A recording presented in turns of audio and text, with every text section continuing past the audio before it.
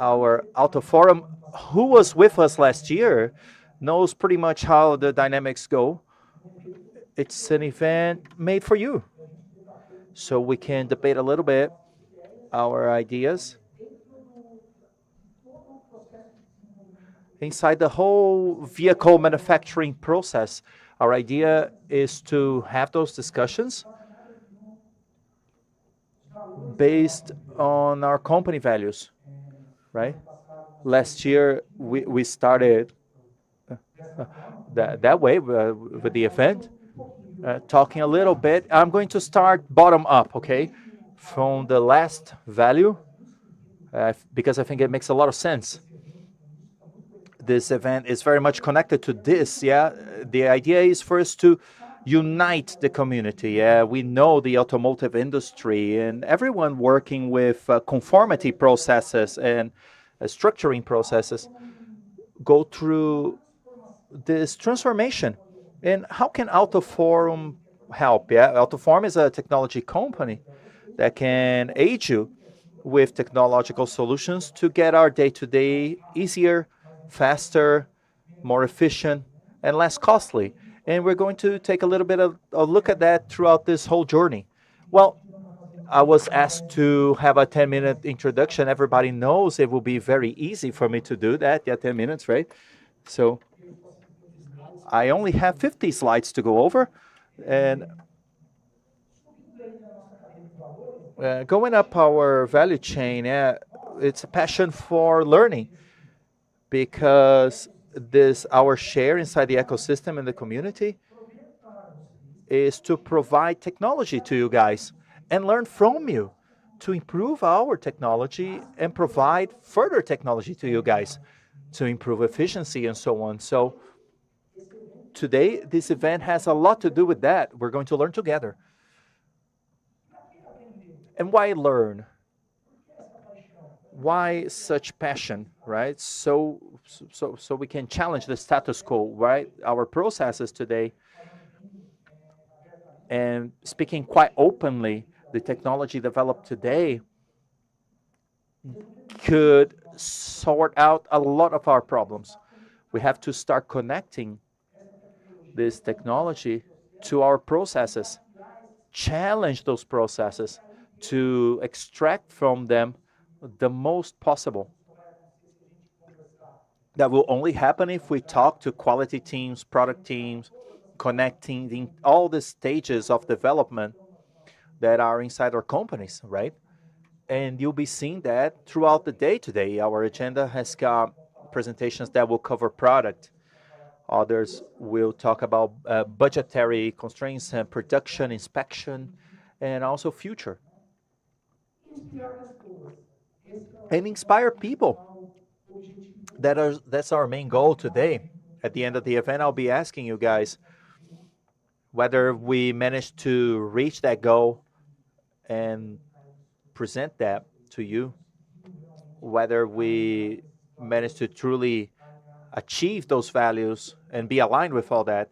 And you'll be leaving here whether truly inspired for the following goals and tasks and challenges that we have. I would like to invite the first company on stage. Our agenda is quite dynamic today. It will be Delga, right? I think Ivan, where is he? Ivan and Marlon?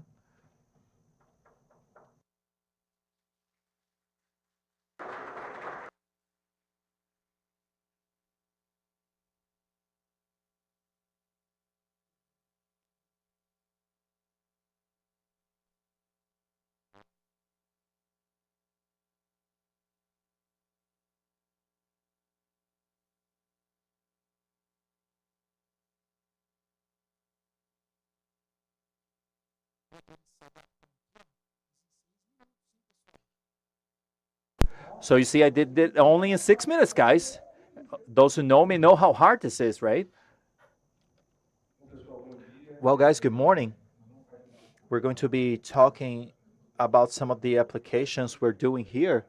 But I would like to thank AutoForm, and the figure of Cezinha I always like to say it's hard to find collaborations inside this market, and we understand here we have been developing a very collaborative environment here. Yeah, both with values together with Cesar and Xavier that have been developing great work with us, and I strongly thank you with the about the work that you have been doing. Uh, Last year we had a smaller event. This year is a little bigger, and it will be growing along the year. So congratulations, guys. I'll be starting my personal introduction. My name is Marlon. I have been working with market experience for 24 years in the automotive segment, and though some of you know me, those others don't. And I work with the stamping part, but those that are here, yeah, Gabriel and Liva, together with me, have been assembling a strong group over at Delga. We know that it's a national old company that competes both nationally as well as international with some segments. But the greatest point here, I believe it's important, yeah, when you bring the concept of strategy, innovation, and application, we have been trying to work that way, right? I end up getting in with strategy. Gabriel comes in with innovation, seeking out capturing investment in the market, yeah, especially concerning softwares that may be applied both in products as well as in processes. Ivan, with all the experience he's got, basically everyone that knows him, 27 years experience, he's got this great know-how. He has gone through multinationals and automakers, so he knows the market deeply. So we understand that Triad, in all the segments inside Delga, in all the sectors, they work pretty much that way, strategically seeking out innovation and real life application. It's not only innovating for the sake of it, right? Now, a brief introduction about Delga. Well, basically, Delga lives, right? It's 64 years of history, beautiful history. Yeah, when you start jumping into it, we have 5 units in Brazil. Very interesting division. Diadema is Demo Ferraz and Anchieta. These are units that pretty much supply and cater for trucks and buses in the segment. Of course, we use the stampings in Diadema to meet the lightweight vehicle market as well. São Leopoldo is the unit we have this very special care to to cater for agricultural civil construction sectors. It's a factory that we have been growing at the rates of 20-25%. So next year, this factory with the new businesses we won with John Deere and CNH will start working autonomously, independently from the group, right? And obviously, we have to talk about Jarinu. Our greatest focus there is automotive. So we've been getting the biggest number of investments.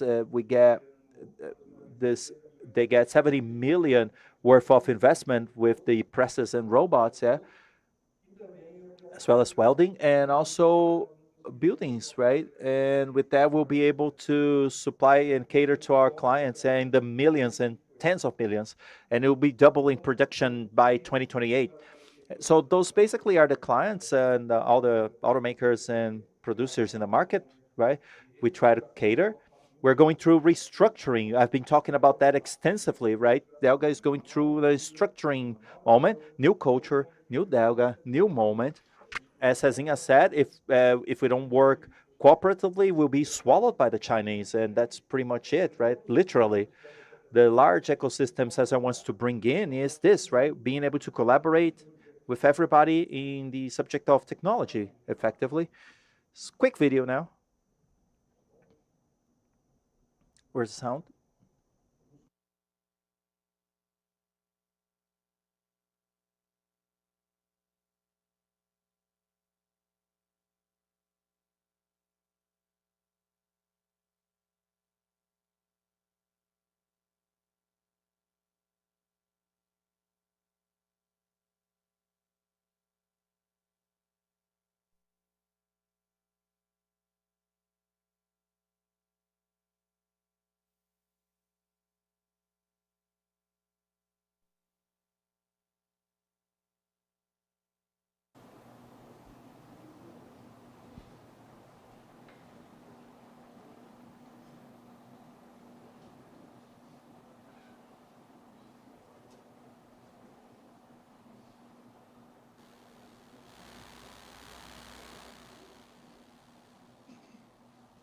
Do transporte à indústria, o progresso. From transport to industry, we need robust and precise components. That's where Delga works with quality and innovation. With more than 63 years of age, the Delga Group is 100% national and a go-to place for stamping and structural solutions, providing the automotive industry with solutions for automobiles, trucks, buses, agricultural machines, and civil construction, shaping steel which propels Brazil. With 5 units between São Paulo and Rio Grande do Sul, Delga combines technology and the talent of their collaborators to deliver customized solutions with sustainability. Solid roots and vision for the future, we go on shaping the movement that transforms Brazil. Delga Group, integrating solutions.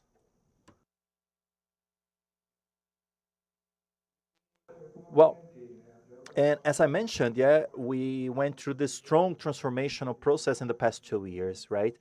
We went through this digital transformation. We understand this is a very strong movement when it comes to people, not only processes. We have to look at people as well. So it goes through this process continuously. We have had processes in the companies that lasted 5, 6 years. So we are in the second year. So we're bringing employees and new systematics, right? The new one we're bringing in is Delga's simulation system. And it consists of a process that we see problems inside of operation, may it be aimed for products or processes, and we run this whole PDCA analysis in which we bring all the elements in, take decisions, we elaborate reports, especially to be forwarded to the board for approval, and then we do this attachment with a software, right? And we'll have an AutoForm presentation.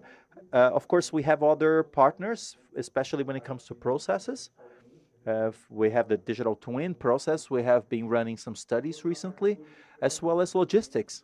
We understand logistics have great opportunities for improvement, and we do a lot of exchange between productive plants. So what Ivan will be bringing to you is the fruit of the Dell simulation system focused specifically on budgets.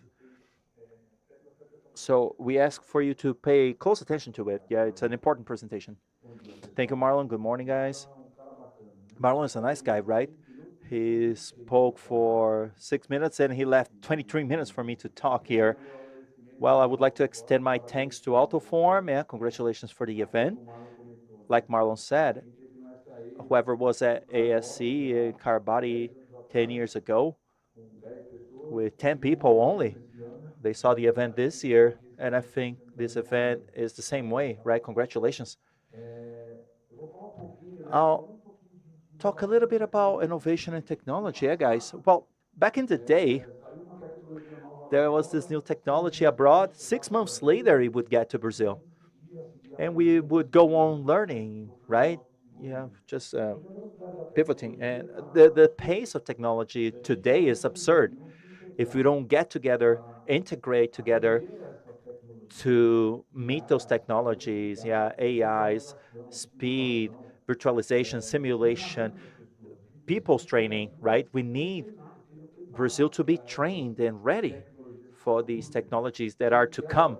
And of course, when it comes to innovation, it doesn't mean it will work out. That's why we call it innovation. Reason why we're here, we have to try and make innovation and get good results from it.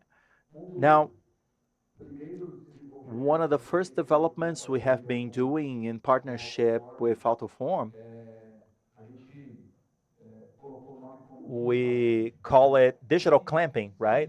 And what would digital clamping be? Now, picture this. We have colleagues that will be presenting along the day, right? The initial simulation, CAD 0, and then joined, then back to reverse engineering to always seek out in the virtual area of simulation parts with high dimensional rate at the back end, right? So we are one step ahead here. So we got apart from the development from the press there, right? Or the welded set or assembly. So we're going to use a system, we call it Universal System for Measurement, which is nothing more than a little pedestal with super controlled spheres that we know them, right? They're dimensional. We'll be doing the scanning of such part. Yeah, that's the second step. And then we'll get data prepared. And then what we're going to do next is we'll send that part that is placed in that position. We even brought a part here, the initial piece for this innovation part, right? If you want to take a look, it's over there, right? You can see the results. Obviously, we're doing this innovation to understand the data from this known part with this control device, right? And then we're going to send that into gravity, right? That's a dash piece, right? So it was standing in a car position, right? But we measured that standing down, right, with these set of spheres to get to know the data. And then we send it into gravity and we understand what truly happens virtually to that part. Next, we'll get the GT coming from the makers, right, the product engineers, and we'll be doing the simulation with the clamps, with the closings, with whatever the GD and T asks for us to do with the parts. With that, we'll get a result of what do I need to take to tooling for part correction. Remember, we're talking about innovation. Can you believe in a part with no control devices and tell tooling, I'm completely out of this position and I need to correct it? How much are we confident enough to pass that on? Reason why we have the innovation, we are exactly going through that transition. And then we want to optimize the clamps and obtain database for future projects. To do a fender, do I need that amount of clamps? So this is why we have this database, and we help the product development to create better design. And of course, we will do the inspection and the reporting. And what do you understand with digital clamping? This is the reduction of the cost of development. So we do not have to spend a lot of money doing engineering, procurement, control devices, and so on and so forth. So, Ivan, are you right about this? So we don't have a control device? Yes, we won't have it anymore. So we will work with simulation, and then we have environment and a lot of things that maybe we can follow. So this is about agility in development, and these are things that will happen after this innovation. Accurate budgeting, and throughout the day you will see a lot of benefits. So we'll have this timeline from the start of development and the end of development, and we know the results after, before anything, before starting the physical work, and also simulation of the gravity of the clamps, as I mentioned before. I have a quick video here. This is a work in progress that we are doing with AutoForm. This, of course, is a known part. We have the dimensional design. We cannot provide you a practical example, but we can capture data and show you this innovation.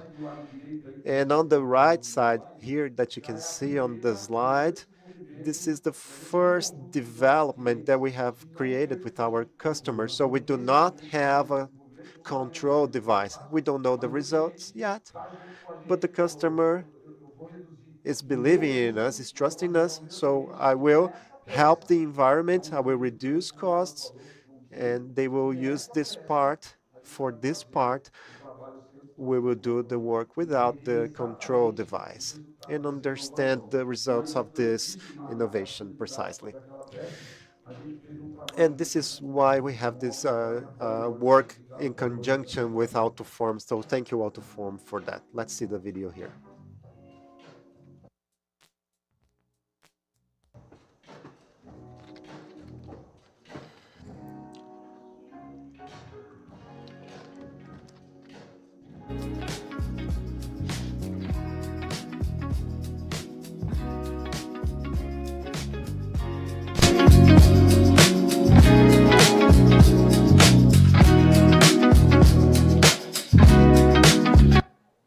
Então, pessoal, a ideia é em...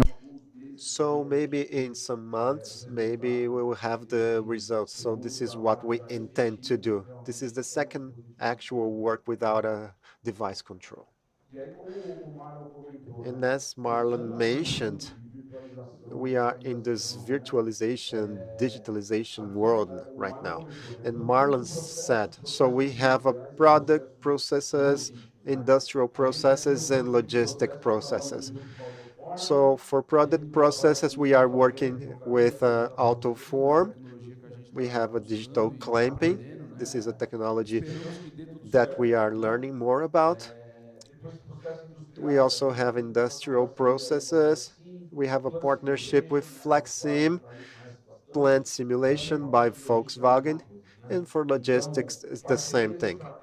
So this is about strategic partnership with people who have a state-of-the-art software so we can better a full-fledged simulation for the companies we work for.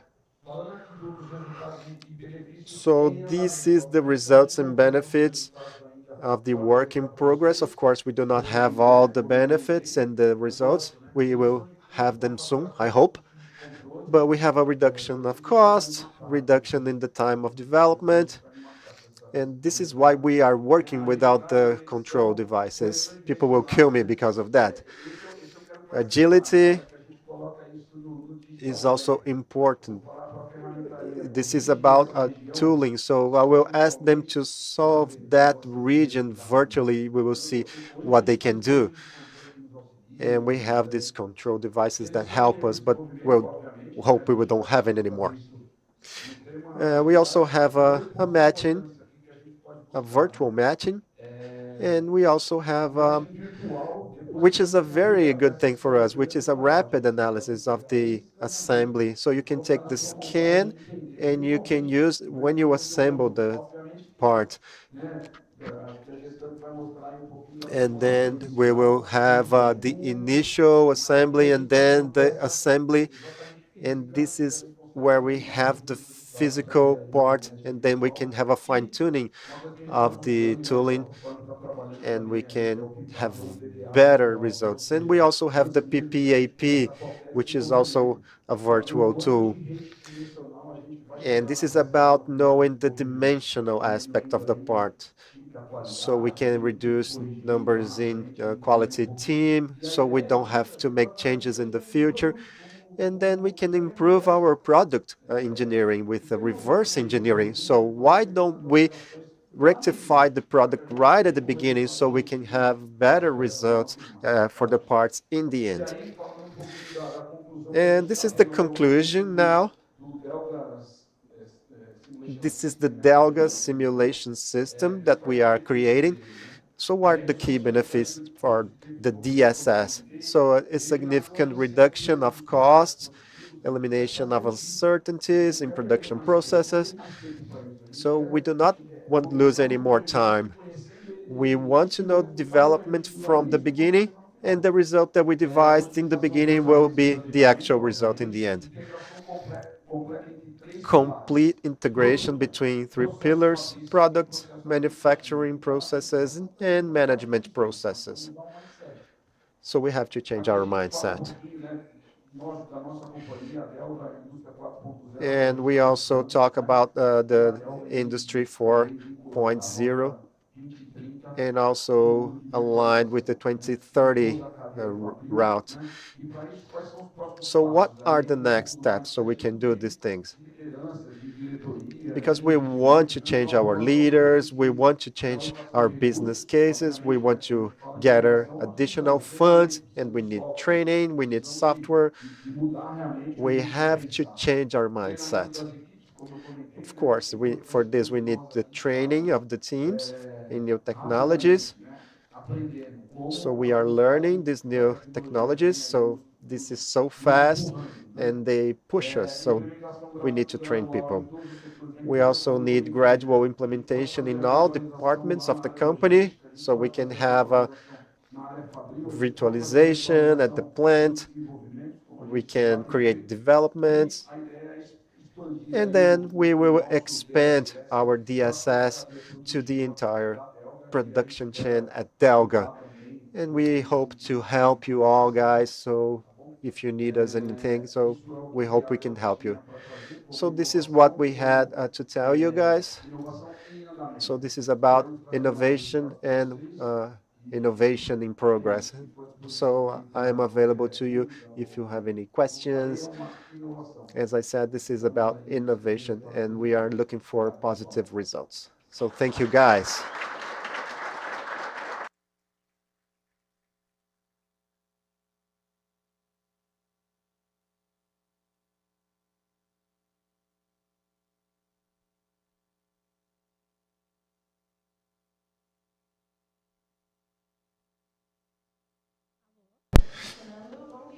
Good morning, guys.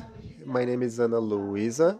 I'm in charge of marketing at AutoForm.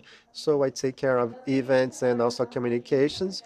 So let's continue with the agenda and make sure that we can cover all that we want to cover. So we have a QR code on your badges so you can see the agenda there. You just scan it and you can, see what we were going to see here today. So let's continue. And so I like to ask Pedro to represent General Motors, and he will continue with the presentations today. Thank you.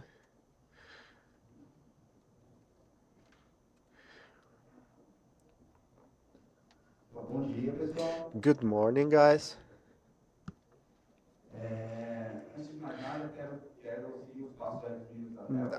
I want to thank you, Cesar. It's a beautiful event. It's so beautiful to see everybody here helping each other out. So this is the way for us to move forward, helping with strategy, innovation, so we can improve as a national industry and we can compete with our competitors. I want to thank you. I'm an engineer for processes and simulation. Now I am working in execution and also quality. And that said, this is the work that I conducted recently, and I will tell you a little bit more. And I'm happy to have this opportunity to present to you. And I'm also available to you if you have any comments or any questions. The idea is to help you and also get the help from you so we can improve and we can do a better work every day. I work for tooling, the tooling department at GM, and we are now working for 70 years in the market now. We work in particular for our own plant, but we also provide service to North America. And then we will show you the cars that we are working for tooling for North America. This is a beautiful history, over 70 years working with our partners, focused on safety. So this is our mindset. But we also focus on quality and customer satisfaction. Uh, so this is the team that we have. This is a huge structure. So we have 83 people that are employees. They work in project coordination and projects. And we also have 151 people who are temporary work and hourly based workers. And they work as toolers and coordinators and other roles. We are doing a renovation. We have an experienced team, and we are trying to find new talents in the market. So we have a people in operations, people who have more than 10 years of experience. And for the other areas, we have people with over 24 years of experience. And another thing that we think is important is inclusion, in particular women. So we have 21 women working for us. And we expect as years go by, we can increase this proportion of female workers so we can have gender equality at the company. So before starting the technical presentation, this is something I'm very proud of. We are involved in the renewal of the portfolio of the GM North America, in particular electrification, electric cars. So many of the cars, these are even some luxury cars like Cadillac, Chevy. So these are luxury cars that we are working with. Hummer EV, and we have GM Brazil working with these cars. As a corporation, we are subject to pressure from many sides. So we come up with strategies to improve our portfolio. So this is why we are trying to find new funds, new funding for the company. So we are doing hemming, virtual clamping, as Delga is doing as well. We are hardening of some tools for some partners in the industry, molds. So we are trying to find new horizons, and we are trying to increase the influence of the tooling department. So I would like to make the technical presentation to you, and I will be talking about something that you may be familiar with. We will be talking about robustness. And this is something that we have been doing for a long time. This is complex, and this is something we're only able to reap the fruits today. And one of the results I will be showing you today, and maybe you can share your knowledge with us as well. So the study that I will show you is about the rocker of the S10. It is manufactured in Thailand. So we are nationalizing this tool to Brazil right now. And this will be manufactured by our partners of Banker. This is a very interesting part. It is not related to the concept that we have at GM because we work with external panels, but some internal panels, but nothing of these ones. We work also with floors. And this is a very disruptive study for us. And not only about product, but also the material. This material is new for us. We work with soft steel, but this is one as a 780. So when we got this job, we said, damn, well, we can't just stay with the basics. We have to do something more to seek out efficiency, avoid rework, and get fast result. Good. I will even apologize if it's too technical, this presentation. I know we have a lot of technical people here, but I'll try to make it as simple as possible.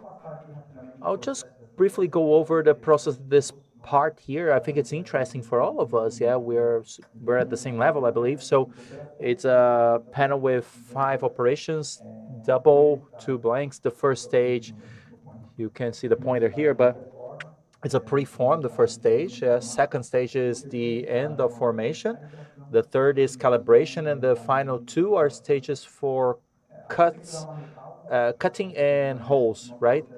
Our initial process was a little different, I have to be honest about that, but with the help of Robson, everybody knows him, most of you at least, Robson House, he's the JKF. Yeah, he gave a very interesting suggestion, especially at this stage 3, which aids for the calibration of this tool for the operation. It greatly helps.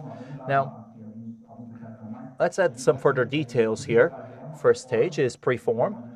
So we do this kind of a W shape to avoid avoid ending and avoid the curling, right? It's a very close section at the part. If you do the final stamping, it will form a severe curling, and we don't have such resources to work with this curling. It was preset, so there was not much to do about it.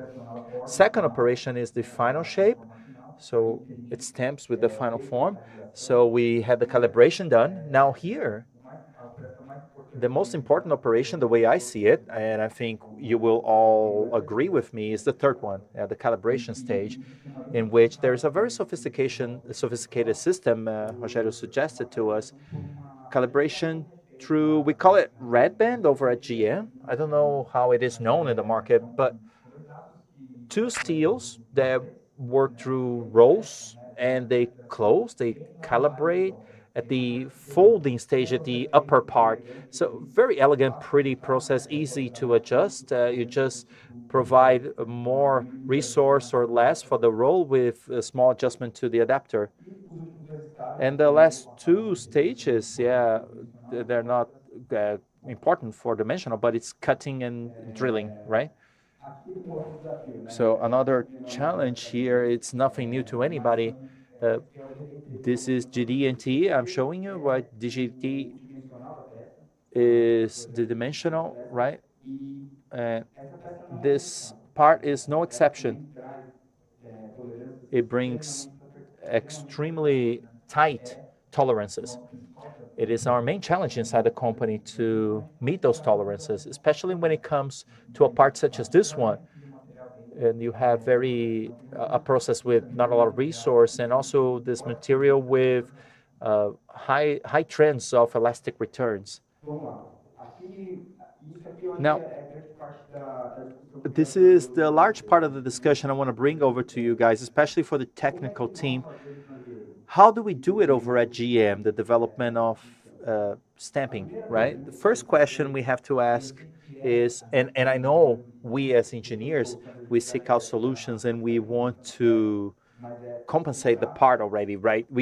But we want to sit down and think smoothly whether it's possible to remove or eliminate the spring back, not to compensate it, right? That's a medicine. We have to think about the cure though. And I can tell you something. Most of our parts, we do the preliminary study to eliminate spring back, not to treat it, are successful. The less we work in the nominal geometries, the better. So my recommendation to you guys is, it may sound a little obvious, but take time in the initial developments, proposing product change, thinking about process alternatives to avoid compensation. That's the most important thing here. So that's point one. Is it possible to work with complement geometry? We know very well that as little as you spend, yeah, it is more favorable.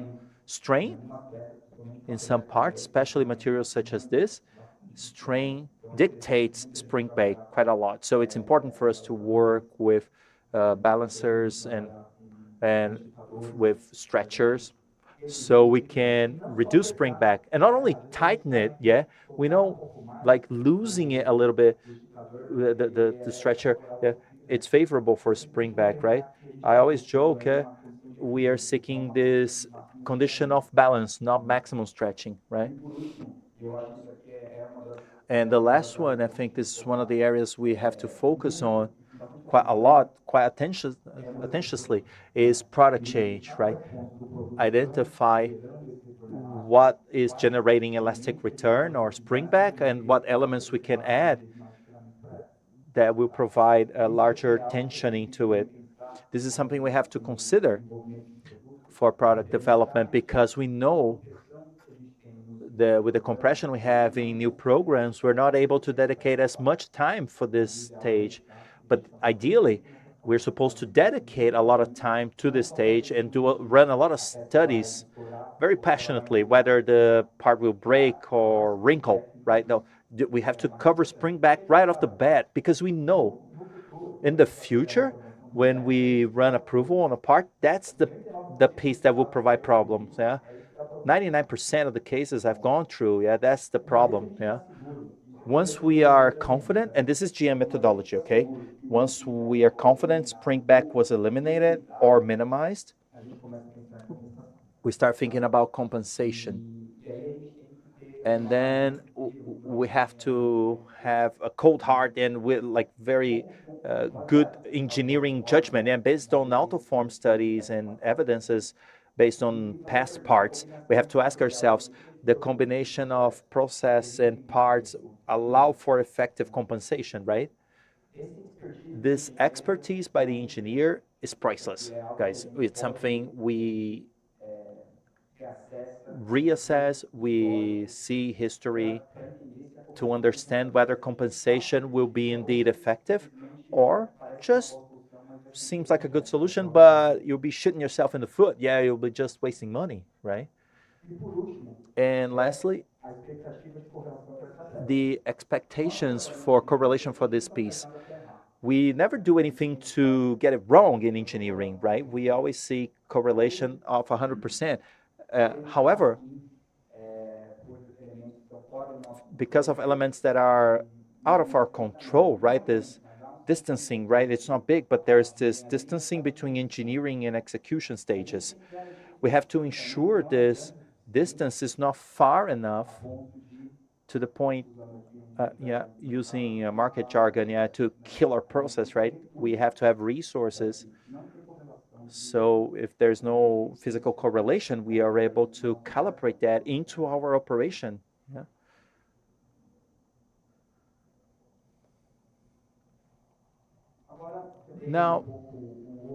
Now that I gave you a little bit of overview of the methodology GM works in, let's go back to our case. This part here was a great challenge to us because it's a low straining part, right? Basically, there's no green area, there's no form. It's basically a fold. So with the exception of this little piano it's got on the runway there. Having said that, it's also got the spring back, and we dedicated a lot of time on that. We worked on the matter of blanking position, especially the study of preform, that data I had shown you, to reduce the spring back as most as possible. So generally, it would meet the criteria of half GDT, right? And the areas that it wasn't met, we use the engineering judgment, right? So does it make sense in a plain, hard material such as this one, that even upon forming, it will stay in position, right? Me getting the steel at 20 operation, and be a bubble there, do you think that will be effective? So that's what we thought, right? So we said, okay, no, it's better to leave it that way, because I know if I apply this compensation, it won't be effective. That's the interesting thing. It's engineering judgment. It must be done in 100% of the cases. And based on all this insecurity of ours, it's a new challenge to us after all. So we wanted to try and surround it from every angle. So we asked this question, is it a robust feedback? It's the first time this question was shown necessary. We have to ensure this process is robust, or at least it's got something to provide some kind of deviation. So we asked our questions. So what's the variation of the spring back when we got noise? And most importantly, those variations for noise, can they be corrected with our process resources, or will I have to design a new tool? I have two resources in that line of tools, right? I have the second operation, the form operation, and the third one, the operation that calibrates. The form operation would work with compensation. However, it would involve copy and adjustments. So we try to avoid this because it's costly. So, and the process allows and even demands it. Yeah, we were using the third operation. Yeah, the calibration of rollers. Yeah, the headband I mentioned earlier. So we have here represented in colors. I think it's easier, right? The steels that be are the two pink ones, and the roller. You can see just part of the spring in blue, and the roller is in purple. Now, it's interesting because the adapter, notice, it's quite narrow and thin, So if we identify that in the robust analysis provided by AutoForm, I have to get it too negative, you could notice it could generate a structural problem in the tool, right? It's too thin, so we have to ensure that was not the case. The resource we had for Operation 30 were those 7 millimeters, a reasonable amount to compensate at the tip of the flange.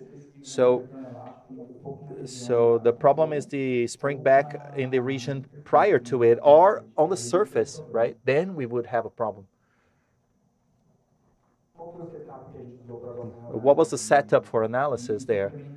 That's interesting as well, and I would like whoever ran this analysis to get in touch with us for us to discuss these methodologies. But what we did for that simulation, yeah, we used the following setup. A friction coefficient, yeah, it's 0.1 at GM we use. So the rupture and leaking, yeah, we did it differently though. We worked together with our EQF teams and we got the real variation of materials for that material we have in our history for the past 5 years. From more than one steel supplier, we set the minimum maximum amounts there, so we were conservative there. Actually, the deviation there, if you keep this level of suppliers, yeah, the idea is for it to vary less. But as we were aiming for safety, we thought it better this way. The isotropic variancy, we use 15%. I'm not a big fan of this. We started recently, but this provides blank positioning. This part was very sensitive to blank positioning. It's something we started assessing in our evaluations.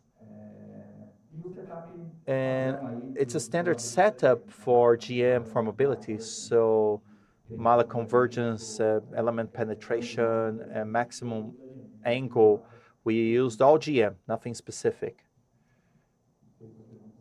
I don't know if you'll be able to see it, right? It's not that good here.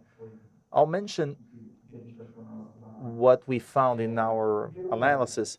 First point, and it goes pretty much aligned with what the guy said at Delga. All the robustness analysis were red datum. And what is that for those who don't know? It's a very similar strategy to what AutoForm calls minimal clamping concept. Maybe the same strategy, right? My advice is if you're going to run similar analysis, don't use GDNT at first, those points there, because most times GDNT points, they constrain the part. They hold the part much more. In a robustness analysis, what you want to do is to get it as free as possible without alteration, without influence of natural spring back for the part. That's key. And this is what we did. Open clamps and free state clamps at the red Dayton. It will show you the worst scenario. I put it here, the worst, but it's the actual scenario of the part, actually. So the normal conditions of the part without the robustness analysis show the good result because we did our homework. So the first preform, we dedicated a lot of time to find the best result. But there were some points that were failing. Maybe it is here on the part of the flange. We left them as they are because the compensation would not be effective, and we have knowledge on this. So let's see this thing. The last point is interesting, and this is the image below here. The laser is not pointing. But you can see the image below. This is the spring back. But you can see the variation. It's a high variation at the end of the flange, which is 4 millimeters. And if didn't do the homework, it would kill the process. And we would have a negative wall, and it will be worse, and we will be in a position that is not safe. But considering that the variation is 4 millimeters in our robust robustness study, and we had a tool to compensate 7 millimeters at this last stage. So in the worst case scenario, if we didn't have a correlation, we would have the resources to correct this in the third operation. This is what we did, and we didn't compromise the tool. So these are the conclusions and lessons learned. Is the process able to meet the possible noise variations? Yes. We can see a stretch of 4 millimeters, and the process can compensate to 7 or even 8 millimeters. And what I like the most about this analysis is that this is a good tool to make a decision, but not only make the decision as I am showing you, but remember what I said, that it is the best thing to do is to eliminate spring back. And this is the type of analysis we are doing.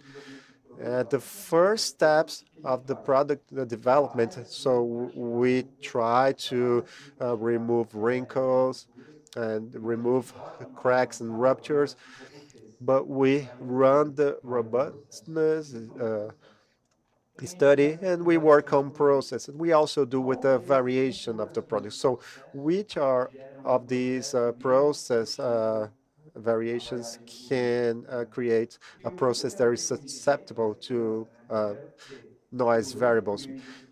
The fact is we want to have safety, so it doesn't matter the material that we receive, the friction that we have.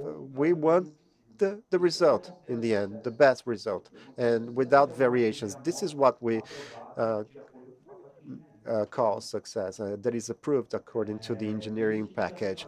And this is what we have been doing for services for North America, and we have been successful. This is a very good tool to make a decision. And this, we have something else here. So which process we will I use, or geometry that I can use as well. And the last point here, if we do not have a correlation, but my process has the ability to compensate this deviation without jeopardizing the safety, this is key for us. Also, CP and CPK reviews. I didn't go through this technical part, but it's basically comparing the process with your tolerance. So this is your CP and CPK, since this is a critical tool for those who are working with quality. You know, this is a great tool. And for us engineers, this is a good tool for us to make a decision. I use that a lot. So we also have challenges for in the operational part, and for that we need some resources, not a fast calculation time. So you must have a resource to make it run. You must have a qualified personnel to understand your graphs. You must have an engineer that understands the process and can, have a better judgment of what you are doing. So you are doing like giving a Ferrari to someone who can even drive. So this is a joke here, guys. And lastly, something that we must take care is the files. So before running robustness analysis and sigma analysis, so you have to run the match, check, and nominal correlation, because this calculation time for this part, it was not a long time, but maybe you can, if you do this on the fender or the side of the car. I have never done this, but I think it would take a lot of time to do this, and it will be difficult. So you must take care with the files. The calculation time can even get to 2 days. It's not an exaggeration, and for the side, it can even be more. So you see the simulation has variations, so I recommend you to spend more time on this and the results will be robust in the end. So this is my presentation. I hope I have helped you somehow. I'm also available to you if you have any comments, any, you know, questions. I want to learn from you as well, so we can build this collaboration history together. Thank you, guys.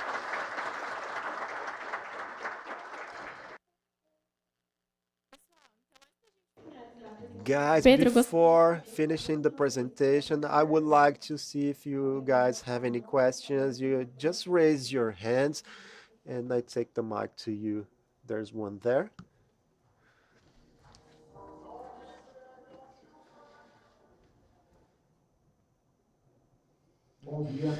Good morning, Pedro.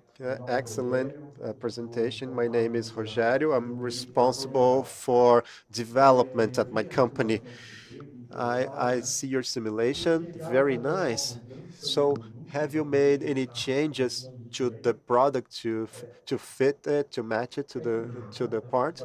This is it, Rogério. Great question. Perfect.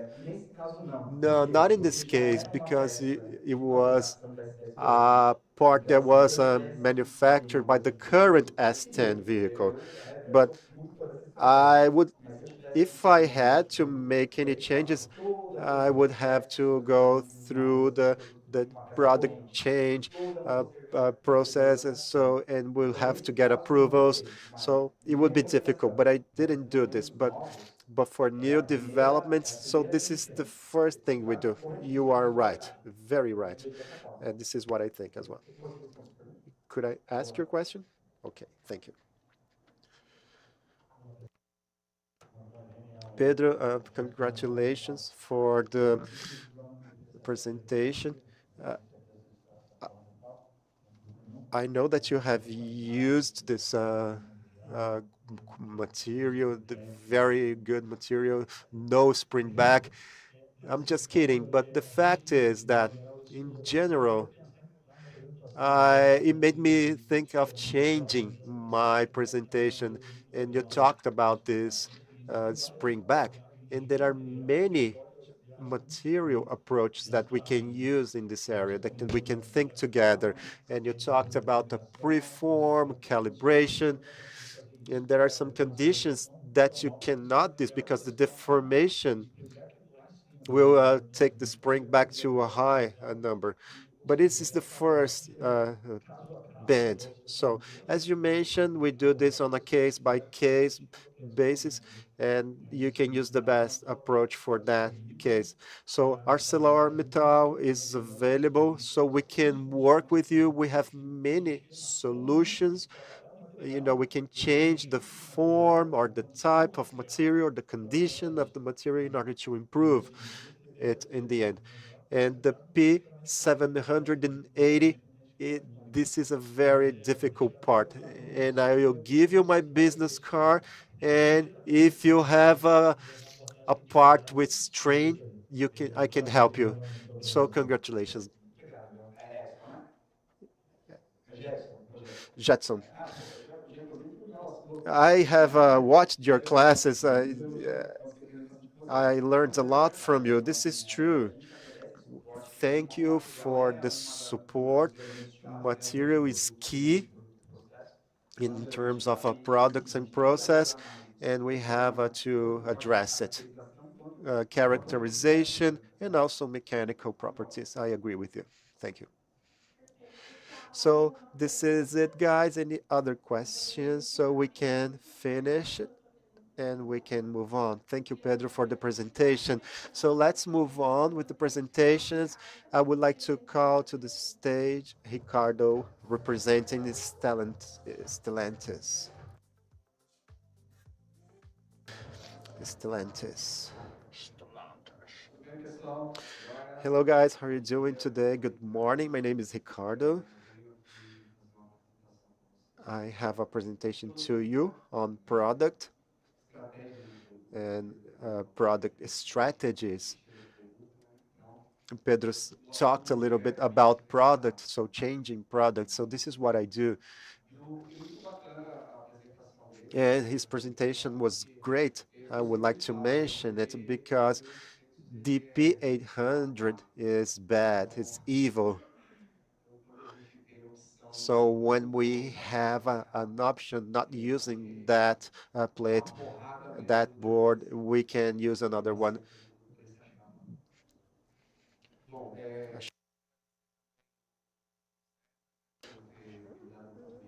Cesar, thank you for giving the opportunities so we can give this presentation.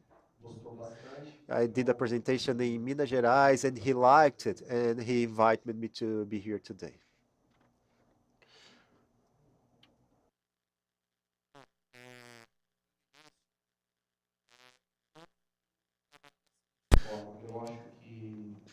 And I will show you how I work for product development. One is cost reduction. So this is why we have to work with the Chinese. Feasibility, which is the time where we take the results for the futures, so we don't waste any time to recopy out and some things like that. And also robustness and development time. So this is a figure here that I can show of the three pillars. So as I mentioned before, the idea of the presentation is to provide you with some product cases, and they will be focused on time reduction. So this slide right here is CAD. So this slide right here is CAD. Because of strategy, yeah, inside the company, and there are many costs involved, suppliers, uh, the applied cost to the body, right? Is it feasible to make it can in plastic or steel? So that's the case, yeah. So quite robust case. Yeah, we have many loops done at a very nice pace to show. For us to have the lid in steel, we have to have some interest.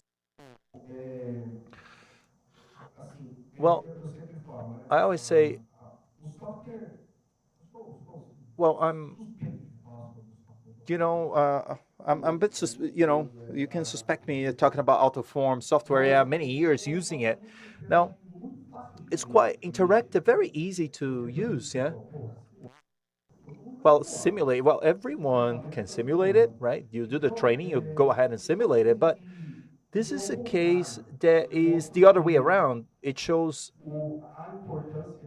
the importance of making time. That was not the case here because another strategy was sent over. So let's get that part through China, right? Let's forward it to China. And that's how it was done, right? There was a discussion done with engineers for products. Yeah, they're saying, well, that won't happen. However, you need reports, you need the situational proof. And then we spent 2 months to identify, well, it had been identified at the beginning. As much as it was hot forming, there's the whole malleability of it for the hot material. However, it didn't work. And the fact the product wanted to get an extra part, right? So we'll have to reinforce it. So it led to us uh, losing time. After 7 days, we went back to square one, saying, "Well, look, you see, that's what it was. Yeah, there's no other way about it."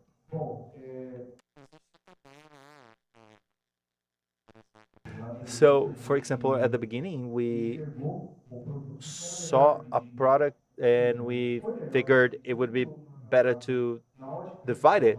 Well, when it comes to stamping, yes, but with added cost, it wasn't.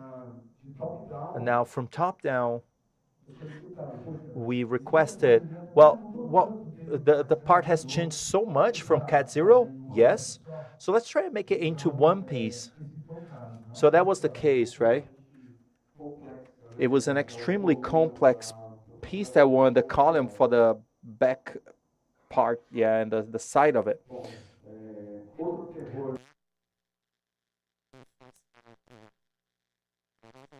Well, even with all this technology, and especially with it, yeah, the LED and the light bulbs, I have no idea there, right?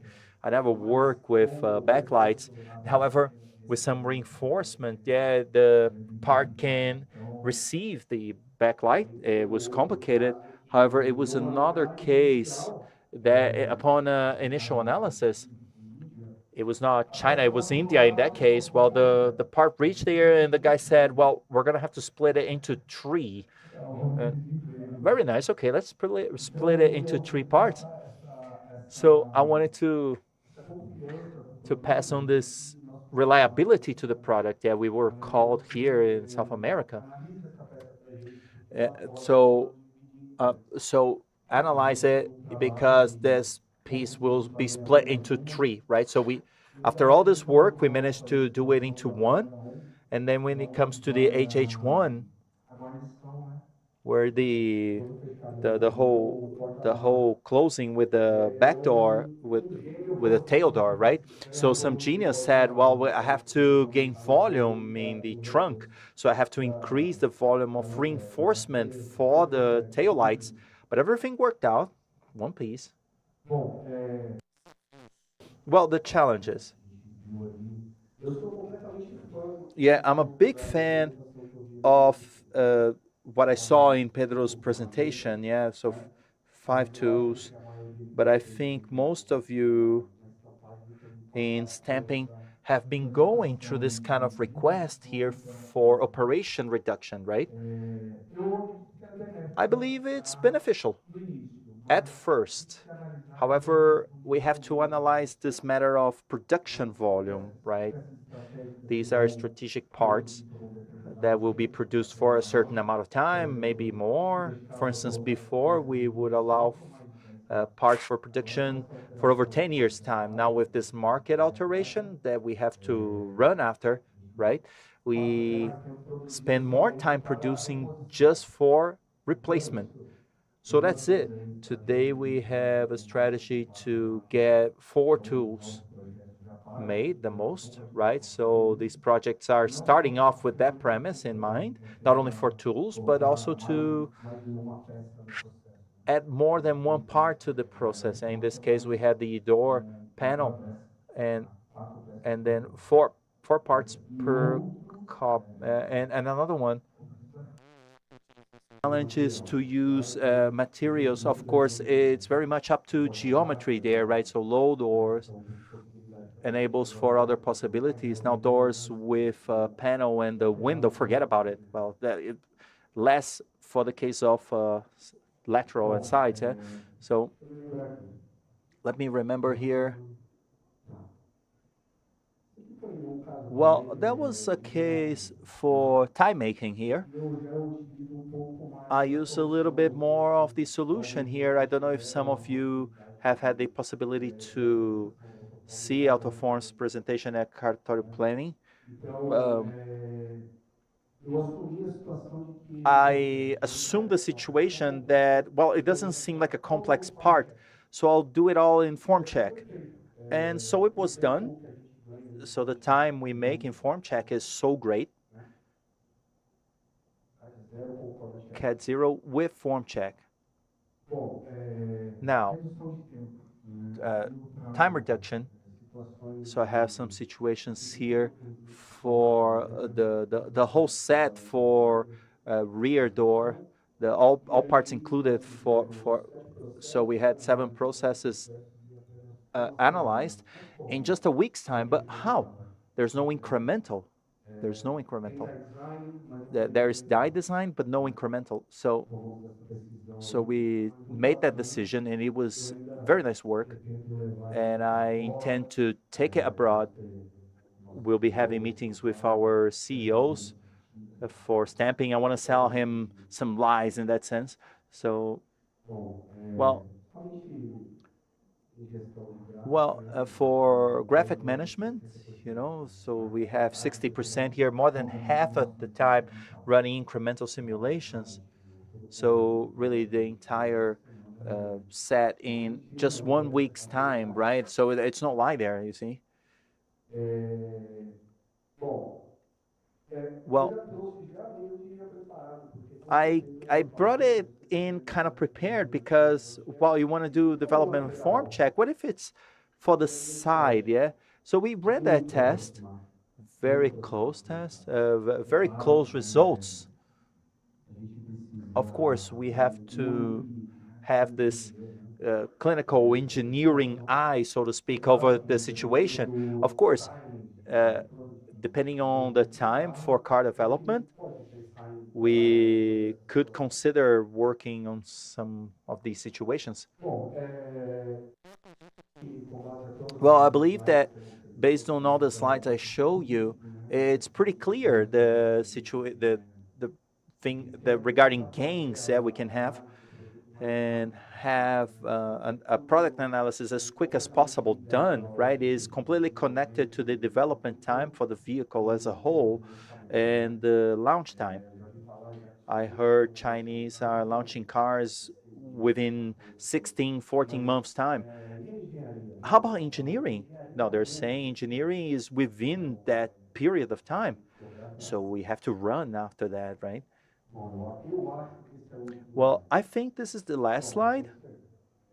Well, that's it, guys. If you have any questions, Anna.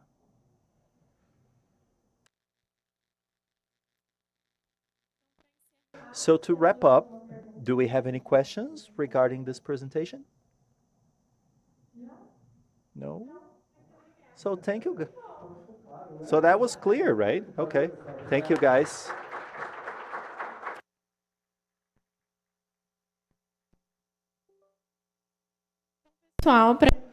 Now, guys, moving on, I would like to invite Leonardo and Renan on behalf of Just Stumpy.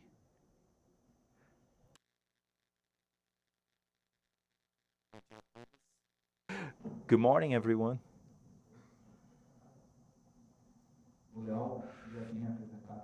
Leo would be coming to present with us, but he had to head over to Argentina for a Volkswagen project, so he couldn't make it.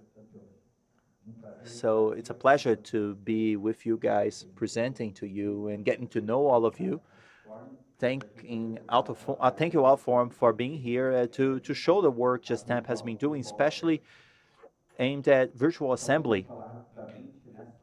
Uh, First, to briefly go over regarding the structure, the simulation for Gestamp, we started off, Léo Dompierre, who's also here as a representative for simulation inside the Taubaté projects.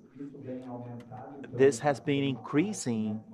He's becoming part of team restructuring, bringing in resources and people so we are able to develop this better work when it comes to simulation and become this go-to company. So we are structuring this team to be part of this integrated part for commercial budgeting and quality, product plan, and also we have this coding part, which is known, and also welding. So we are implementing new technologies, increasing the scope for simulation inside GStamp, and our goal here, which is item 4, to become a reference in simulation and product development to give you a full cycle here, right? Vision. So we work with costs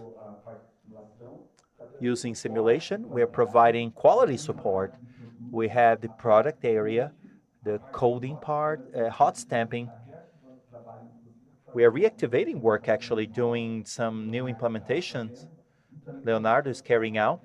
And we started the assembly and also support for plants, getting work done for serial products. Today, the presentation will be focused on virtual assembly. We started working on this project together with a client where we would have a new car on an existing current platform, so many parts would be adapted. So there was this need to simulate the welding processes to find out the impact for those modifications for that new project. So we had this request by the client, and based on this demand for this first project, this simulation of virtual assembly. And what happened was the results were quite beneficial, very similar to reality we had for the product. So it was decided to integrate that as an standard process for Gestamp development. So we are working into 4 steps. Maybe a client has already seen this presentation, they will see it again, but we have 4, right? First one we're using in virtual assembly is for product validation itself. We assemble that in the welding in home zero. We get the anchoring points, GD&T, and so on, to see how that product will behave, whether everything is zeroed, right? At first stance, we have to identify whether the welding process will interfere and how much it will interfere throughout the process, so we're able to analyze and propose product improvement for the welding process. Just like forming, yeah, people talked about modifying products in forming and forming. We also want to start observing, yeah, when we assemble the set, what the impact will be. And then we're calling it IM validation because we get the RTS, client data. We assemble that product in CAD 0, and at that moment we want to see the determined products and GD&T for RPS and data, whether will be beneficial for the product or they will remain in free state status. So we run the simulation, see how the welded product behaves. We condition that inside the RPS set by the client, and we want that to result in the same or similar result for CAD 0 or free state. For number 2, we have a simulation result. So we have the result of the forming.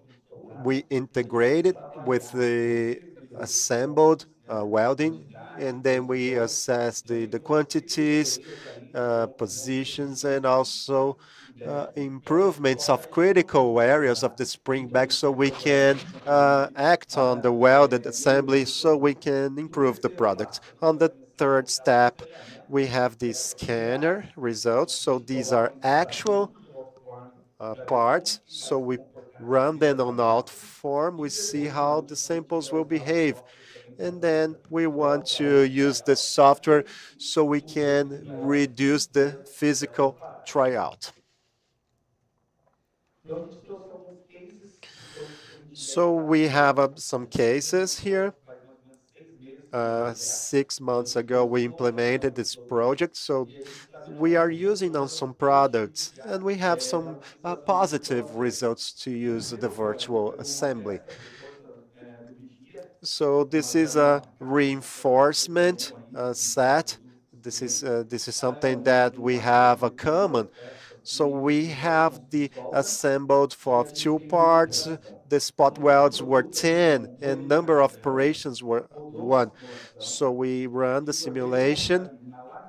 On the left side, you can see where we have the welding point, and we run the simulation, leave on the free state. So the part will behave very well. So the weld will have a little interference. And when we use the same part on the control device, on the RPS spots that the customer determined, so we have a drop in the core of the part, the central point. It will go from 0 to 0.34. So it's a tenth. It's a tenth of the deviation.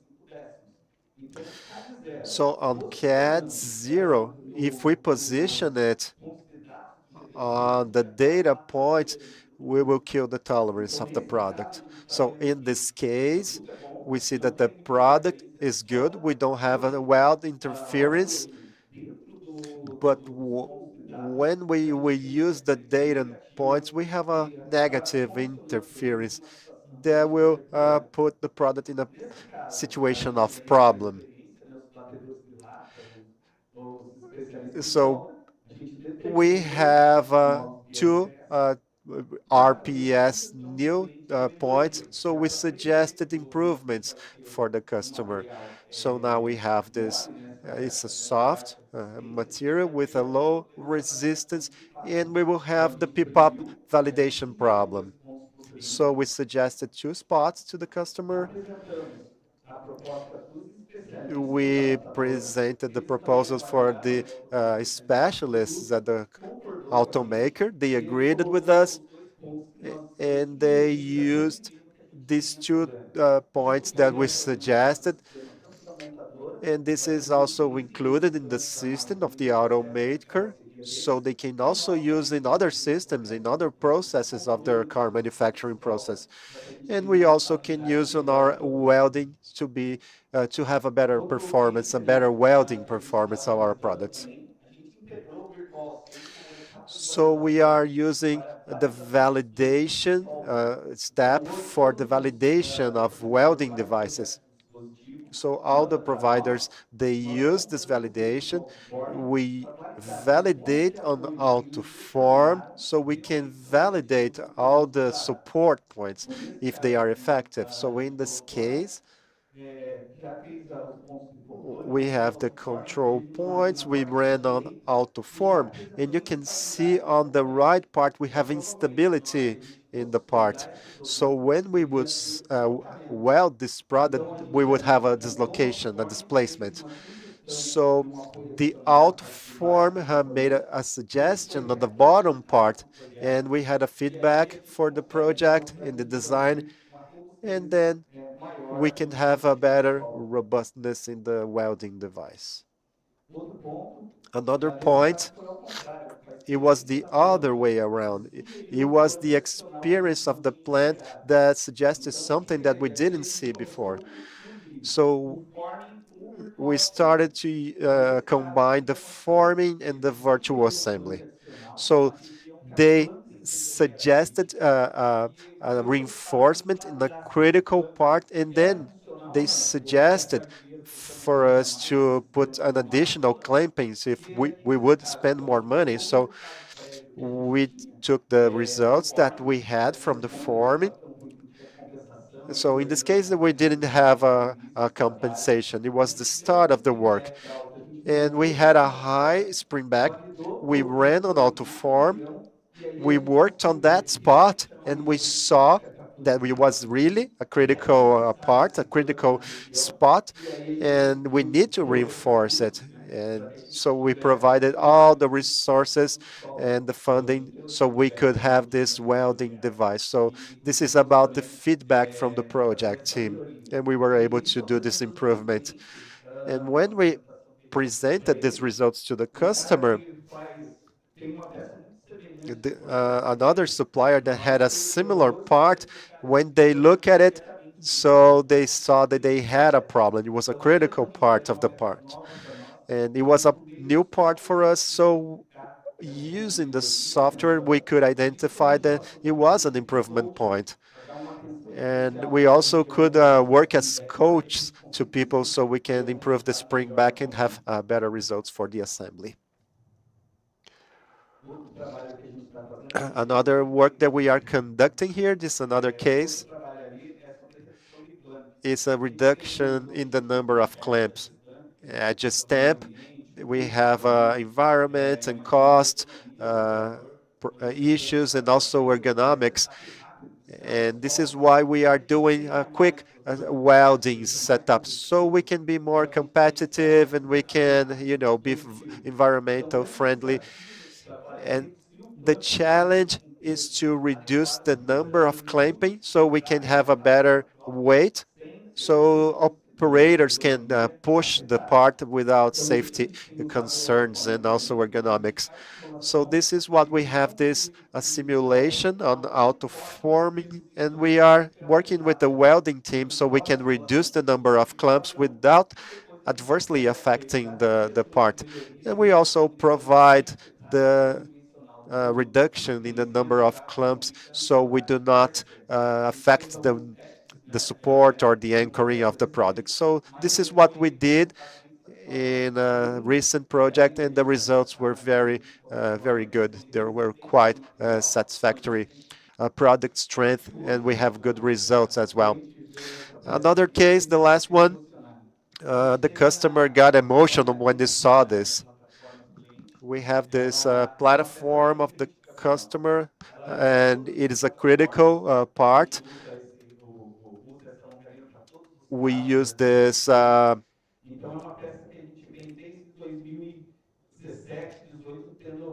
side member, and this part has created a lot of product problems for us. And we are discussing with the customer, and we are now renewing the tool, renewing the contract, and we are analyzing everything. And in the first development of the site member, we didn't have this tool, and we were not able to simulate the result of the stamping in the product. And in this case, we needed to assemble this side member on AutoForm, so we will use all the side member to understand it in the whole assembly. But we have many other parts involved, and they have a tolerance limit, and we could not see the impact of the side member alone in the assembly. So we assembled the side member by scanning the other parts, and the result is very similar to the actual situation. But we needed to reset the other parts and see the impact of the side member on the whole assembly. And we had the understand that the side member would affect the other parts. And we can see now using the software that it has a huge impact. Is a critical part. It does not have a form, it will not push it the rest of the assembly, but we see that it's a very impactful part in the whole assembly. And something else that was presented here today by other presenters, people from Paraná, Taubaté, they showed you this. This is about robustness test, so we can have better uh, accuracy. And this is a better result that we achieved with the test that we conducted. So we have additional details, data to present to the customers, and this is beneficial for us to achieve a joint solution for everybody. So this is the last part. You work with form, and you know that customers will work on critical parts. And in this case, the customer wanted to understand why we were charging more for the full simulation of 4 products. And the forming team was saying, because we have a max failure, high spring back, but the customer said, so what is the impact of the spring back in the assembly? So in this case, we had a budget, and we use a deformation tool from AutoForm. So you don't have the results yet. So I can deform the parts according to the curves. So this is a virtual spring back, and we assemble each part at a time.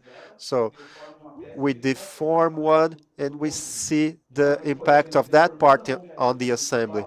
So working on the main side member, we see a tolerance of a 7% of rate. And there are also some match areas. So we showed that these matching areas would not be affected. And so we were able to show them this, and we showed that 4 parts were critical for the assembly. So we wanted to make these parts good so we can have a better assembly. So we presented to the customer, they accepted it, we agreed on the order, and we are very proud that we could, win that customer because they had never seen this technology being implemented. So in summary, this is what we see in virtual assembly. So acceleration of development, anticipation of problems, reducing tryout and adjustment, parallelism between engineering and manufacturing, quality improvement. The final part will meet the dimensional and functional requirements. We will reduce variability in production process. We have a simulation of complex processes because we are focusing on the stamping, and when we assemble the entire assembly, we have better results. We also have integration with simulations to validate the assembly results, data-driven decision making, and we were able to work on that part specifically on resistance, on strength of material. And maybe people think that the solution will come from overseas, but we have the solutions here. And we can provide these details, this data to the team. And this will not diminish their experience because this is only an aid that the software will provide them. And we have good results from those things. Another point is that we had feedback from the customer and the results were very similar. Some points we need to improve in regards to welding parameters, but the dimensional trends were all the same. So we scanned some parts. We are running a virtual tryout there in Paraná, and we have good results, a positive feedback. And we believe that we will evolve the processes at Gestamp. So this is it that I had to present to you. Thank you.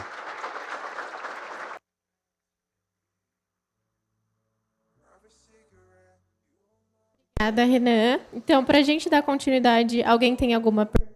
Moving on, does anybody have any questions? Yeah, oh, you over there, okay.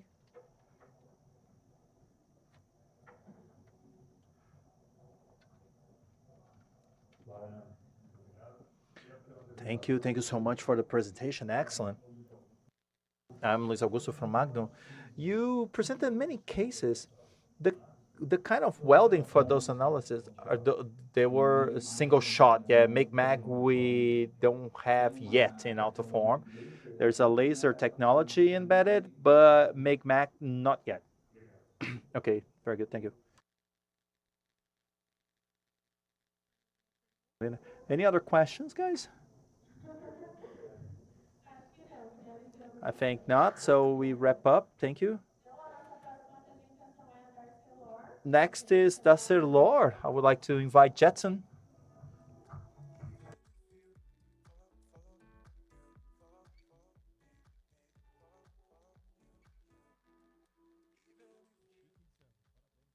So chic, Cesar, congratulations. Yeah, nice one, right? Okay, well, I hope I don't drive the interpretation team crazy. I speak a little fast. Good morning, guys. It's a pleasure. Let me break protocol and walk about a bit. Great pleasure to be here.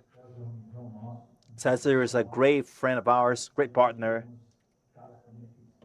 I see some faces here that are partners and clients. The idea is for us to talk a little bit about raw material, right?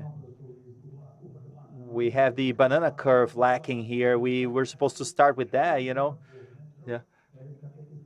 Kind of like to get people into this religion of steel, yeah, this siderurgic has for the automotive industry.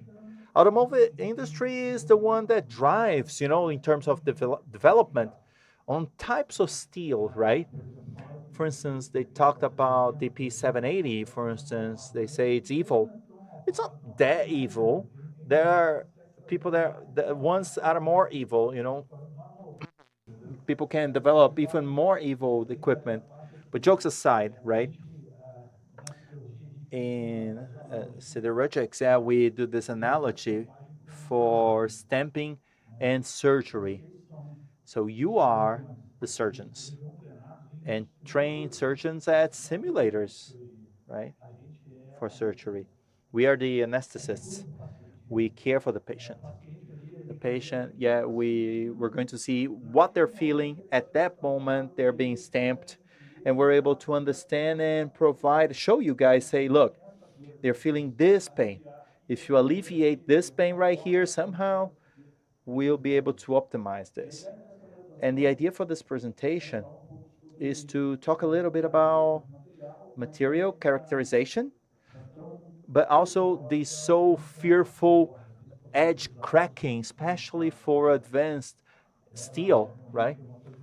It is truly something that we can't predict quite well in simulations, but we have some resources. We're calibrating some tools, and that's what I want to show you here towards the end of the movie here. Well, we at ArcelorMittal, we work, for the application team, what we call digital customer co-engineering, right? Meaning it's digital engineering together with the customer. For that, we have teamwork, we have the software, we have equipment to assess, for instance, a press, the lab to determine the curve for limitation according to ISO 2014. With new techniques, time dependent, for instance, we're seeking out this development. Semi-industrial presses, right? We have hot forming tools, both plane as well as figured. We have two image analyzers, two DICs, right? To see in the assessment, yeah, what you simulated in the software, and then in the physical, we compare the formations to get the scratch checks done. So we have two scanners from Gone. We have international support, yeah. There is this conference taking place right now among all the global engineering. We're talking about 14 research centers across the globe for ArcelorMittal. It's happening right now. I'm killing this conference. And we're talking about simulation in America, not for stamping, but for products. However, stamping simulation converses with the products when we export mechanical properties, among others, right? And generally speaking, we have a 3D car configurator. You scan that QR code, you will be able to see the best-in-class conditions for each part that in which nowadays in terms of materials are being used, yeah? Well, everything we have heard so far here have been speaking to global forming. I'm sorry, it's not a didactic slide, it's informative. And the reason I'm telling you this is in global forming, generally speaking, we behave differently compared to normal forming, right? Global forming will depend very much on the material model you're using when it comes to the curve, surface, the magic behind the software, which is the evolution part. It could be isotropic, cinematic, isotropic. So that's mathematics behind the software that enables this guy to see what this tension is correlating with deformation. And also the failure criteria. We use the curve for deformation limitation, yeah, always related to global forming. Now, this will reflect on spring back, for instance, the material type. Yeah, if I apply elastoplastic of rigid kind, this will determine great result or not in AutoForming in terms of material, of course. Now, when we're talking about numeric simulation, we have the model for finite things, process, total result, and geometry, right? And yellow is what is actually happening in reality, and blue is in simulation. If simulation is not predicting reality or it's dislocated, right, the total result will be terrible. Now, for instance, let's just improve material, right? If you're telling me material is important, it will start the problem. So, all right, let's just improve material model. So have a more assertive type of material to simulate such process. Will it get better? No, it won't. So we have to spend money because if we improve everything but not material, we also won't get nice final results. So we have to spend money on this material model here, meaning predicting that behavior in a more assertive manner. For that, the software, when it comes to material, works with those screens here you very well know, right? The first curve there is isotropic support. So you're informing the software how this material correlates formation and deformation. So it will behave this way you're dictating, right? So this curve may be raised in any form, but it's up to the software to do the ultrasound. But I could steer isometric and take it to traction as well. Or generally speaking, I have to inform this relation tension deformation, right? The second one is the plasticity for the surface. So it's not happening only deformation, right? So we have symmetric embedding, surface shaping, right? So there's a range of deformations related to that material. So I have to predict the flow surface for each evolution model so the software understands, right? So we have our flow surface. However, this flow surface, as it deforms, it evolves. And you can see the evolution of the flow surface is not here because it's software mathematics, right? That's what's behind, and that's what makes global forming so valuable. How does that surface evolve? So using data from that deformation and that initial flow surface, how will that evolve? It will evolve up to what point with the criteria factor, which is the conformity curve right there, right? When deformities reach the limit capacity for the material, the software will say, you have reached the limit, and it will break. Now, generally speaking, what you're adding here is success for your simulation in stamping. Oh, yeah, but we have standard models, yes, without a doubt, and they're quite assertive, but they portray the material you're using in your press faithfully? Maybe not.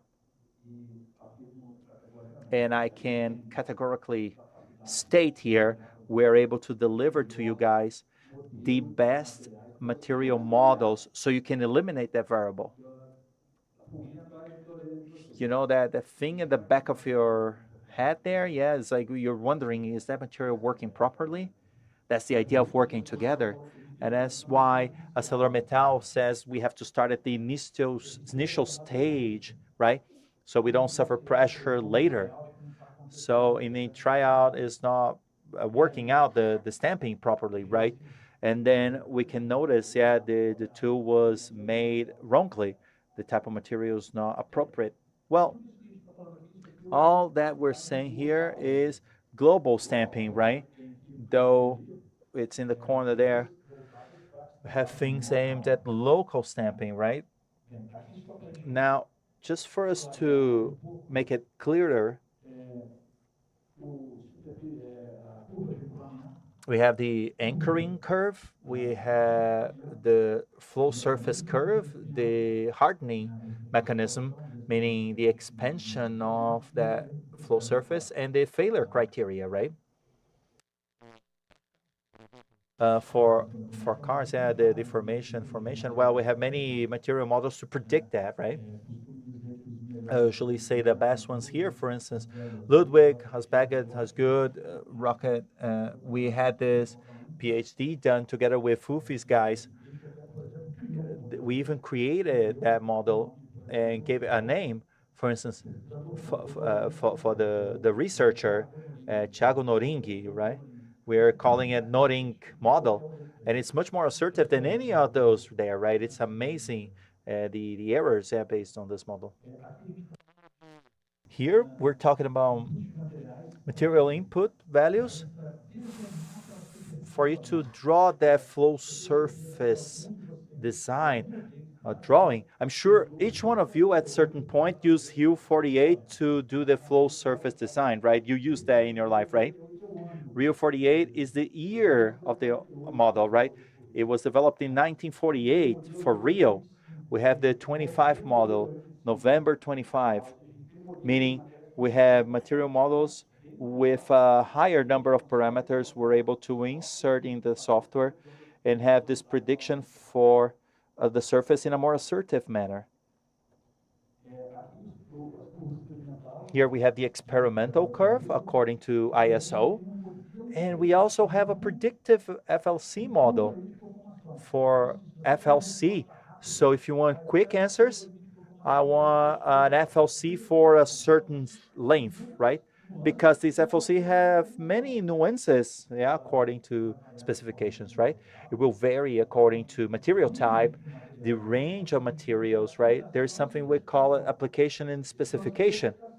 So there's a specification for mechanical property. It can go from the beginning of the band to the end of it. So this limit will change according to specs, but it will also change due to thickness, lubrication. Well, not lubrication, we put other parameters in, but there will be nuances that will change this FLC. Now, if you want more quicker or faster responses, we have models to predict this FLC with high assertivity rate, okay? We brought that from MLS, Miss MLS, that is the old ACID, one of the first to create such methodology for FLC determination. It had a method, right? Just to give you an idea. So we have this ability to generate such data quickly. For you guys, there is this analysis here. We're able to validate, for instance, the simulation into a physical rehearsal, right? So we have the electrochemical marking, so we can determine that, assess deformation of these materials in local, right? Or critical determination for a specific region. For instance, here, look, we acknowledge the points. The software recognizes those. We're plotting that. That is in real time, okay? So we have a plotting here of the part, we have the information, and I show you on the part where the deformation is, and I can compare with the simulation. We have two pieces of equipment. It is available, and it is obviously available under consultation. ArcelorMittal will do not charge for this type of service, but you have to use our own material, and we can do this type of support and simulation for you. So we'll talk about now local forming, and this is what limits high resistance advanced steels. And what is global and local forming? What is the difference? Local forming is where you have a specific deformations. When you have a short radius, we have a local deformation that can diminish the use of that material. But the most determining factor is edge strain. So these steels, they have good things in terms of mechanical strength, but when you cut them, the edge will have this anchoring, and this will reduce the utility of the material for further use. So when you cut it, that adjacent edge will be deformed, extremely deformed, and the software will not understand it. You cannot just add a different property on that edge that is being strained, and consequently, during the operation, you will fail without the software prediction. But we have an alternative for that, and I will show you that. We have here presentation that I can show you the best gap for each degree of that curve of the banana. So what is the best form to cut it? What is the best condition, sorry. So what will have an influence on the local form, which is the resistance to fracture, propagation, and also other conditions. So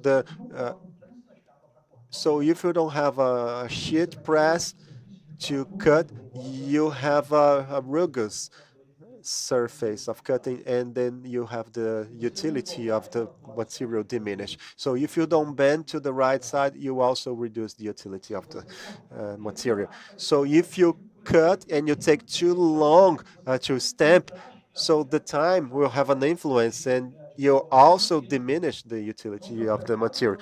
So if I prepare it today and I will stamp in 8 days time, you know the influence will be great, and drop in utility rate.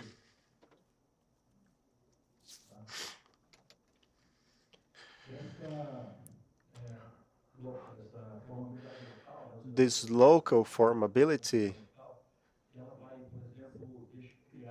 you will promote like characteristics of the prom or stretch flange. We will create extruded holes, or will create also tight radius bands.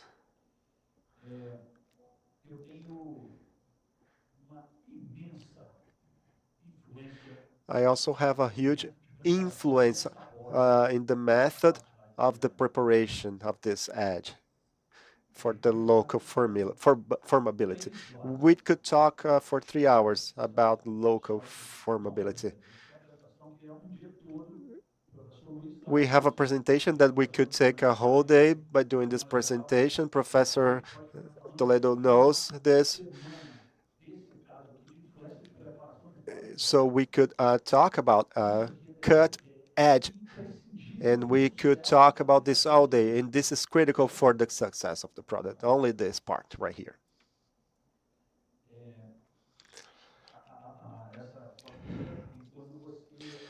And now we have a local formability failure. When it occurs, you have a fracture limit. This is the maximum deformation of the edge. So it's an anti-cracking.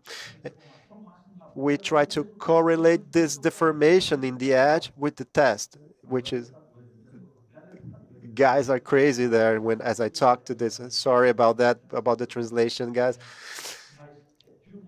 So in general, we have, if we can correlate this edge, we can have the expansion of the form for each of the parts.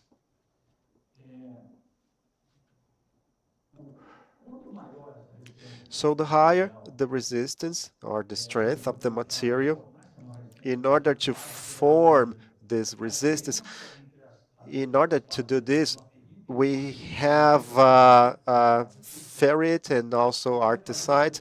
We have this is different materials. So the cut will be located at the interface of the ferrite, and this cut is something that will create the crack right at the cutting stage, and this crack will propagate.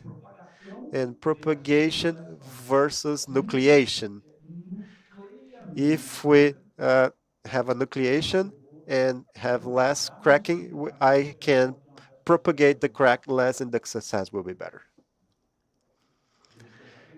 And then we can do all these things on the software. We can simulate this. And this work hardening of the edge will have an influence on the method that you use. So you have the hardening analysis. We have a 10,000 points of hardness. so we can see how your cutting process is doing. I don't know if you can see this on the slide, but I think we can show you this further on the presentation.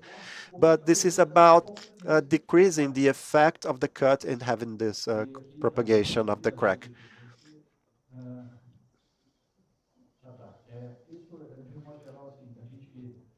So in general, we have 1 million of causes for the occurrences of this edge cut.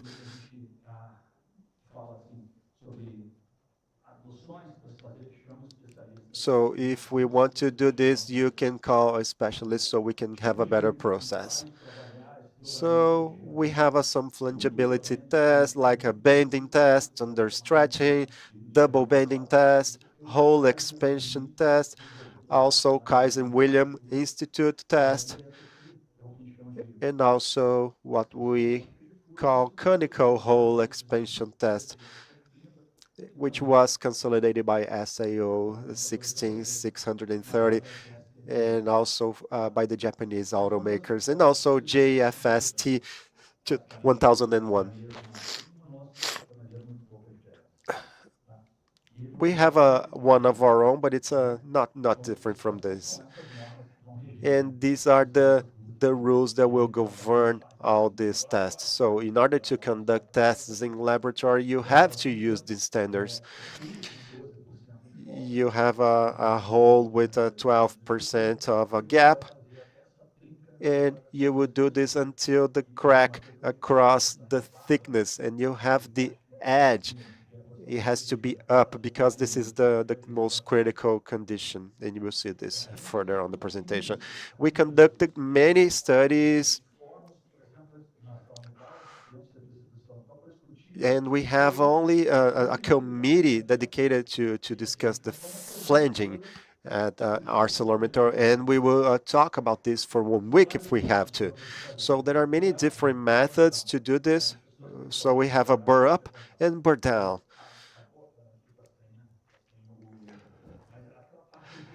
So the lower part of the cutting zone, you have the burr zone, the edge here. So if you bend downwards, you will create a perimeter. So if you cut from one side and expand on the other side, you will minimize the situation. But it's difficult to do these things, and it's difficult because of the scrapping region. But this will have a better result for you. And we have the technique to do this. Here, the results of the initial hole diameter. The lower this diameter, the better the result. So this is the effect of the clearance. If we have a clearance from 13 to 15%, we have a better cutting clearance. So you have the cut, and then you expand the hole. So this is 13% in this case. So this is the cutting edge analysis, so the hardening mapping. So this is something the machine works all night long, and so you can see the deformation are more concentrated over here on the red part. It is because you have hardened this region too much. And this is where you have the nucleation of the crack, because it is harder. If it is harder, the utility will decrease, and you have a crack in the edge. So this is why we have to find a cutting condition that will improve it. So about AutoForming, so what have we done to improve this situation? So in-house, we have conducted some tests in order to calibrate those parameters, which we call edge crack. So we have a testing. We determine the height and the diameter, and then we will simulate the test. So if we simulate the test, I can attribute values to the edge crack, and I can see the results of the simulation. So the result of the simulation, when it's 1, it is threatening to crack. So I add new values and I calibrate these values. So when we calibrate those values, we know that for that material, for that thickness, we know what the best condition is. And we have had excellent results using this methodology and assessing the physical part and also the numerical simulation, which is this laser cut, which is a maximum strain. And then we created this model so we can now determine the best polymers for each material, each thickness that will predict this cut, this edge cutting. And this is what we fear the most in terms of steel. And this done has been conducted by Juan. He may be watching online. I don't do anything. I just go on stage and talk about it. So in general, we have here many examples of how we use this. So we changed the parameters. We have different parts. And I have here two examples here. So this is something we are very concerned about. And we have a new type of steel now that we will use. And it's a local forming. It's global, and at the same time it is local, but we are calling it local. Do you see it? So in general, we associate two models, local, so we can have the crush condition and the local for the stability. So if we combine them together, we can stamp it and we can have better performance. So this is the idea for the new type of steel that we are working with. So here we have a fracture, the maximum load. This is a nomenclature by NSM Rebook. We have some literature from Portugal as well. And this is why we can classify this.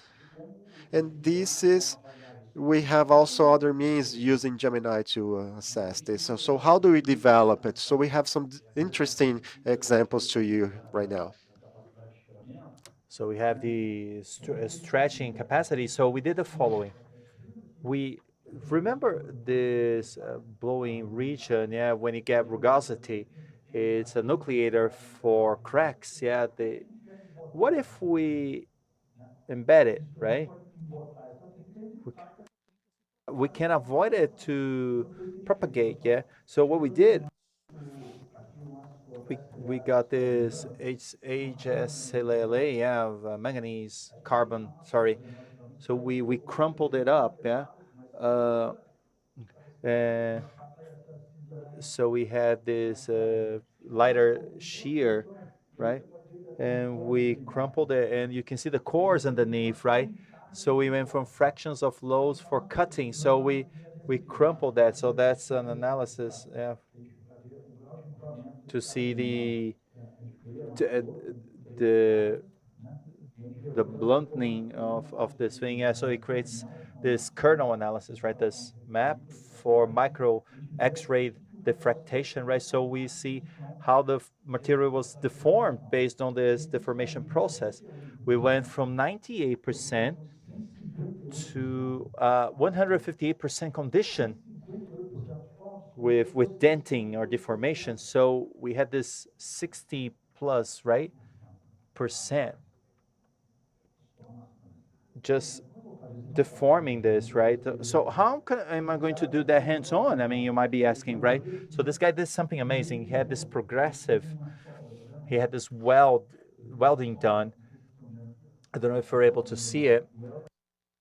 So you can see the welded line there, and inside the process, So instead of stretching, the part would be closed on top of that weld, and you would dent. Yeah, very much used in wheels for automotive industry, right? So this guy was genius. He was able to reduce material scrapping to 0 for this one. Another study we did from 2016, it's published over at BM as EP acid, DP450, similar to FF280 DP we use today for exposed panels. It's a liberator, right? For the flanging of that steel, right? We're talking about a dual phase for thick panels. So with that, we were able to go from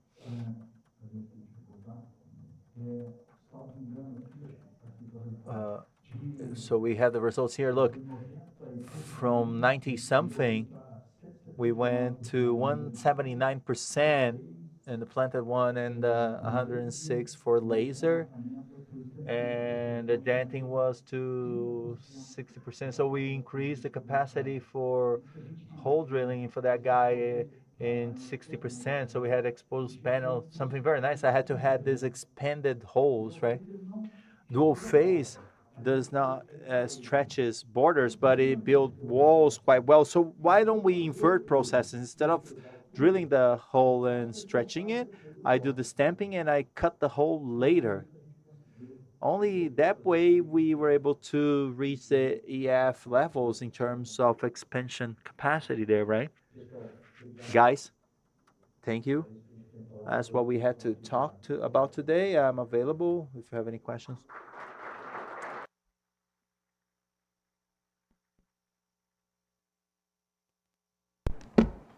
Muito obrigada, Jetson. Thank you so much, Jetson. Does anybody have any questions before you wrap up? One at a time, guys, okay?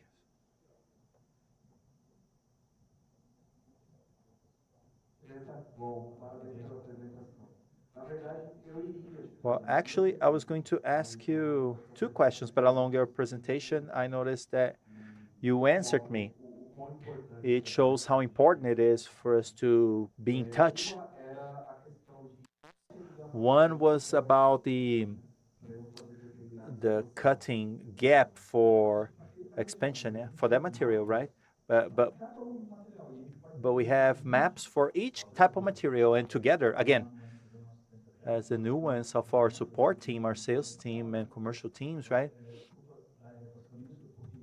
Sorry to reinforce that because this activity is not demanded, but it's connected to selling pump. So, so together with the support and marketing teams, there's conversation. Just call them, and within the strategy for each team, we can work. Yeah? That's okay.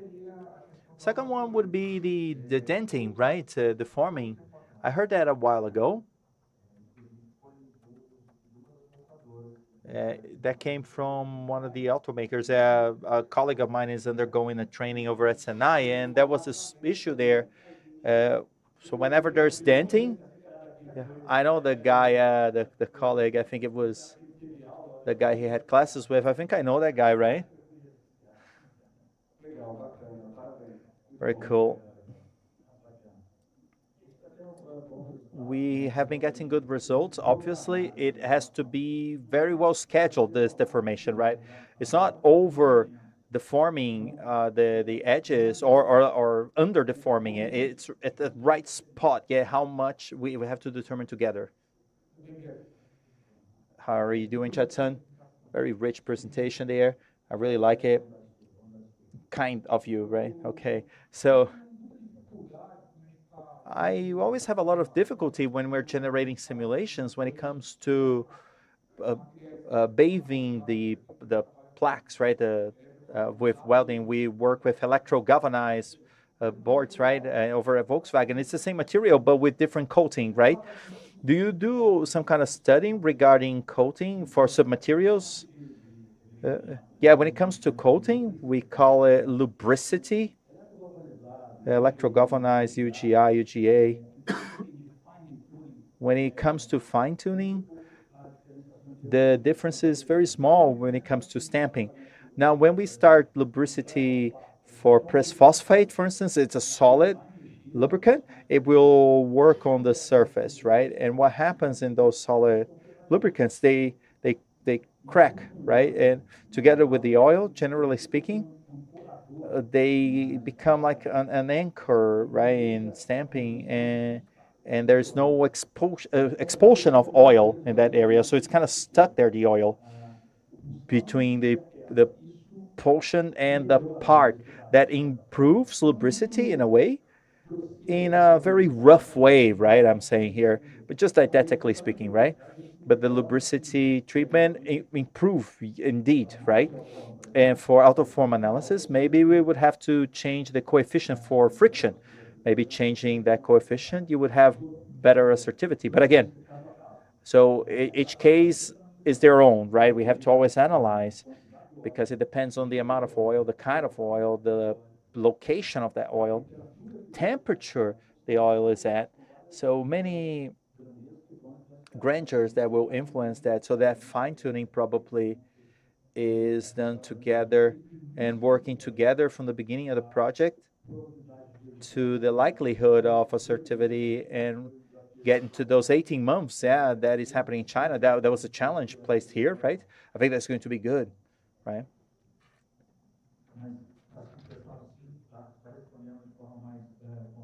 Well, to be more contundent, yeah, thinking, we're thinking about that every moment.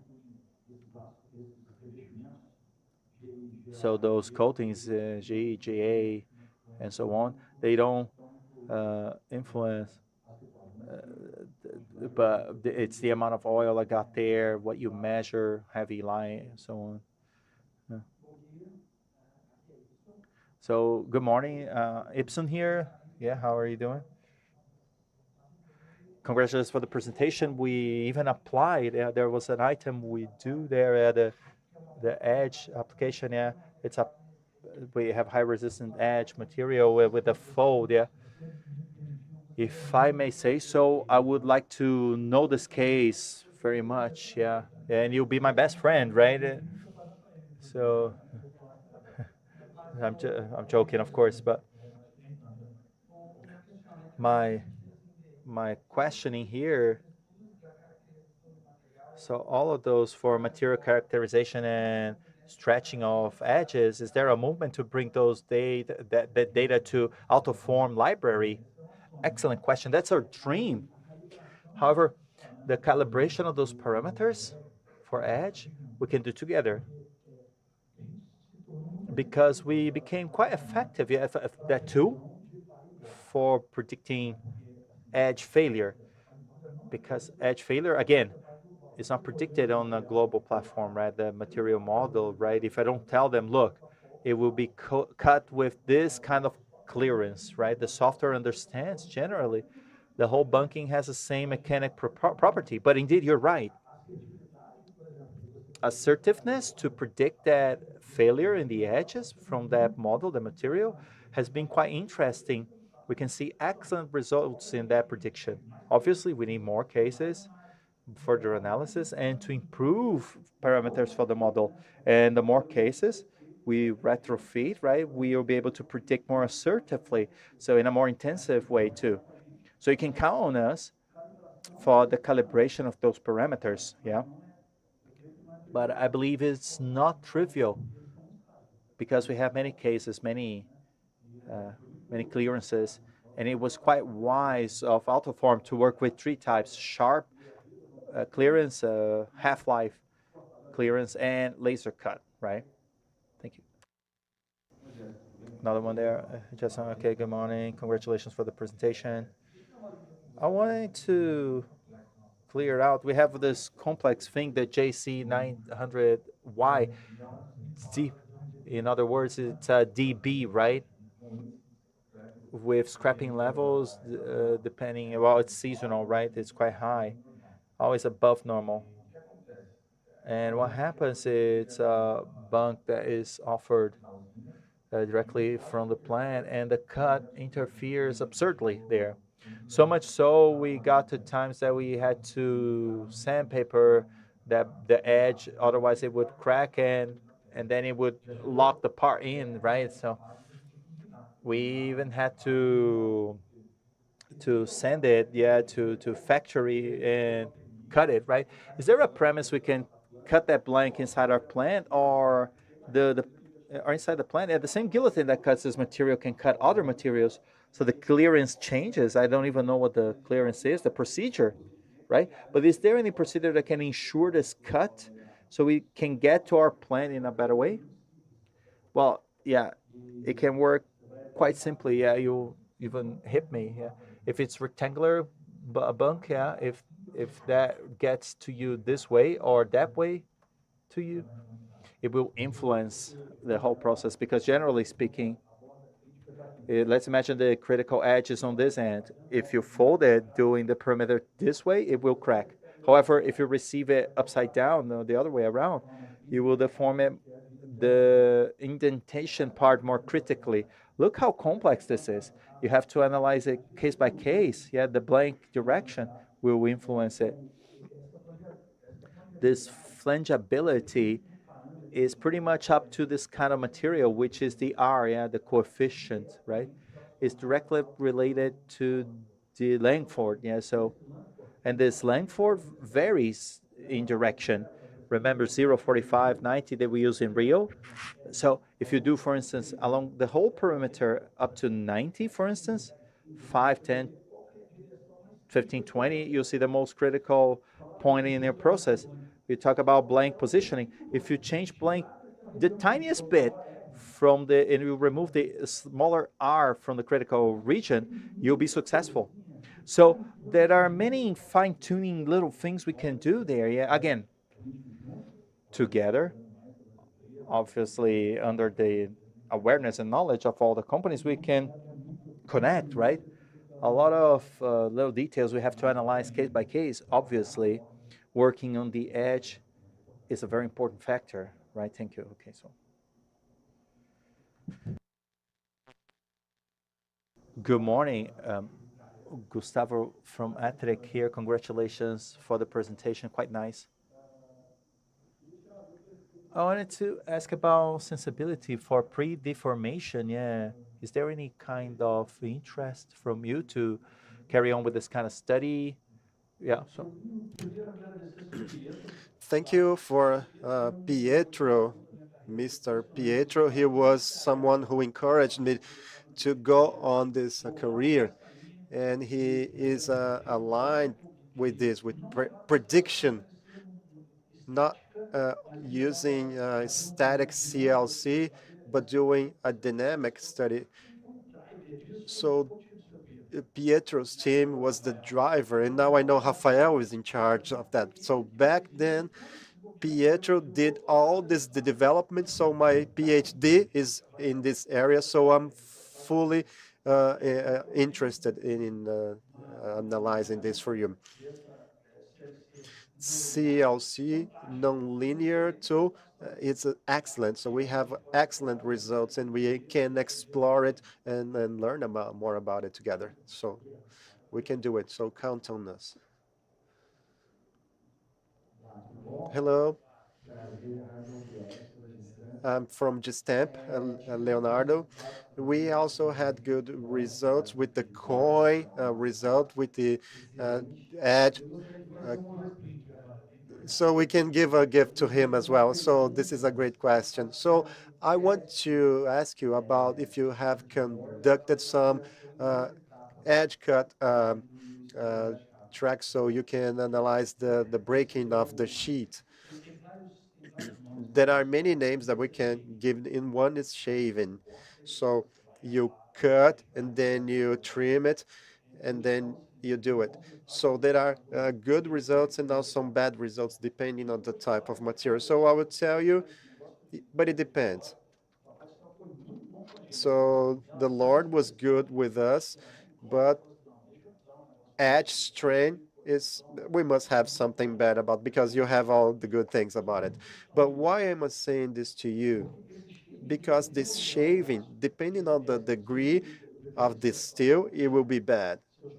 So if I have a small clearance, it will be bad. So this calibration, depending of the type of material, it has to be done to know how this material responding to you. So in general, when you do the shaving and you use a non-cutting a tool, you are doing the bending.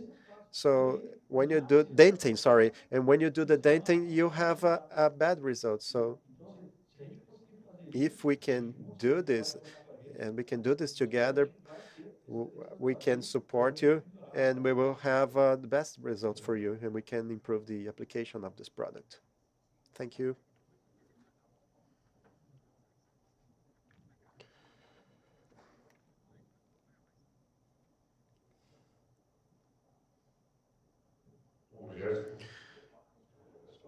Hi, an excellent presentation. My name is Luis Augusto from Magna.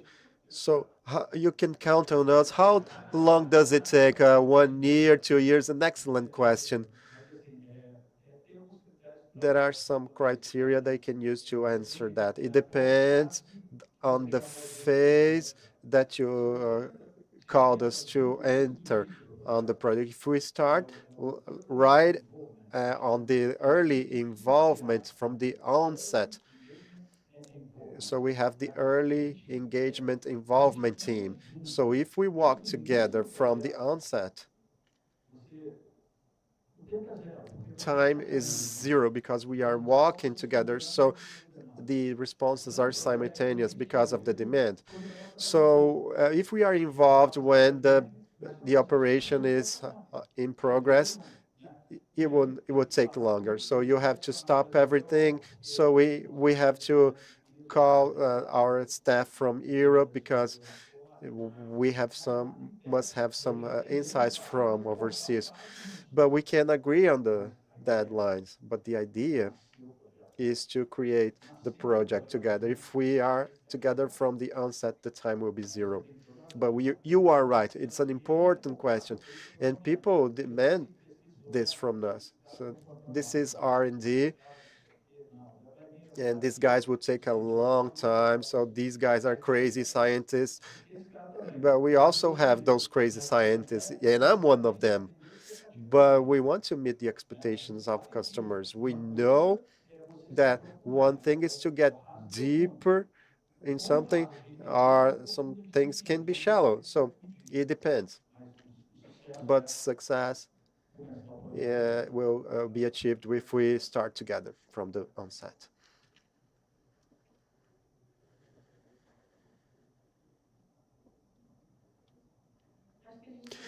So we have another question there.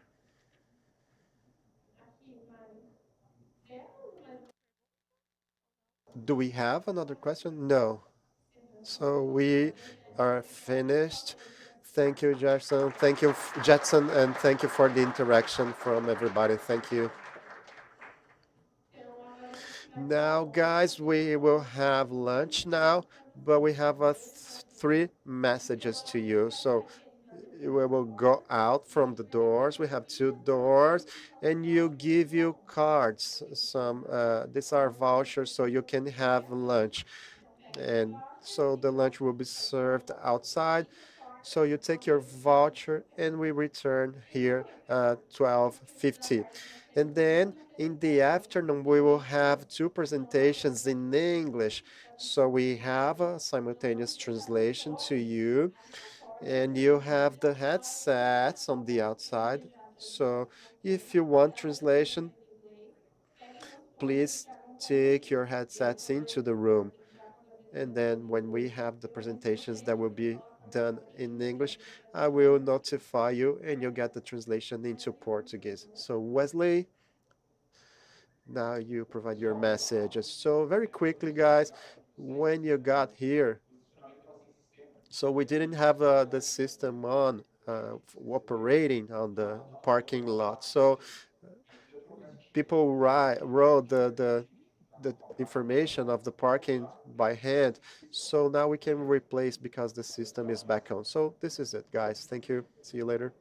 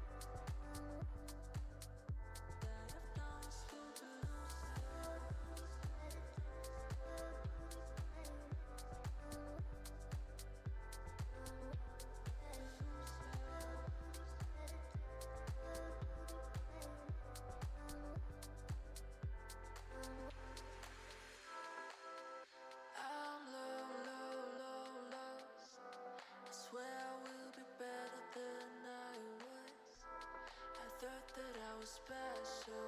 We will be together. I feel just like a foolish eye. I found a stupid.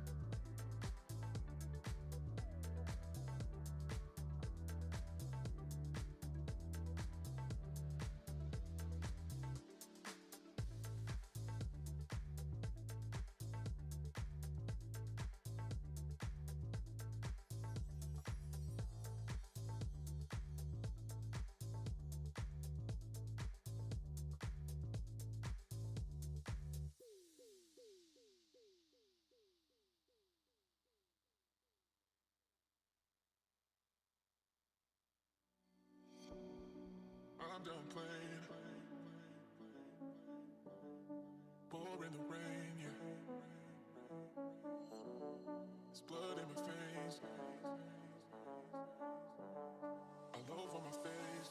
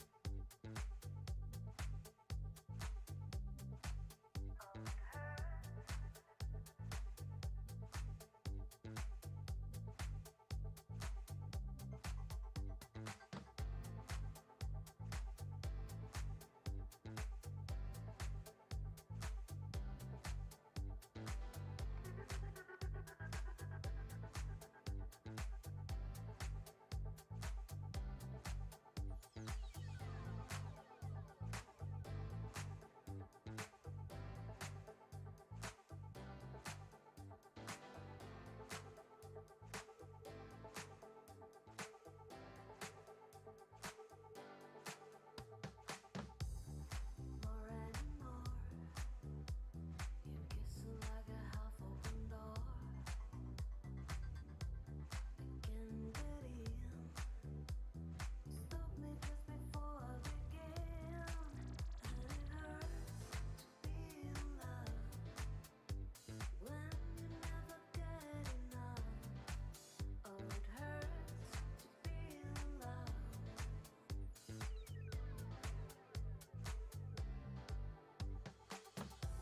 Sunblue surge keeps my body right on the verge.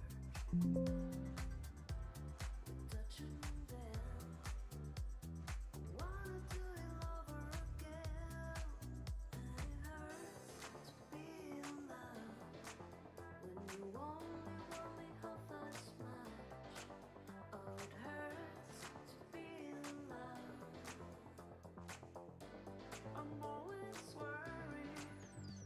You're thinking about shit too hard. Oh, baby, it hurts me when you tell I'm going too far. Then they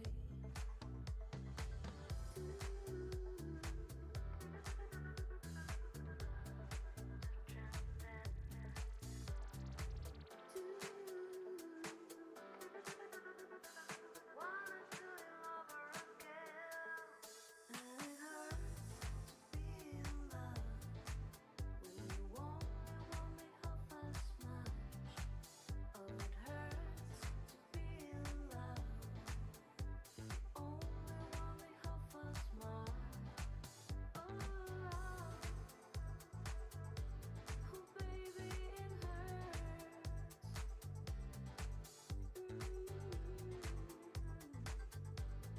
Baby, it hurts.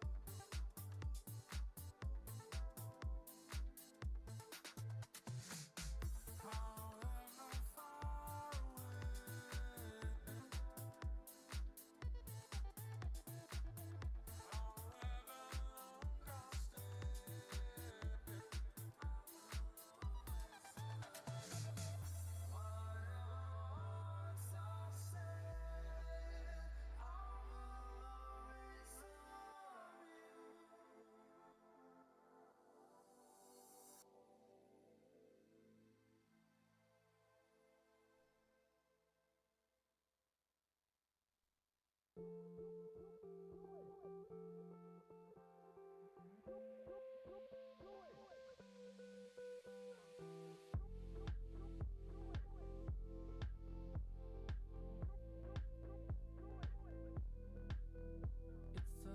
time to follow my own guts and try to cross this brand new path. I know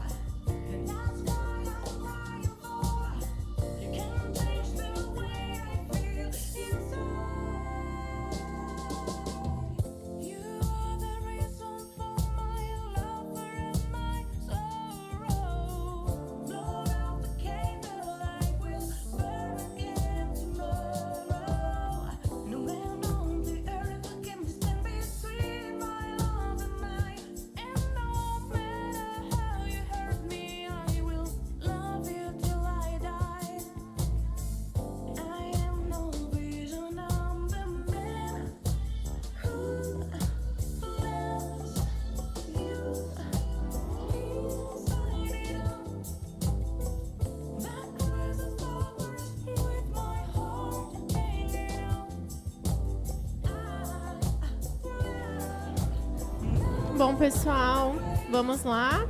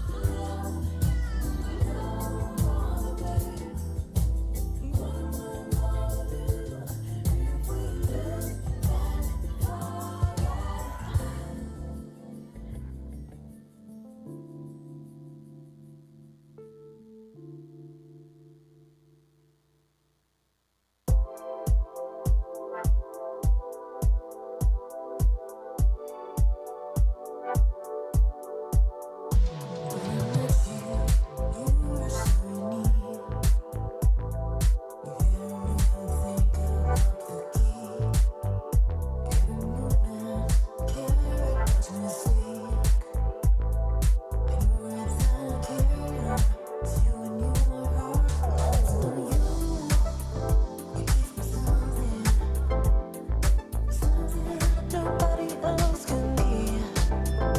When my heart started thumping, you know now you're the one that truly make me. Like the signs from a perfect summer day. Heaven only seems a step away. Bom, pessoal, vamos dando continuidade na nossa agenda. Então, agora, para seguir, né, com as nossas apresentações, chamo o Robson ao palco para Presentation. representar a GM. So now we have Robson on stage representing GM.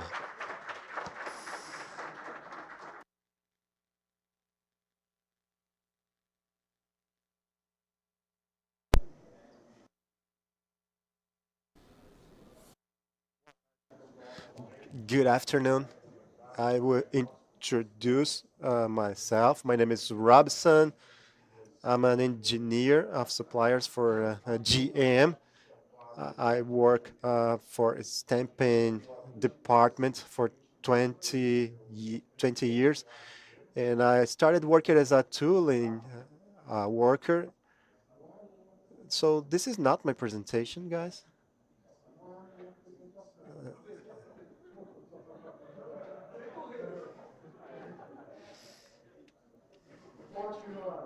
So I will move on until we get the right presentation. I started working as a tooler, and then I would be a tooling procurement. And now I've been working as a quality engineering, working as a tool specialist for the quality for suppliers, and now working on quality on body and tool specialists as well. Now, I want to talk about making a difference, move to virtual analysis. As I mentioned, I worked as a tooler. I am a son of a tooler. My father used to work for Volkswagen and Chrysler, so I've been working for 28 years in stamping. I would like to thank AutoForm and Finandri. They helped me in this challenge to go on with this project because after the pandemic, we had to readapt and reinvent ourselves. And now we have to develop better products in short term and with a better cost. And Finandri had a great work in this development work. So this was a partnership between Finandri, AutoForm, and GM. So what is the definition of a simulation? So before the final mathematics, so we need the inputs for the analysis methods plan, FLD, thinning, wrinkling, spring back, breakdown, edge cracks, and these things will provide us input. And we had the partnership of Marcelo Faria and Edson because they helped us in virtual analysis. And with their help, we're able to come up with accurate mathematics and get up with good final product. So we have changes in product, and after the input and acceptance of the engineering and changing the design by approving the simulations, we have other examples here. Maybe a simple change, maybe a radius and angle change can make a difference because they will create, an accurate result. Now we have a stage two, which is the analysis of compensation both for form and also trim. We also have a robustness analysis for the input. So the engineer will come up with the final mathematics so we do not have any problems.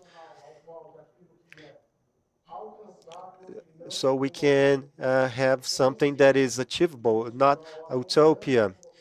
Because sometimes we cannot achieve the tolerance that they provide in the design. So the software will give us direction of what is possible to achieve, what is possible to execute physically in our processes.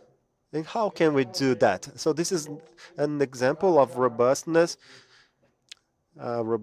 analysis that we conducted during the entire process before the final mathematics, so we can give input to the product dimensional engineering area. And also, we have against facts there is no argument. So engineers assimilate the idea, the early analysis, and they are able to improve their work as well. And in the end, have a good result, a good objective. So this is a specific case where we had a demand of 3 weeks to come up with the mathematics. So suppliers will provide us with the parts, and the suppliers, they have to provide the open flange so we can execute it. So how we would do this back in the day? We would simulate this. We would provide to engineering. Engineering would run on software, and they would develop the mathematics to the supplier so they can deliver to us. So now the software can provide this development right away. And here we have saved 3 weeks time between engineering, because the engineering would have to run it on other software, and we could do this right away. So this is stage 3. So after the final math, we have done all the previous work, spring back, strain, wrinkle, for the quality of the product. And now, with a robust final math and a robust process, I now will only check and confirm the analysis. And now I have saved precious time in engineering. And now I can start with the die construction. And now, this is an important stage for me, and this is the most important issue for me, which I believe. And Finandri was excellent in doing this. They believed in us. So this is the analysis of the machined tool and the precision that the software provides to you. So now we can size the material, and I am sure that what I have machined will be according to what I simulated, because if I don't do it, my work will not be good.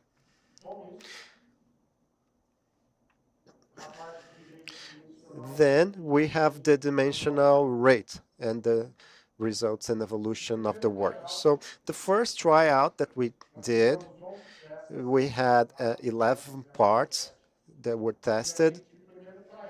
And from the first tryout without tool adjustment, just relieving some interferences, we were able to achieve this dimensional rates. So I will highlight part 5 and part 6. So why do I highlight them? Because during development, we had to make a decision. We didn't use a tool that was provided in the simulation, which was a calibration tool. So this gave us the direction, so we know the importance of doing what the software tells you to do. So we used, for the other cases, we validated tools, the dimensional rates. So for the second tryout, this is the result that we got. And then this gave us the excellent input with priority confidence. So we can take the tool from the tool office, from the tool workshop, and I can take the tool to the supplier. And now we have a 100% of the parts with a 100% dimensional rate. So first we eliminated some tryout time. Second, we have parts that are according to the predictions that we did on software. And then we saved 4 months. So the parts are delivered 100% according to the dimensional rate. So if the company told us, so can I launch the car tomorrow? They could do it, because with this work, we were able to reduce construction time, work hours, and we have a better quality. So this is what I had to show you guys. So if you have any questions or any suggestions, comments, please feel free to express them. Thank you.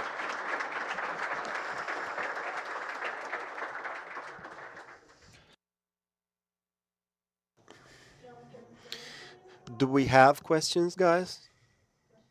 No, I don't think so. So let's finish. Thank you, Robson. So let's move on with the agenda. We have now presentation by Polyworks. So this is one presentation that will be made in English. So if you want translation, please wear your headset. So please turn on the device and go to channel 2. So if you want to ask questions, you can ask them in Portuguese. So the questions will be translated into English. So don't worry.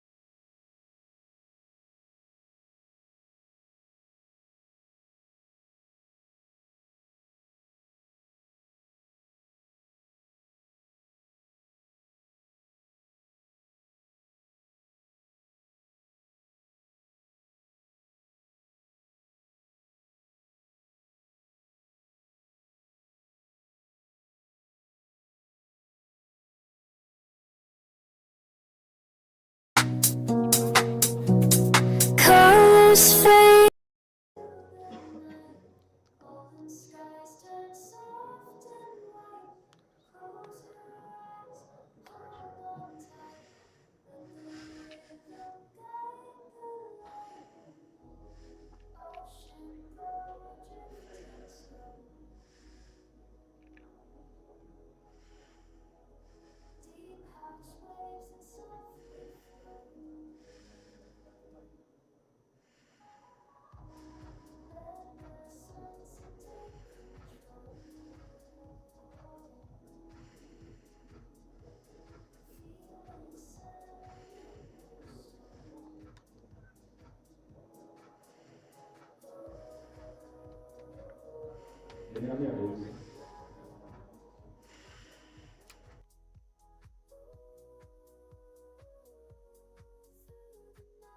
Todos, meu nome é Good afternoon. My name is Marcos Zucarato, and I will be talking uh, about this tooling and representing Volkswagen. And every year we are here in this experience, and every different year we present a different subject. So I will talk a little about me first. My name is Marcos Zucarato. I have been working for 35 years for the company. I am a mathematician and working for 28 years at Tooling and 20 years working for plan and method simulation.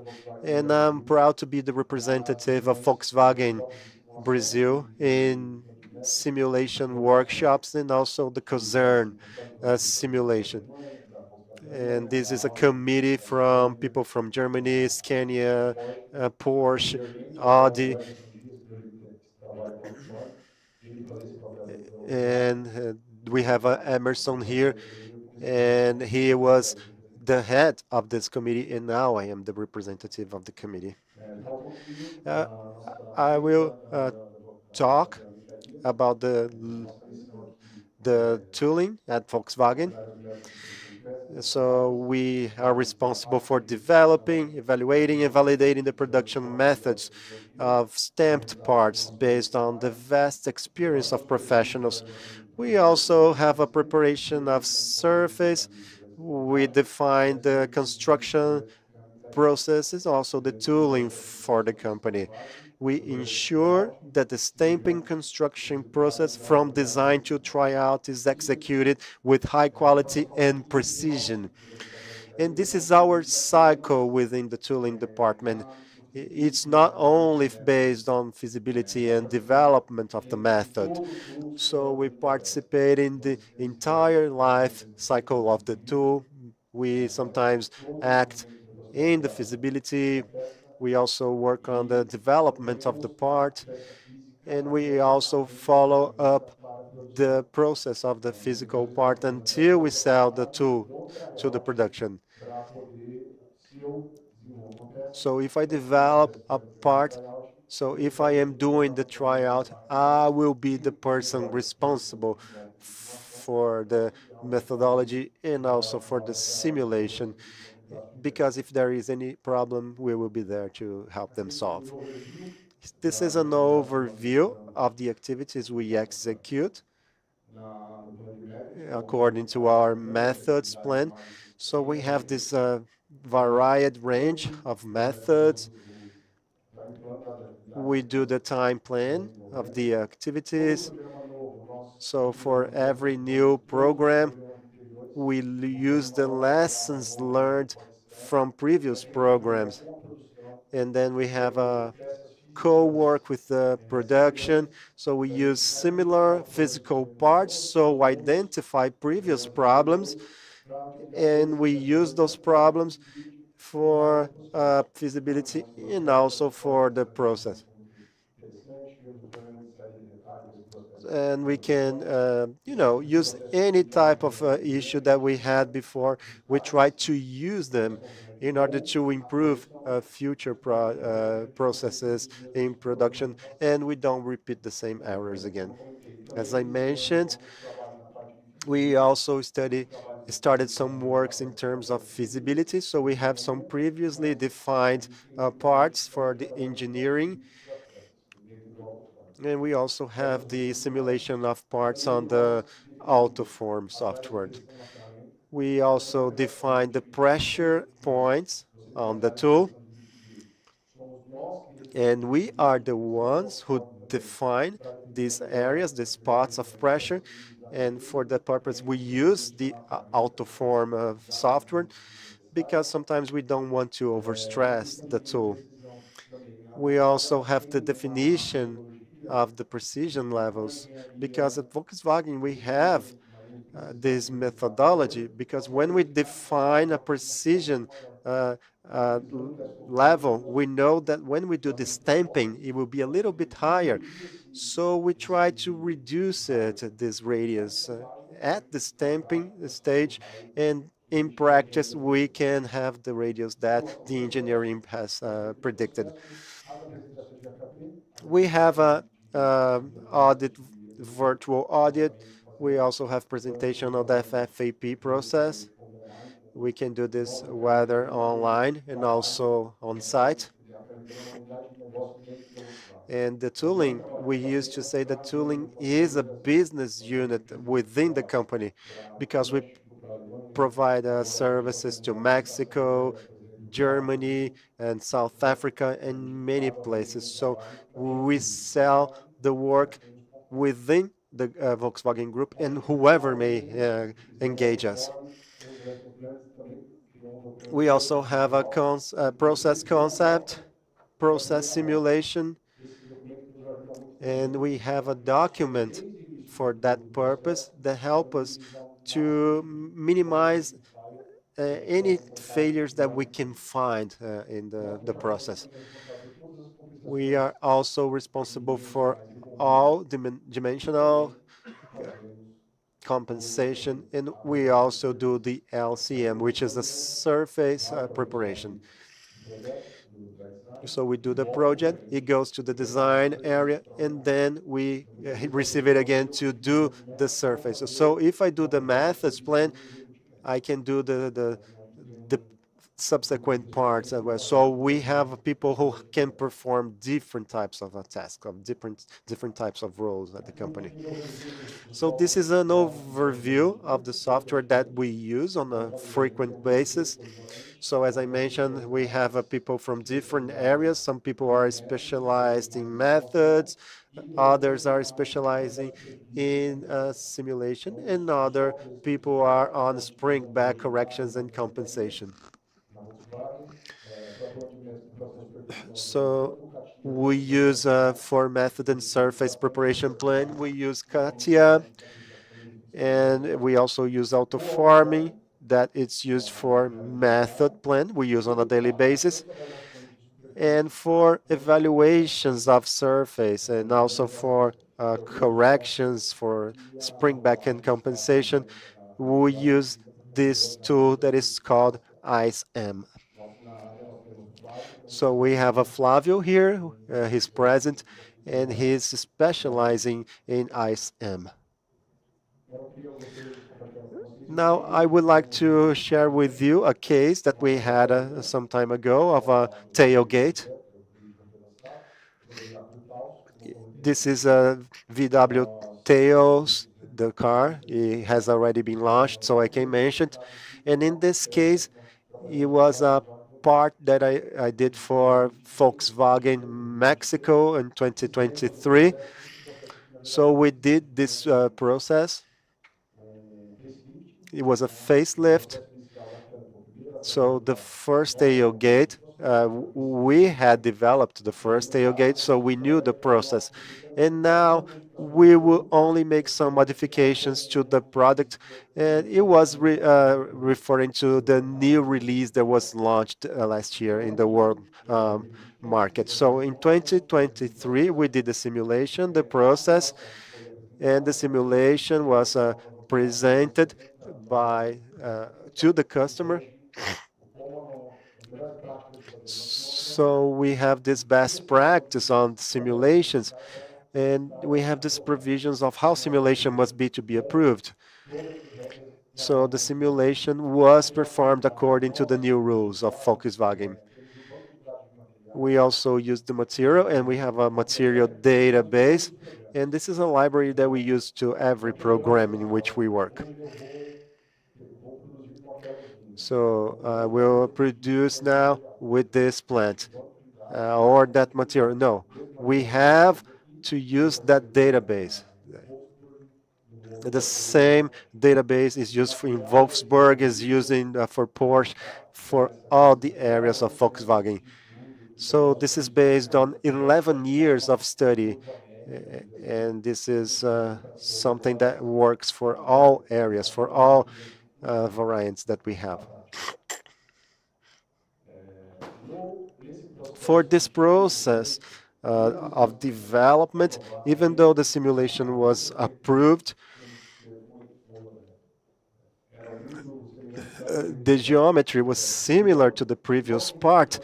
We, even though this, we had a very aggressive pressure here, where you can see in a red circle.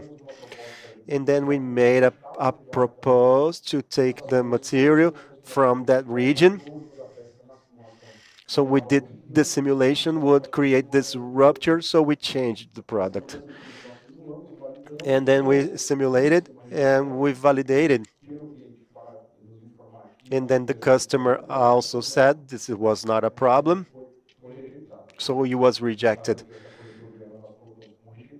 So we put this as rejected, and it served as evidence that we tried to find a solution for these customers, but they rejected. And we simply recorded the process, and we move on. So when they started the production in Mexico, so we had a serious problem. So they had the home tryout, and when they started to produce the part in scale, there were several cases of breakage in the product, both in the central part of the tailgate, as we can see here in the middle section here, and also on the side. So in our simulation, we showed that they were far away from the limit of rupture, and there was no problem of thinning in that region. However, they started to stop the production. They started the plant because of the high level of scrapping. So at that time, our employees from Brazil were working there. And then we got there and we tried to help these guys there. So what was the problem between our validation and what was going on in practice? So the first thing that we try to find out is whether everything that we simulated is being repeated in practice, if it is complied with. So the first thing that we verified, so the strength on the sheet had been increased. So we predicted 122 tons, but they were using 134. But we saw that on the side of the product. So we had a change there, a drastic change on the right side, as you can see.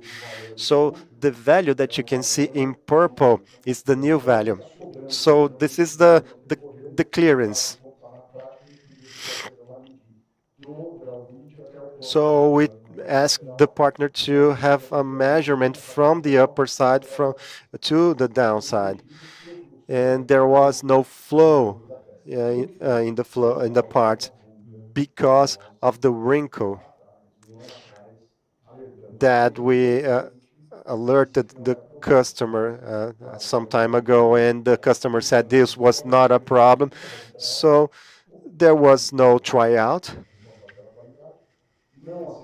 So they did not accept the wrinkle that we mentioned, and then we started to have a problem in the part.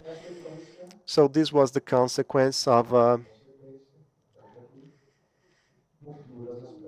of the problem, we started to see these breaks.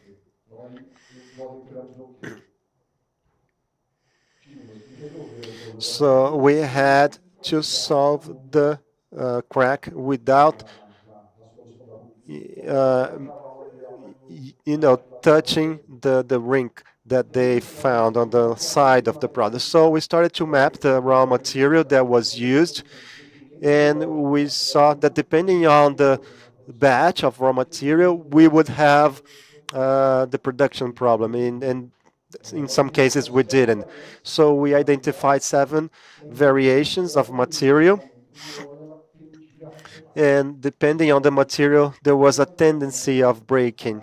And we could find this only analyzing the properties of the material. The isotropy would not vary too much in this case.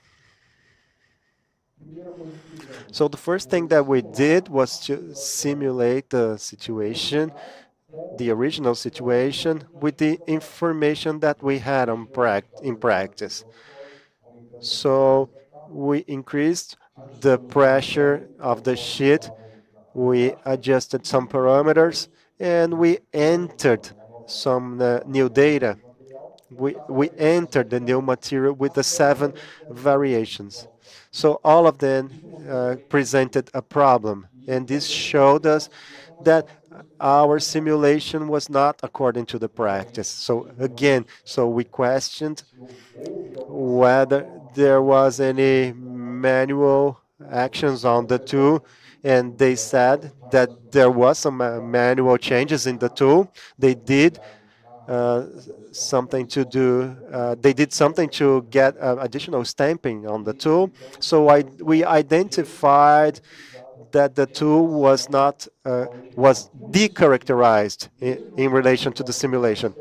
So even with all the variations, so we had some variations that would not break, but it was a production problem. It was a tooling problem. So there were days that you could produce it, but there were some days with a different raw material you could not produce. So in theory, would we would be able to produce if the material was good, but this is what not about the product only. It was about the tool. So so it's again. So when you change the product, so now we could have the authority again to talk about the change in the product. So we had to come up with a solution. So we should have the condition to fit material on the side. And then we could use the proposition that we did back in 2023. So this is what we proposed to them. And then we applied the AVS, which is the product change. So the wrinkle was gone. So the material on the side was released as well. We also did some modifications on the trimming area, so we can gain some perimeter in the central part. And we were also able to open all tooling in a 0.5 mm. And this, so we also got some increase in the stamping. So you saw we did the planning, and then after the planning, we had many manual interventions, and this caused the problem. And now we had to solve all these problems, and now we have the robust process, and we used Sigma to do this. So we created this Sigma robustness analysis. We use isotropy according to the limitations of the standard. And we saw that according to the Sigma simulation, that anisotropy was the one with most influence. Not that the other ones didn't have any influence, but it was the most influence was anisotropy. The influence would reach 93% in this case. And for the tensile strength and yield stress, we had also good results. We also had some influence here on the central part of the part. It was approximately 80%, and on the others, it didn't have any influence. So we did the CPK assessment. So for max failure, both the original situation and the new situation were according to what was provided. But for thinning, we would see the problem that we had before the changes. So what this shows us, so if we had a simulated with a robustness analysis, we would have identified this problem, and this gave us authority to move on with this proposal because it showed the stability of the process using the tool. And the CP, both on the original and the change, was okay. So this is the product. This is the product with no problems at all in Mexico. So we had stabilization on the side. So we do not have any ruptures or cracks. And also the wrinkle is gone because of the changes in the product. So what is the conclusion of this case that I just showed you? It is important to do a raw material mapping in home tryout. So we receive the letter of the material, but we do not receive all the properties. In this case of Mexico, they received all the properties, and this helped us a lot with the analysis. So any type of action is good to have the alignment of a virtual analysis and practical analysis together. So you see the virtual and the practical sides being aligned. If you do that, you have good results and you will have a, but you know, this case it was a problem, it was a stressful situation for us. So if you have the prediction and when you practice you have a different thing, you will not be successful. So application of robustness analysis in development phase. So we try to reduce the impact of material variation on production.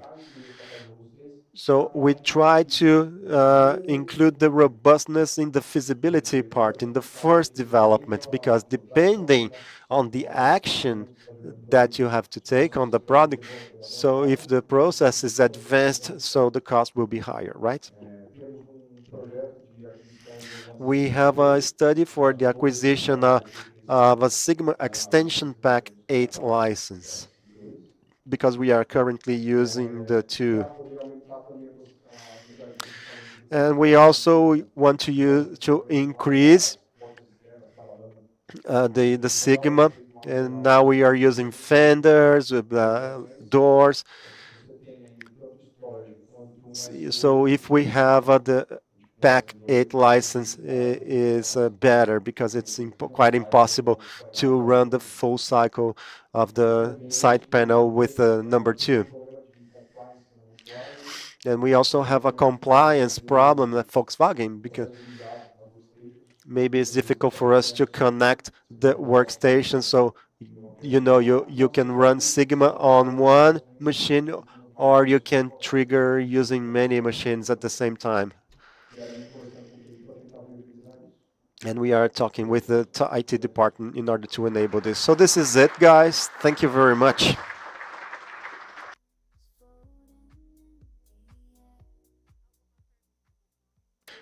Any questions on this presentation?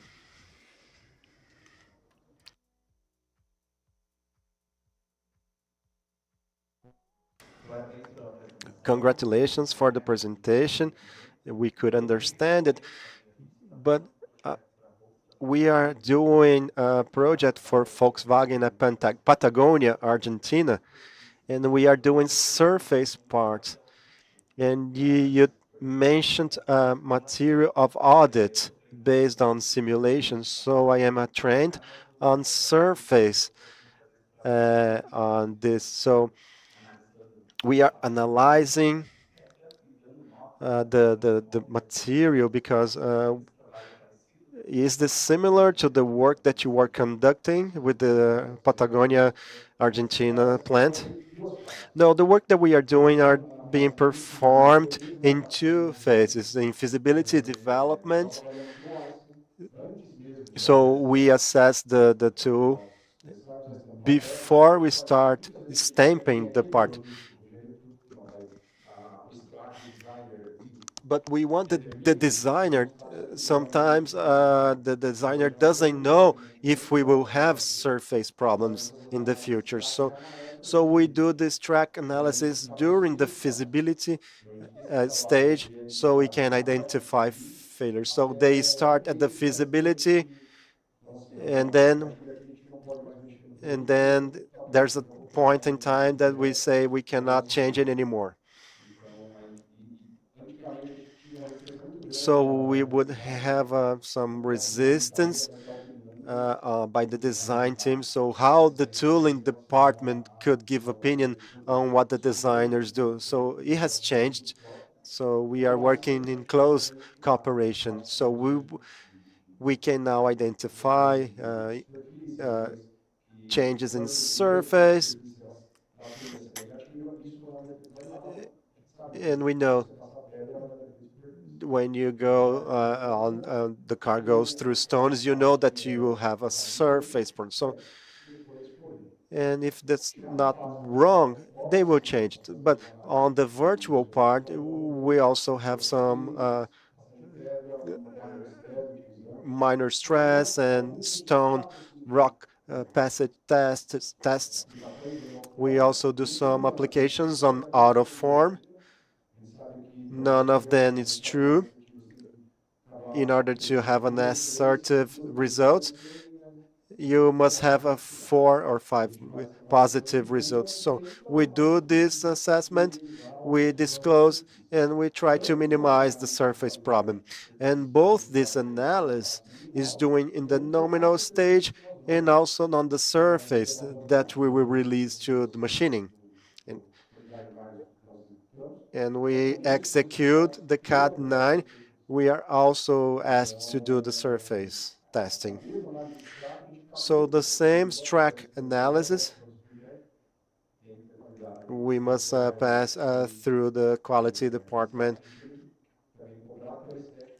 because we are people demand that we have a good aesthetics. It has to be good visually as well. Thank you. Marcos, congratulations for the presentation. Thank you for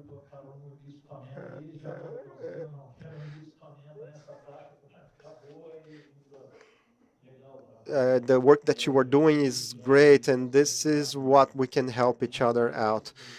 And you showed us some images in the cases where the tool is not aligned. So you have scanned and you see that it's not aligned. There's a difference, there's a gap. But in the analysis of the deformation that I mentioned, you can see the image from the part back there in Mexico. So when you analyze this information, you see this tendency of disalignment. No, you have a breakage on both sides. This is why. So in general, this analysis together, doing this deformation analysis, we see the virtual and also the practical aspects in terms of deformation. This is a valid thing to do. So congratulations again. It's a methodological presentation. Thank you. Thank you for your comments. But in this case, as we were doing try out here, we were using the material that we have in Brazil, and this material hasn't presented any issues. So we had the grade 3 until a certain level. We do the tryout of the material, and then we do the material changes in the plant that will produce. So the problem took place in Mexico, so we could not have done this here in Brazil, but I think in the future we can change this maybe. Congratulations.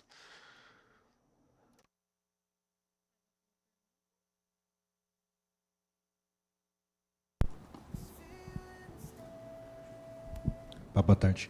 Obrigado pela apresentação. Thank you for the presentation. From the stages that you presented, that's lessons learned, and we also share this. I just want to ask you, do you have an Excel file to track everything that, do you have any different processes that you use? I'll give you an example. We have a new program. It's a practical example.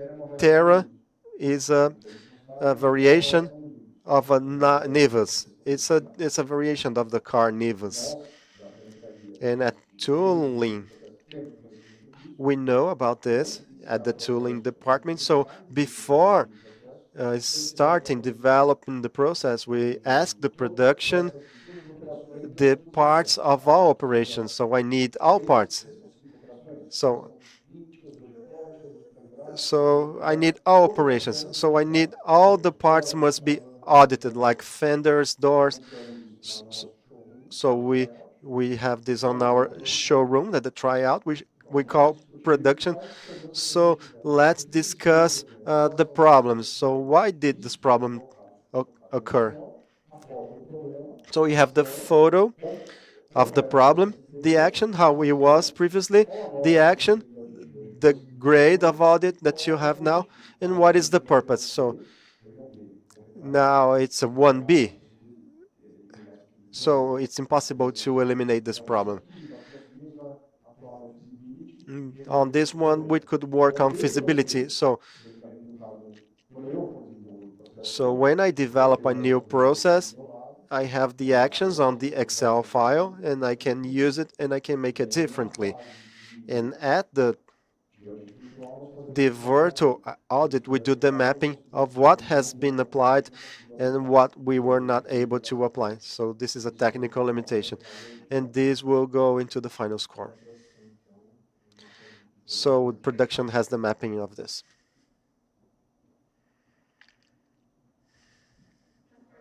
Any questions? So we finished. Thank you.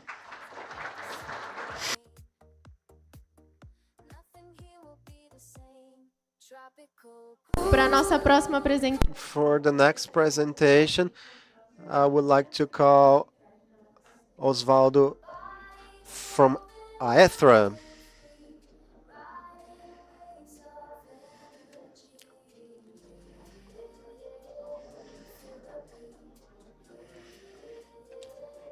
move your feet. Hostess. Boa tarde, pessoal. Good afternoon. So guys, now you're starting to get sleepy. So please don't give up. I have Gustavo here with me. We will talk a little bit about our company. My name is Osvander. I'm an engineering manager at the company. I have been working for this company 30 years. And now I'm responsible for engineer for 5 years. So Gustavo is our simulation engineer. And this is AutoForm has brought us some competitive advantage. But I would like to give you some context about Aethra, what we have become. Many companies are going through some renovations, revisions because of the pandemic, economic crisis, the Chinese coming into the market. So they took a market share of our market. So now we are going some adaptations at Aethra and doing some adjustments in our corporation. So people know us. We have been through a transition. Rafael is the son of Pietro Sportelli. He's now the CEO. Now we have the corporate management team. So we have Daniel Braz, Luiz Amorim, and Márcio Pereira. So we have three facilities. We have 3,000 employees, and we work for trucks and also buses. So this is our plant in the city of Contagem. We have 104,000 employees. We have stamping, welding, assembly, fuel systems, roll forming, and prototypes. This is one of the images of our manufacturing facilities for stamping and welding. In between, this is another plant that we have. So this is where we do suspension for many vehicles. This is one of the images of our Betim plant. We also have a plant in Pouso Alegre. So we serve many customers of São Paulo from this plant. We have 800 people working there. So this is the image of the plant. We have a full cabin of the Taffy truck. So as the portfolio, we have a complete cabins, welded assemblies. We have a roll forming, suspension, fuel systems, roof racks, bumper beams, prototypes, and painting. This is an example of the body of a vehicle, welded parts, stamping, and also the full system. This is one of the examples of the system that we provide, Stellantis, for rear suspension and also front suspension. And these are the welded assemblies, fuel systems. So we have provided 15 million of metal tanks for all types of vehicles that we have here. A little bit about engineering R&D. Today we have a dedicated team, both for product development and stamping. We have 4 simulation engineers and stamping. We have all the stamping movements available in our customers, and a platform for project management. ETRA, we are also co-designers in development, especially in suspension mechanisms and the caps for fuel tanks. So we developed according to the package that is sent, both for suspension as well as fuel. We ran all the tests, physical and virtual for Kai, besides the virtual tests that are also required. We have the physical tests where we have internal lab, and we run all the tests for torsion, vibration, and all the analysis necessary to validate the products, right? Once that is done, as Bluetooth print, we provide all the range of products, including cross carbine from Pouso Alegre plant, and also another plant in Volkswagen Taubaté, and we meet the cross carbine assembly, and all the things involve bumper beams and framing. I'll pass the word on to my friend Gustavo. He's crazy about sharing the area regarding assembly and how that was important, the implementation, So I thank AutoForum people for the invitation right off the bat. It's very important. And all the interaction and support, not only for ETRA, but the development through the years that brought ETRA to the level of knowledge we have now and our learning curve inside AutoForm. Thank you.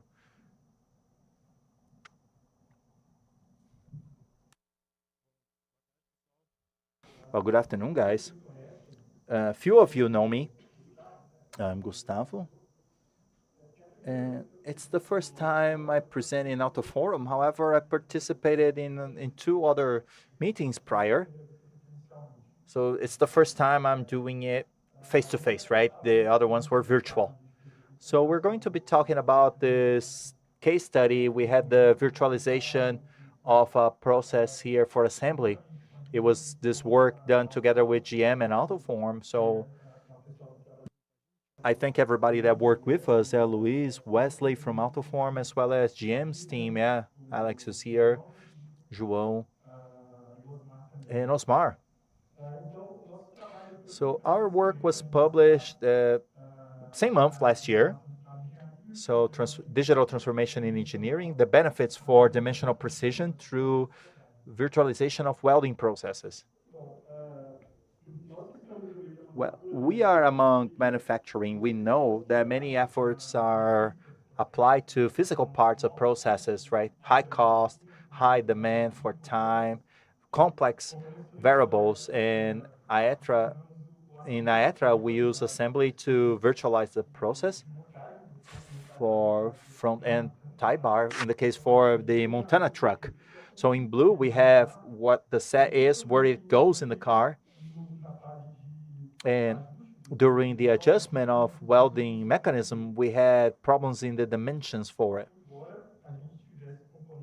Though we had nice parts that meet requirements. So on the right, we had the dimensional deviations, right? It's important to notice that this work started working is that we had the physical welding product, but we went through this adjustment stage, and then we had the visualization here to show where to apply in the image, right?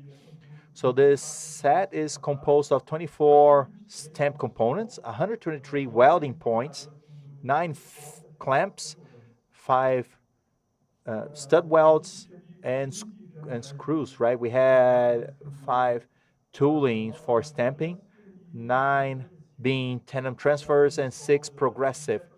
And the welding lines, we had 7 welding points and 1 stud weld, and 1 for inspection and recording operation, right? PY. Well, we were not going to focus on anything else in this presentation. Regarding the interface for assembly in the front end tie bar, so for the body, we have the front side members, as well as wheels, and then the bumpers and so on. The impacts caused by the dimensional deviations are the risk for non-assembling and body work dimension, degradation, gaps, flushness, and then difficulty to open the hood. Now, we attribute to Aristotle's, that says that the greater is bigger than the parts separated. So it's not about adding up, right? It's about how to add up and how these parts should be added. So the OEMs in general, they state that assembly is more than putting parts together.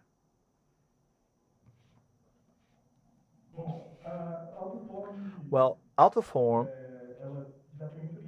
it is very well established in the form in the market. And at ATRA, we work with AutoForm quite well for a while, and we use assembly to virtualize the assembly process, right?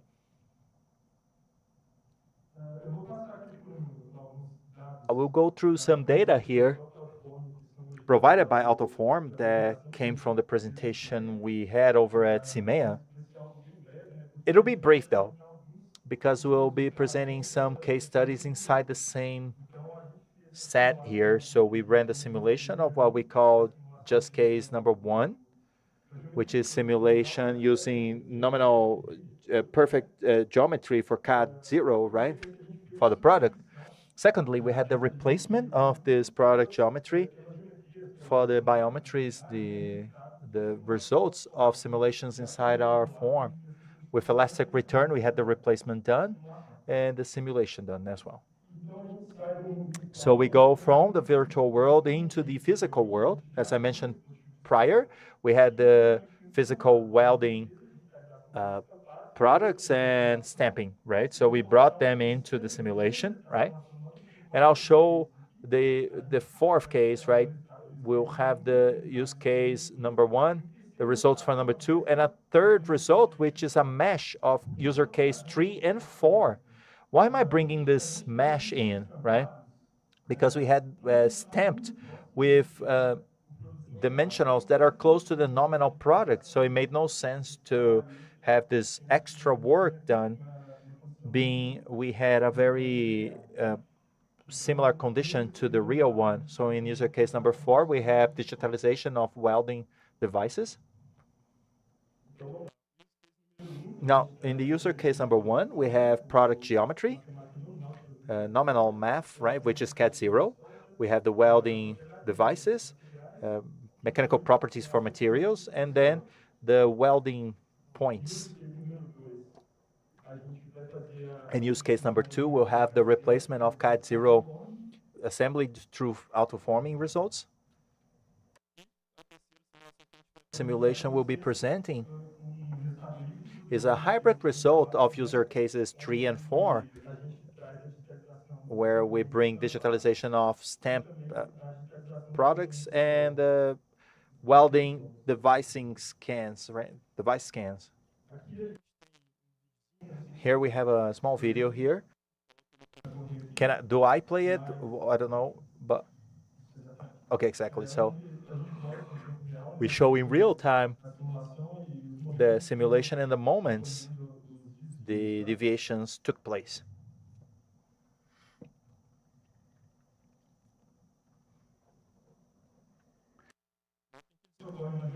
Notice that they usually happen in the extremities and very close to what we had in the physical.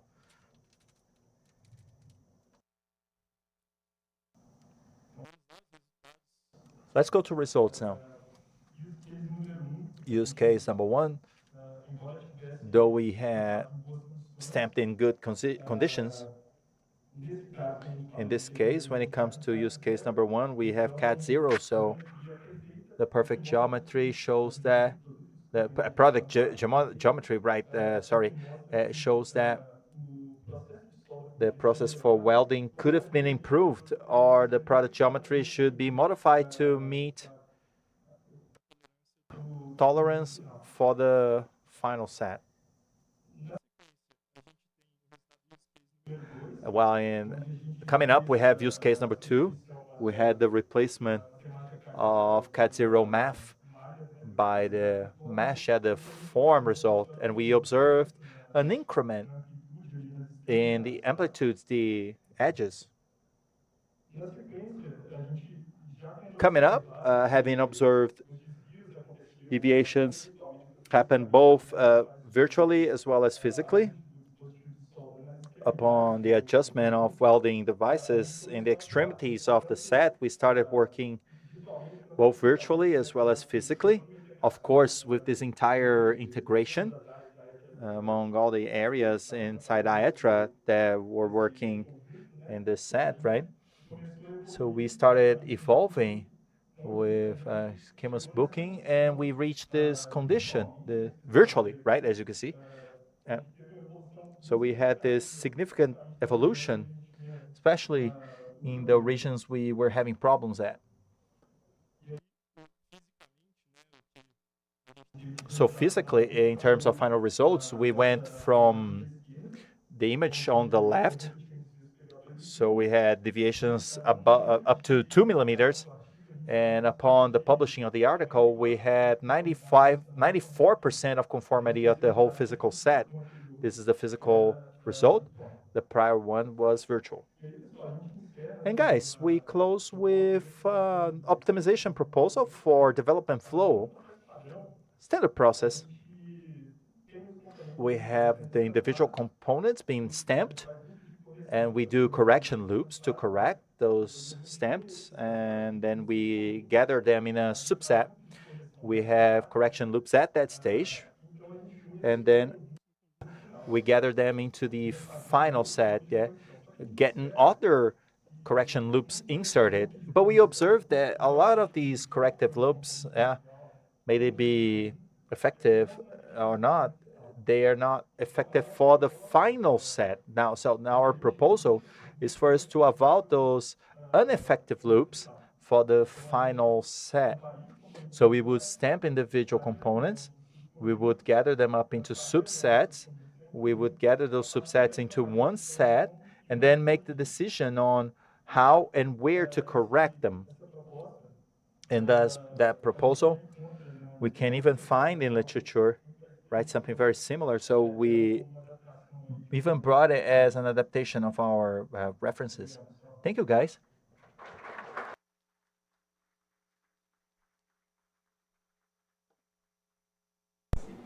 É importante entender que It's important to understand, yeah, we have had many discussions with guys over at GM, Caetano, Robson, because of this case study.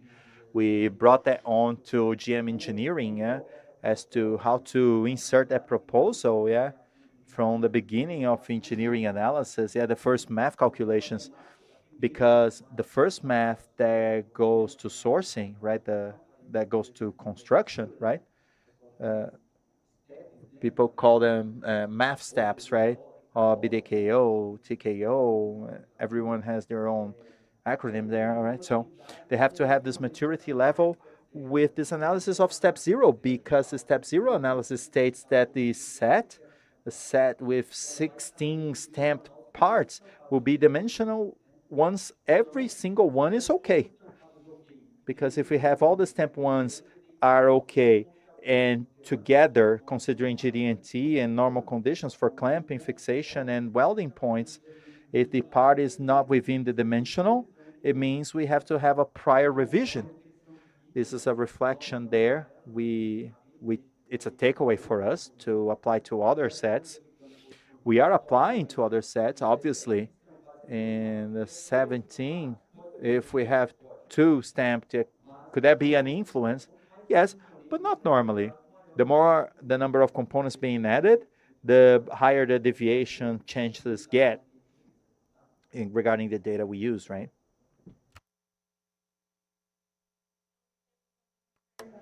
Do we have any question, guys? Here, anybody?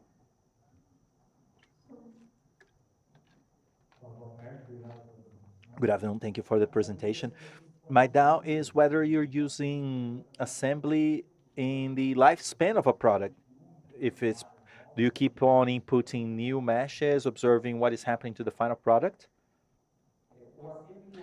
We use assembly, as Gustavo said, yeah, in that case, it was a reactive case, right? Because we started using assembly when we had a very low dimensional rate at that part, though we understood the nice small items had good dimensional use. So we developed that tool together and we reached that rate. What Gustavo mentioned is within development to get to that rate, the light is getting in the way a little bit here.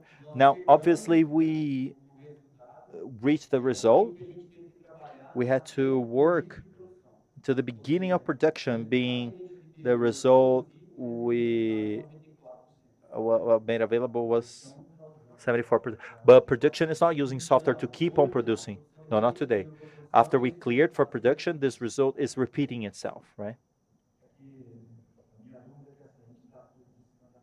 While we're seeking the tool to use throughout the improvement of product, yeah. Because stamp parts, they vary. Tools will degrade, and so today we're not applying to that concept. We're applying for development. And correct. The whole objective is to reduce development time, the amount of dimensional loops to get slots freed up, to shave off time off of that, right? So we have a high. So knowing the stamped part for it not being 100% dimensional may be okay in the set.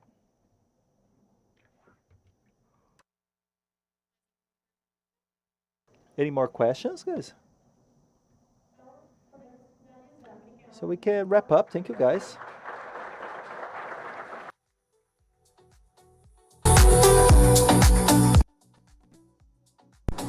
Pessoal, então agora nós temos o Well, guys, now we have our coffee break that will be served at the entrance, just like in the morning. And we shall be back here. Let me confirm what the time is. We'll be back at 3:45 for fiscal incentives for research and development. Everything we have been talking, we're going to have an award for key users and the news for the following year. So make yourselves comfortable.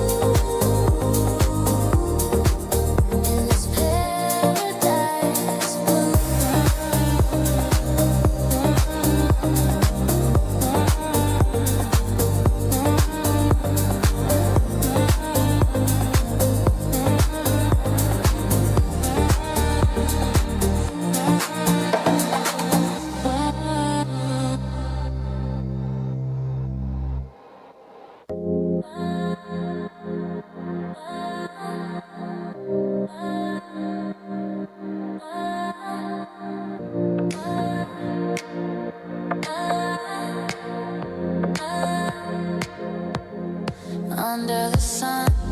My body's free. Waves are whispering, come to me.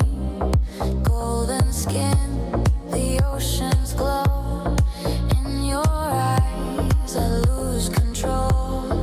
Take me higher, the mountains fire. Feel my heartbeat closer, wilder. Ocean kisses on my skin. Let this paradise begin. Dance with me tonight.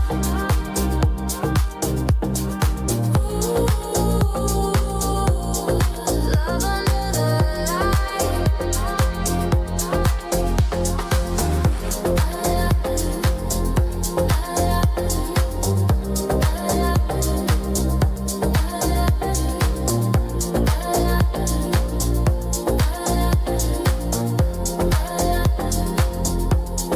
Your touch melts into the breeze. Every moment sets me at ease. Heat is rising, can't let go. Ibiza dreams in the sea's flow. Take me higher in the mountains fire. Feel my heartbeat closer, wilder. Ocean kisses on my skin. Let this paradise begin. In this paradise with you. Stay with me under the blue sky. Kiss me slow, let the world fly by. Every wave carries our truth. I'm in heaven here with you.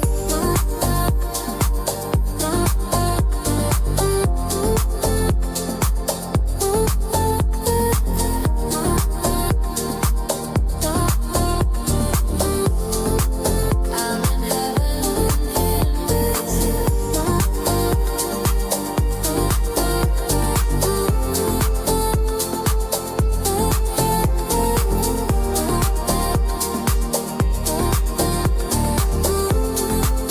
In this paradise blue, your laughter blends into the breeze.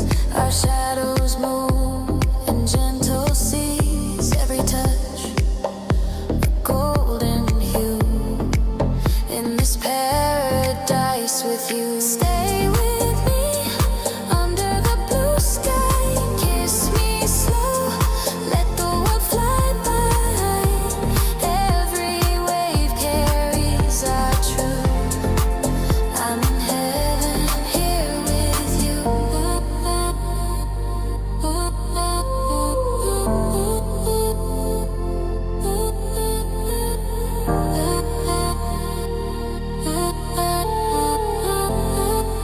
I'm in heaven here with you.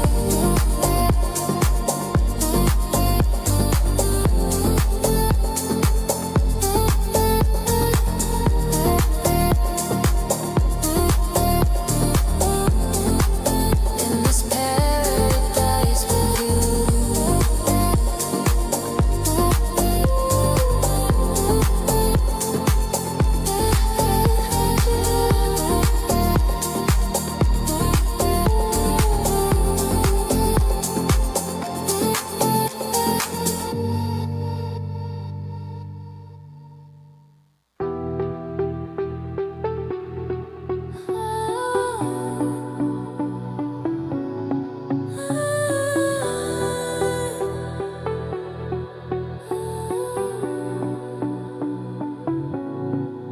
Under the sun, my body's free.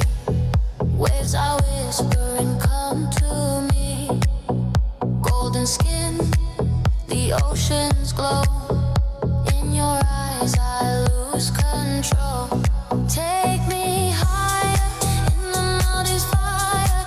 Feel my heartbeat closer, wilder. Ocean kisses on my skin. Let this paradise begin. Ooh, dance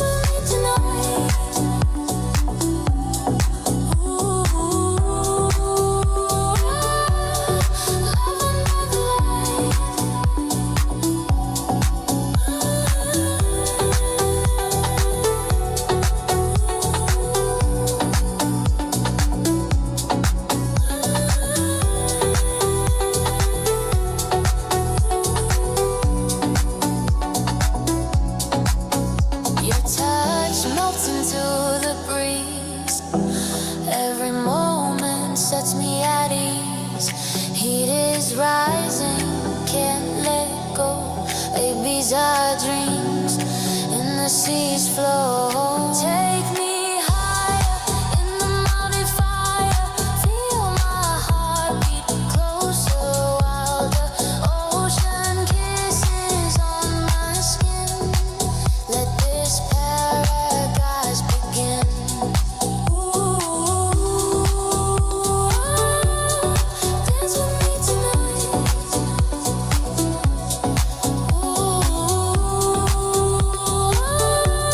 Love under the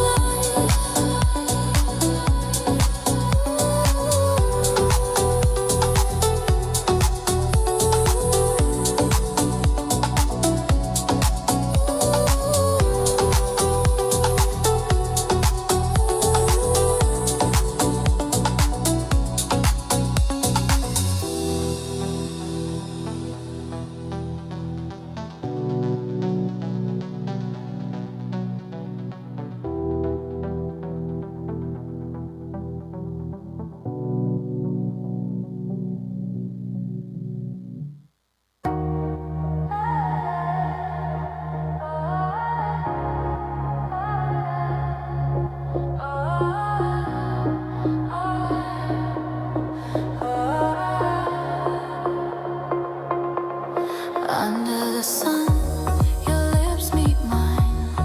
Every touch feels like summer wine. The world fades, just me and you, wrapped in the ocean's blue.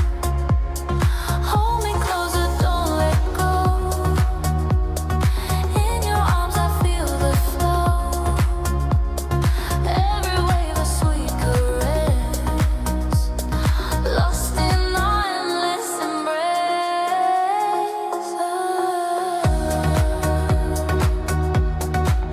In this endless embrace.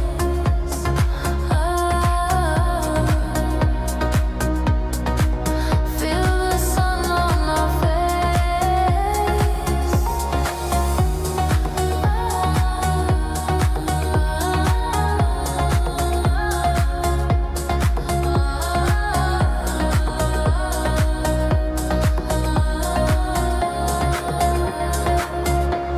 Your heartbeat's dancing next to me, skin to skin by the turquoise sea. Every breath a gentle fire. You're my only desire. Hold me closer, don't let go. In your arms I feel the flow. Every wave a sweet caress. Lost in our endless embrace.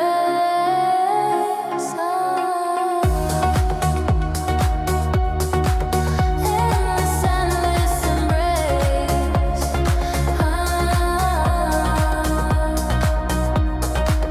Feel the sun on our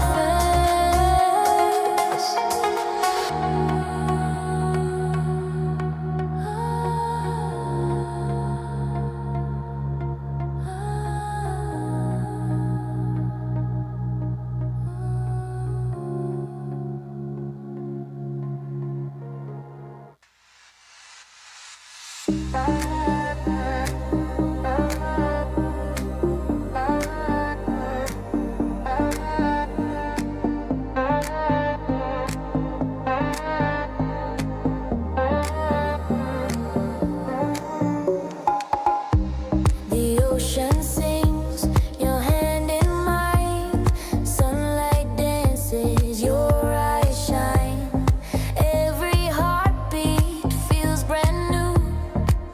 In this paradise with you. Stay with me under the blue sky. Kiss me slow.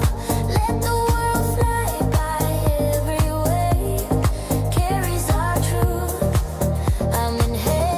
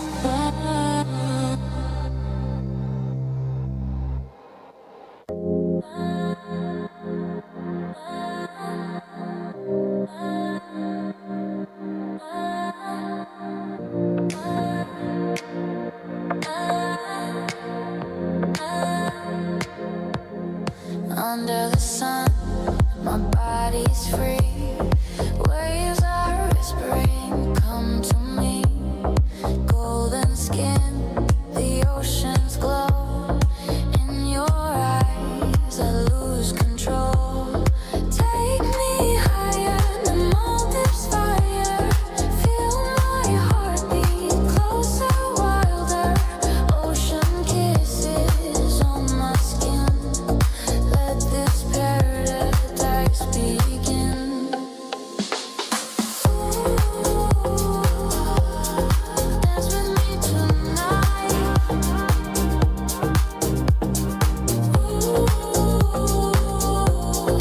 Love under the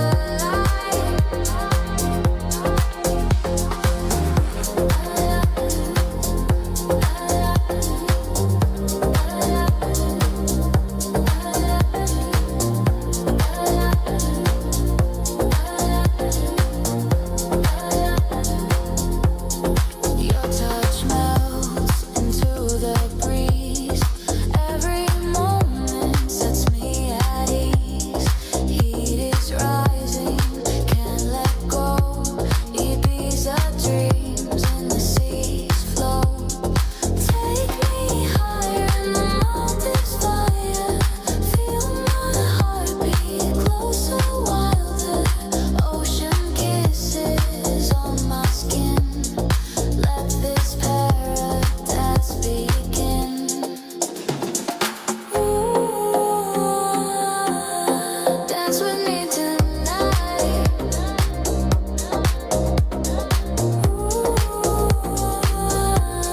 Love under the light.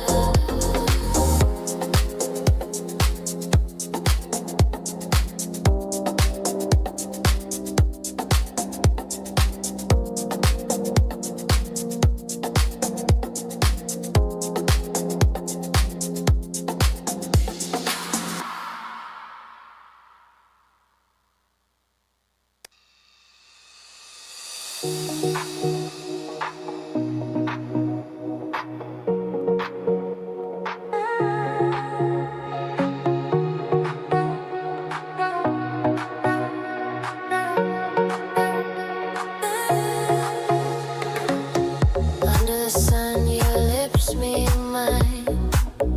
Every touch feel like summer wine. The world fades, just me and you, wrapped in the ocean's blue. Hold me closer, don't let go. In your arms, I feel the flow. Every wave, sweet caress, lost in our endless embrace.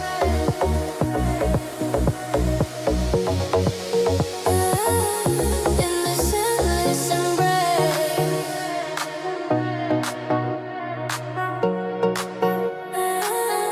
Feel the sun on our face.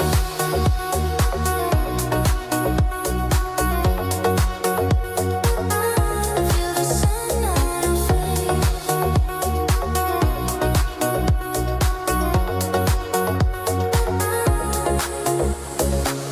Your heartbeat's dancing next to me. Skin to skin by the turquoise sea. Every breath a gentle fire. You're my only desire. Hold me closer, don't let go. In your arms, I feel the flow. Every wave a sweet caress, lost in our endless embrace.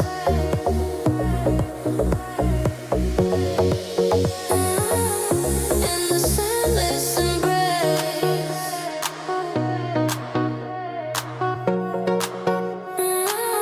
Feel the sun on our face.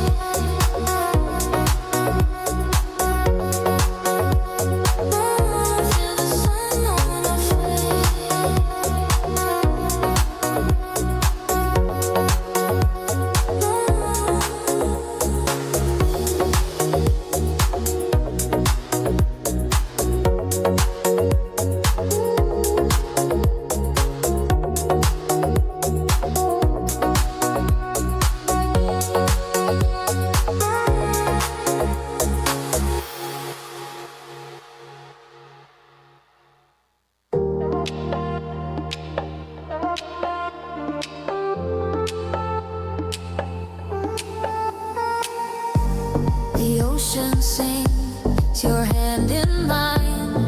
Sunlight dances, your eyes shine. Every heartbeat feels brand new. In this paradise with you. Stay with me under the blue sky. Kiss me slow, let the world fly by. Every wave carries our truth. I'm in heaven here with you.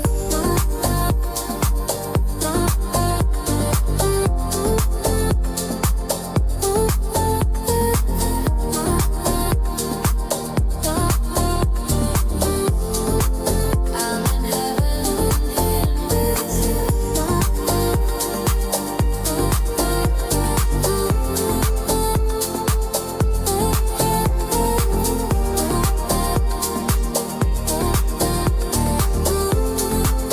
In this paradise blue, your laughter blends into the breeze.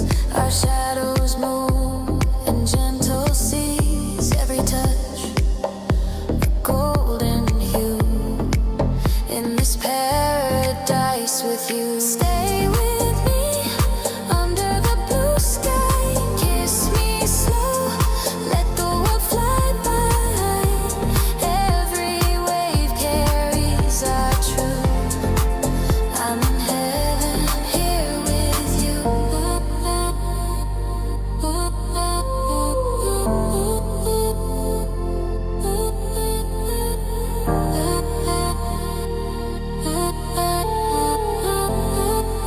I'm in heaven here with you.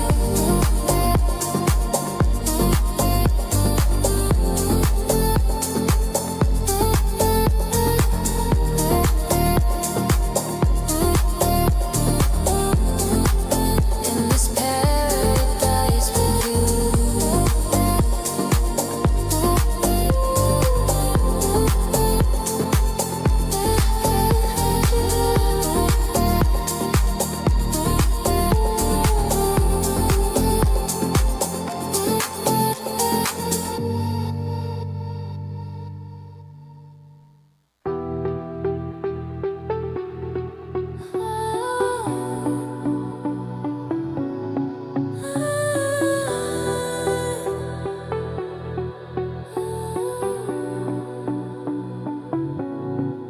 Under the sun, my body's free.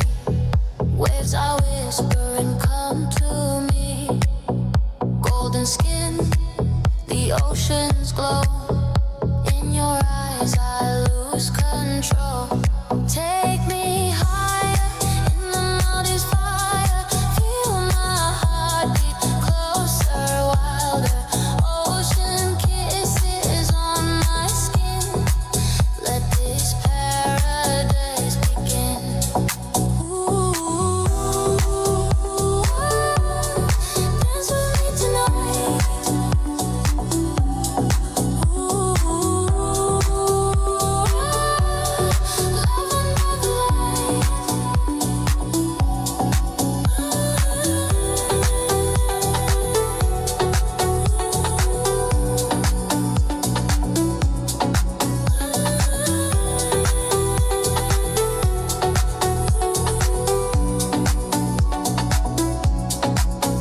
Your touch melts into the breeze. Every moment sets me at ease. Heat is rising, can't let go. Baby's our dreams, and the seas flow. Take me higher, in the mountain fire. Feel my heartbeat closer, wilder. Ocean kisses on my skin. Let this paradise begin.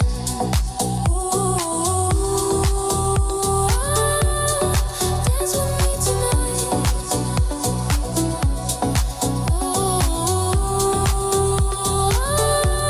Love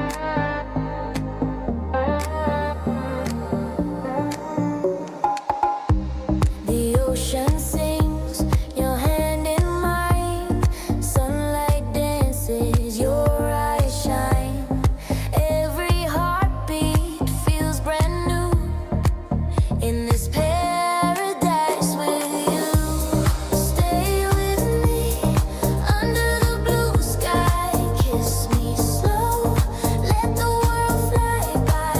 Every wave carries our truth. I'm in heaven here with you.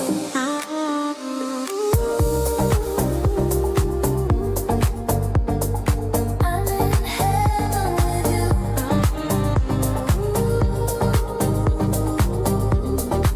In this paradise blue.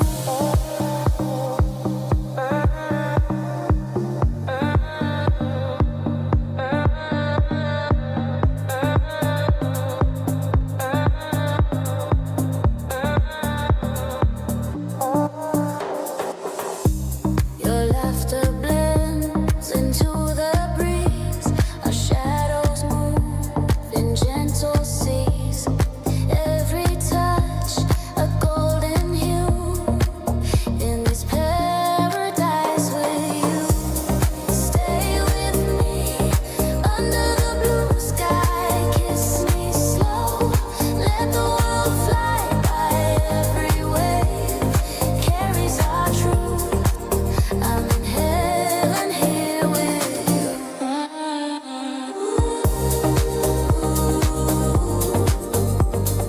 I'm in heaven with you.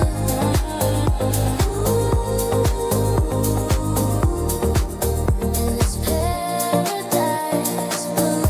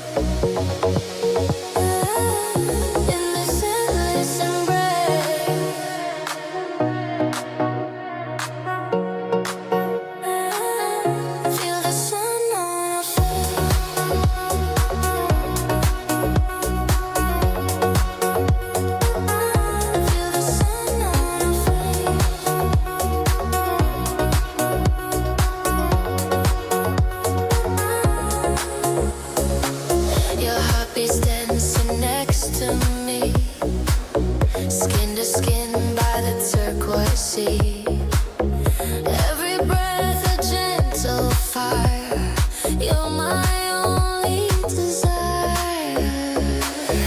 Hold me closer, don't let go. In your arms I feel the flow. Every wave a sweet caress, lost in our endless embrace.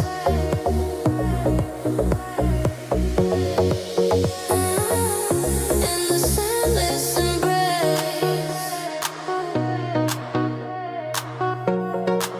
Feel the sun on our face.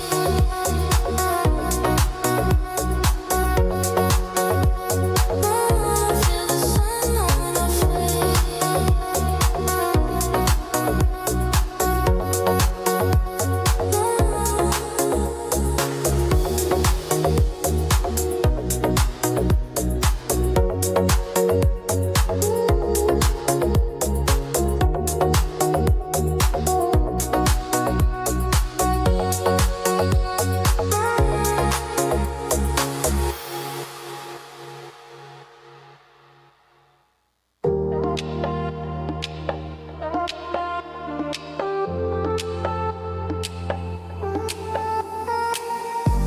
The ocean sings, your hand in mine. Sunlight dances, your eyes shine. Every heartbeat feels brand new. In this paradise with you. Stay with me under the blue sky. Kiss me slow, let the world fly by. Every wave carries our truth. I'm in heaven here with you.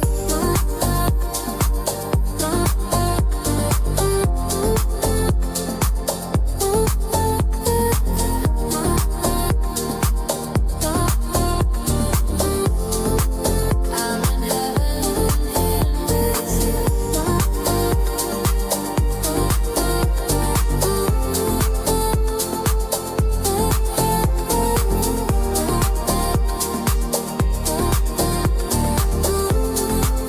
In this paradise blue, your laughter blends into the breeze.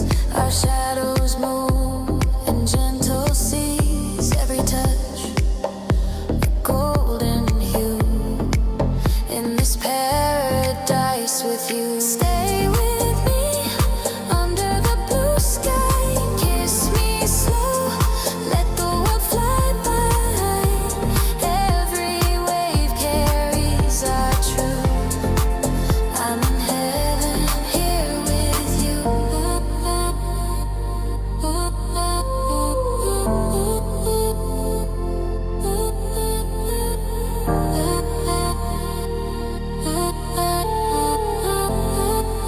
I'm in heaven here with you.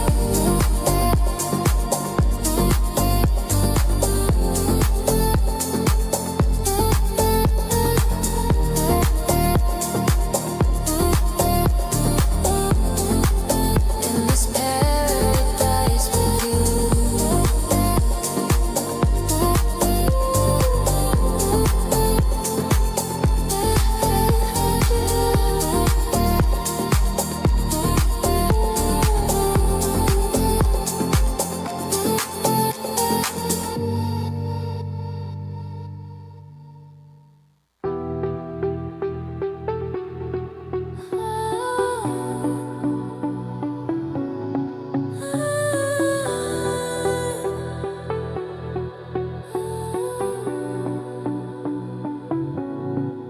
Under the sun, my body's free.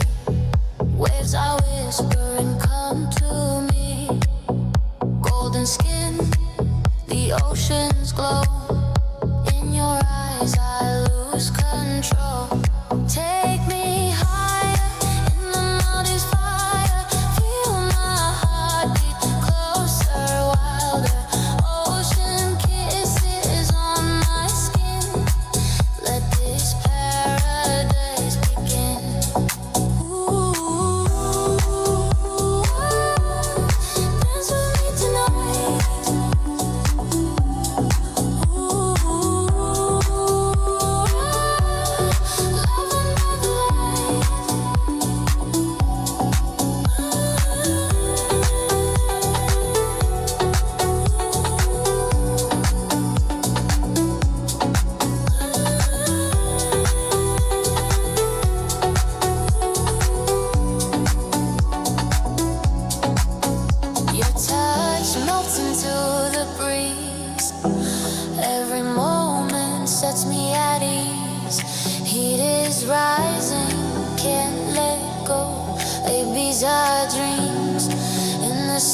flow. Take me higher in the mountain fire. Feel my heartbeat closer while the ocean kisses on my skin. Let this paradise begin.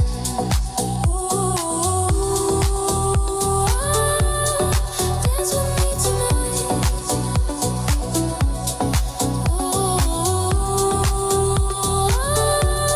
Love under the light.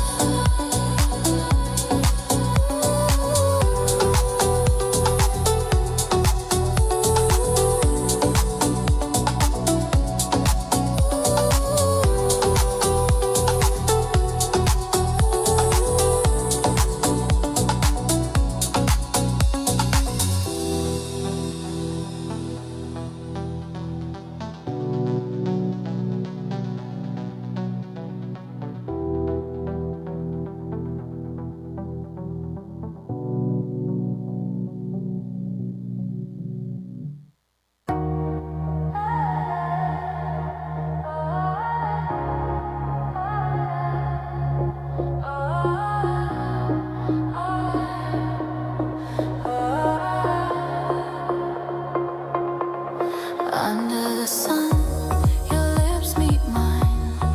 Every touch feels like summer wine. The world fades, just me and you, wrapped in the ocean's blue. Hold me closer, don't let go. In your arms I feel the flow. Every wave a sweet caress. Lost in our endless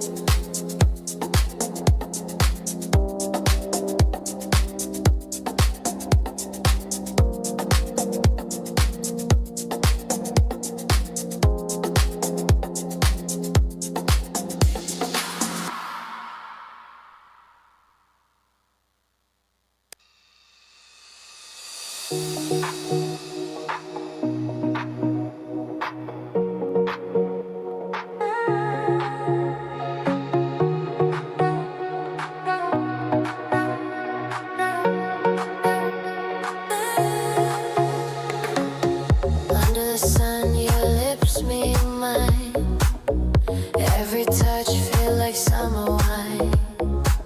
The world fades, just me and you, wrapped in the ocean's blue. Hold me closer, don't let go. In your arms I feel the flow.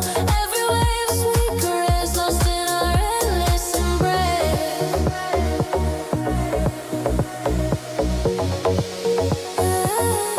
In this endless embrace.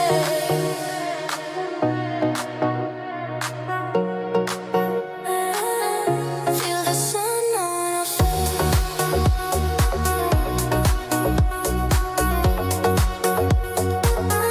Feel the sun on our face.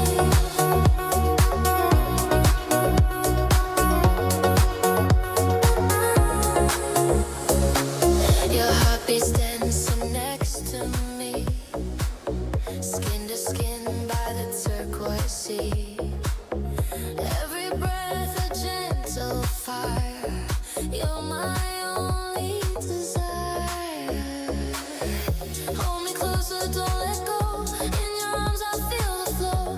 Every wave a sweet caress, lost in our endless embrace.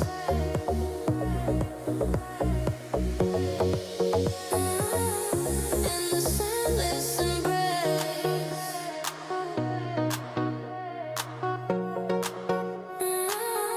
Feel the sun on our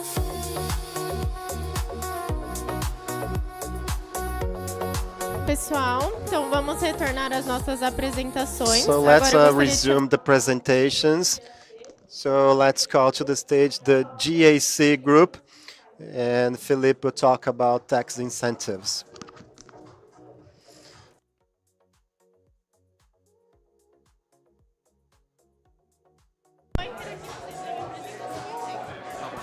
Quanto tempo? 30 minutos total, né? Com as perguntas também já, né?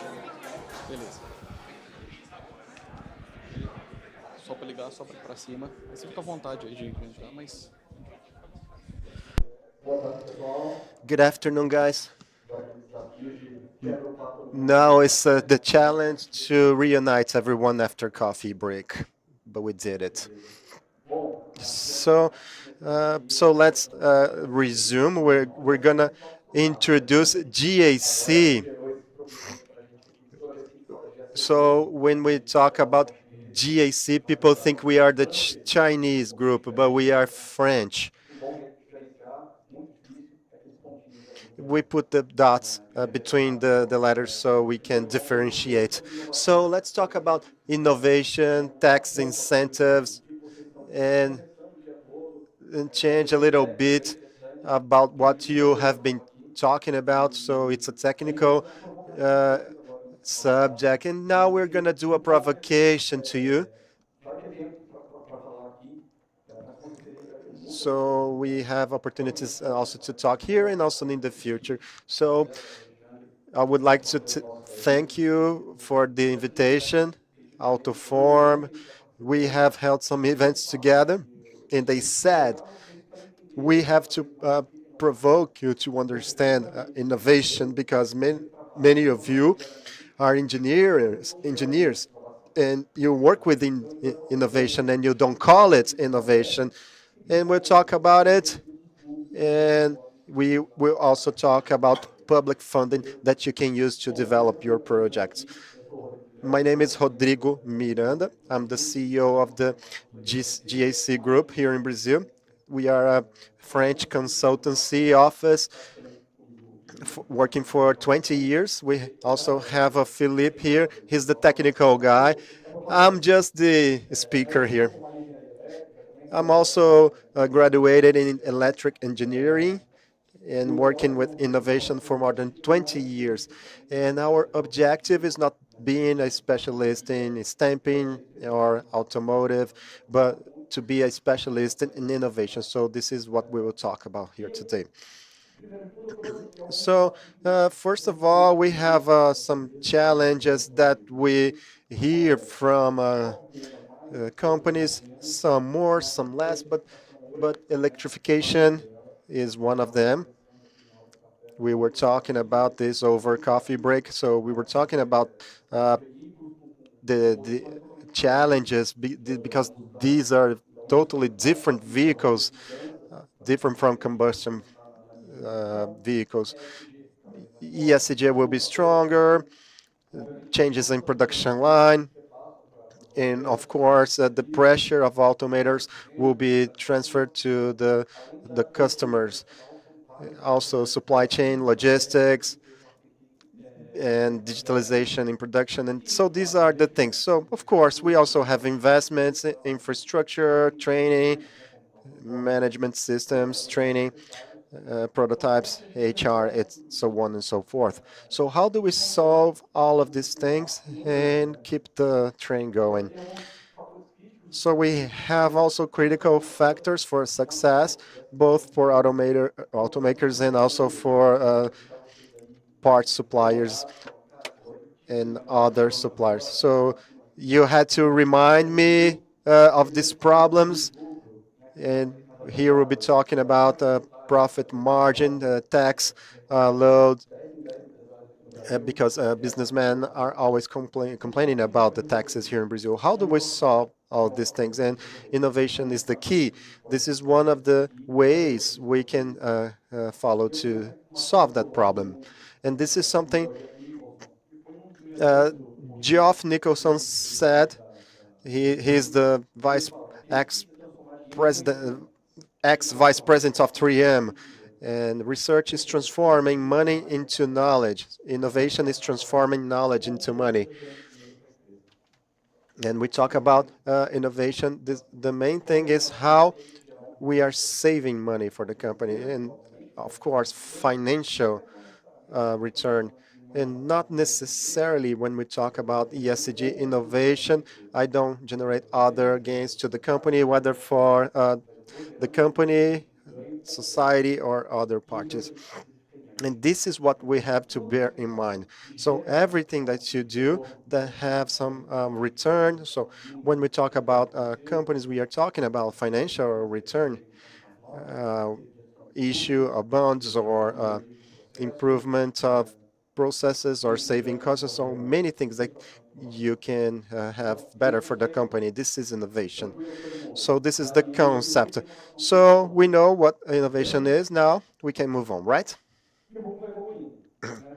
And the world evolves. So we have a 1920 production lines started back then. I will not talk about this, but it was a change in the world when Henry Ford created the production line. So then in the 90s, we had the creation of ISO.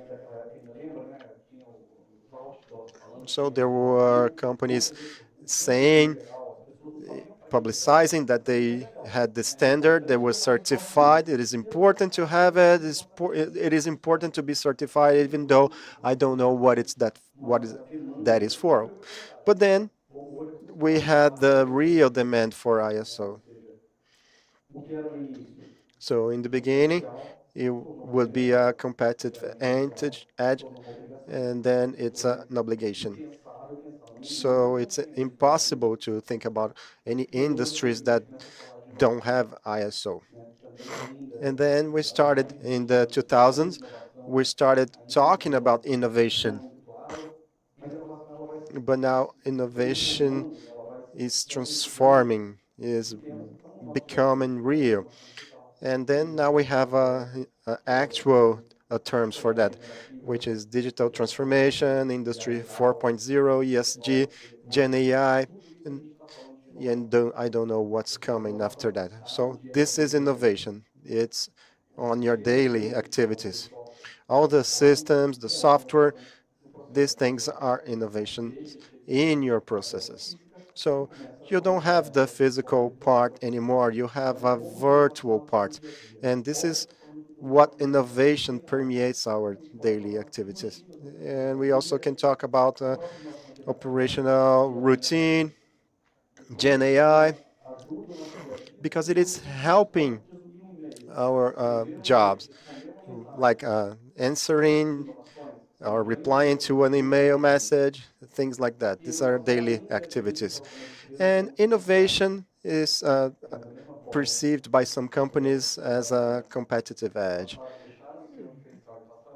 and some of them processes that I showed here, they were innovation and it become an obligation. And now I think obligation will become an obligation. And not all companies have to innovate the same way. In order to innovate, you must have an innovation system. You must have a method, governance, good practices to innovate. And this is what is ISO provides. So companies now understand the benefits of ISO and how it can help them.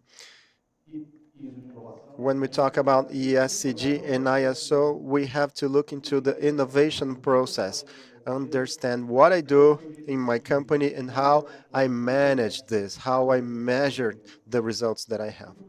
And this is, what is that for? I like this image because it illustrates what I'm talking about. So you may know this guy, Shaquille O'Neal, one of the greatest basketball players of history, but he would be terrible at free throws.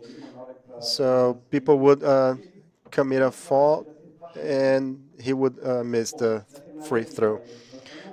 So he's now throwing the free throw with his eyes folded. And what is the chance of this going right? But you may think that some companies are innovating this way. They don't have the ability to innovate in a consistent basis. Maybe they get it right, they have some good ideas, but this is not a continuous process because they are blindfolded and they don't know where they are going. So this is an excellent metaphor to talk about innovation. So how is your company innovating? What is the way you are heading for? So what do you want to get with innovation? So if the answer is to serve the customers what they ask, I can do, okay, but so you go with the flow and you do what they want, can you just, look for different things? So this is what companies should do. They should look into strategies, remove the blindfold, and define a management system that will get them better results. And then they will define why, what, how, and who, and what they expect from innovation. This is what it's all about. And there's this study. Some consultancy offices, these are listed companies in the New York Exchange. So they separated the companies that invested the most in innovation and the ones that invested better. So the spenders and the innovators. And for 10 years, they got to this conclusion in a simple way. The ones who had the best results were not the ones who spent more, but the ones that spent better. So the one that throw more balls, more the ones that get the basket. So this is what we want. So from now on, so I want more, $1,000 million to invest in innovation. So you have to spend a lot of money. Yes, Brazil spends not so much, and we should spend more, but we should spend better. So this is the message that we want to bear in mind here today. But then it sounds like magic, right? I mean, how am I supposed to invest better, reducing my profit margin, paying less taxes, ensuring the company will look at that, defining processes? That's a lot to bear, right? And the fire's happening day to day, right? I have to worry about my routine. That's what we're here to tease about, right? We're going to bring to you how to capture resources for innovation in Brazil. I'm sure many of you have heard about the Volver program, FINEP, BNDES, Embrapi, Lei do Bem, right? So all these fronts we're going to try and debate with you how important it is to look at all that. I'm sure many of you have never heard of these examples I just mentioned. So look how much money we're leaving on the table, right? And another example of this other work we did 2, 3 years ago with Embrapi in partnership with Sindipessas. GSC was hired by them because inside Rota 2030, an incentive program for the automotive sector, yeah, up until 2023 was the Mover program. And they had resources available for investment and innovation inside companies, right? So the companies would go to Embrapi saying, okay, I got this project, I want this resource allocation for this loss fund, yeah, an economic intervention, right? But companies would not go. They would tell us, yeah, saying, help me out. I will select 10 companies here for us to understand and do some capturing, right? There's even a client of ours that participated in this program. We went there, sat down with these companies, and we basically had this innovation journey. We understood what each one of their difficulties were, how they could perfect themselves, prepare further to use the benefit for the good, capturing resources for Rota 2030. That was our role there, after all, right? To run this diagnostics, understand different companies from different sizes and different regions in Brazil, even at this very different maturity stage and innovation, right? So, but that was our role. Right? What was their strategy for innovation? Yeah, obviously most of them did not have even heard of that, right? And we had to explain to them, okay, what you're doing has innovation. That would generate surprise in them. It's like, wow, so last year I doubled that because we had another giant project. I lost that money. And I said, well, look at the glass half full. It's not that you lost a lot of money. You have the opportunity to make more money up ahead. So we did that. And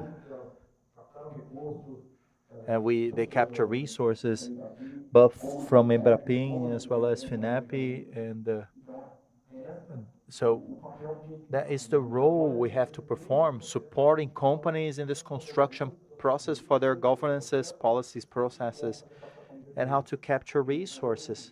What we hear the most is that the company saying, "Ah, that's not for me. This is for large companies, GM guys, Stellantis guys, right?" To me, it won't get there. Well, it does, right? And here's the proof. Yeah, many clients we provide services to. Felipe, tell us about Programa Mover and Lei do Bem, right? Well, yeah, and just an addendum, yeah, to be aligned with what innovation is, understanding what it is about, whether I'm practicing that, yeah. Well, look, when you're presenting all these methodologies to us, these processes you end up developing, it brings a spark in people's eyes, yeah, for the consultants, yeah, in that segment specifically. So many things that you develop and companies end up developing are not understood as innovation on a legal perspective. So we're talking about public policies that foster innovation.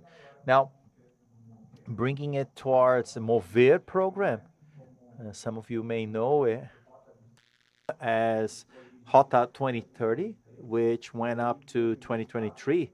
And in 24, we had the Mover program to replace it. Obviously, it was a subject that it's still pretty hot because it ended up granting incentives that are even greater than Rotas. Basically, the VIR program is more aimed at the automotive sector and will encourage innovation activities in the sector. So sustainability, decarbonization. Now, remember those keywords, yeah, if you ever have to. Now, today we have two main points that end up being approached in the Mover program, which is the reduction of tax burden and also tax incentives at different aspects, right? How are these 2 points dealt with? First, there's a filter, right? Companies that may be granted this kind of incentive Basically, they have to invest in P&D. Obviously, it's everything we're talking about, right? They must have a cost center. They have to work in the regime for real profit, and they have to be enabled in the incentive, right? And the good part everyone wishes to know, the best part here, the main incentive, the main resource aimed derived from the Volver program is the credits. Basically, everything you invest in R&D, there is approximately, it's starting at 50% return. So there's $1 million in my project. Wonderful. The Mover program is able to capture starting at 50% with some tax discounts, right? And prescribed by law. But we start at 50% up until 320% on what you invested. And I'm not only talking about palpable resources, I'm talking about everything you spend with consumption material, for instance, people, services, equipment, and so on, right? So the range of possibilities the Mover is able to provide is so big. And besides those tax credits on your innovation projects, we still have other points the law treats, right? For instance, the reduction of IPI. So there's points for encouraging decarbonization, sustainability. And it works a little differently. So companies that end up fostering this kind of activity, they are able to get reduction. Now those that go against that kind of activity end up getting an increase in that tax burden. Now, for importation taxes, we're also able to get this kind of reduction. But for non-produced auto parts, yeah, I mean, it must be the case for a lot of you here. And anyways, so I think the main point for us to highlight here is that Mover is able to also encourage more basic activities like phenomenological researches as well as supplier capacitation, right? The idea is for the incentive to be broad and for it to be able to get the wheels turning, right, in the automotive chain. So I think an important point there for obligations and duties, right, because it's an incentive as a enabler, right? The company must fulfill a few commitments, basically aimed at R&D investments through proof and evidence, yeah, along their performance during the year, right? So the better the performance, the better the money, the better the most they have to prove performance. So we're talking about the law for good, the lei do bem, right? So we have this difference, yeah. So the lei do bem, the law for good, it's a broader incentive. Mover is for automotive sector, obviously. So it's got all the requisites aimed at this sector specifically, and lei do bem is a bit broader. The nice thing is that we can use both simultaneously. So one won't exclude the other. So it's a complaint of 10 out of 10 entrepreneurs in Brazil, right? So we can use both laws here together. So generally speaking, the Lei do Bem will be very similar to Mover, but while Mover, we have to have previous enabling, right, to use in the first quarter of 26, Lei do Bem, we can do it almost immediately. So there's no prior approval. I just inform the government, in the case, the Ministry of Innovation Technology, CPI, right? I developed this innovation project during 2025. Reason why I have the right, I'm entitled to a credit. Very similar to what we get as a person, right, regarding health and so on. When I do my tax declaration next year, right, I will say how much money I spent with doctors, and here's the invoice. It's legible. Your fiscal benefit is approved. So Lei do Bem, obviously it's a little bit more detailed, right? The level of information, but generally speaking, that's it, right? The company has to invest in innovation. It's inside real profit. Another difference compared to Mover, the company must have profit throughout the year, right? So you can, yeah, because you are going to discount based on what you make, right? I wish I had more time. We only have 8 minutes, however, so I'm going to try to speed up a little bit. Here a little bit of incentive calculation. So generally speaking, we're talking every 1 million or 1,000 reais you invest in innovation, 200 are not no longer tax declaration, right? So human resources, consumables, simulations, legal entities. So we're going to remove that in about 20% in terms of taxes, being able to reach up to 34%. Yeah, if you include some accelerators in the program. This is something nice here, guys. We're talking a lot about more towards the engineering sector and project stamping or parts. But here, when it comes to innovation, we're talking about Lei do Bem or Mover, and we broaden it to all the sectors in the company.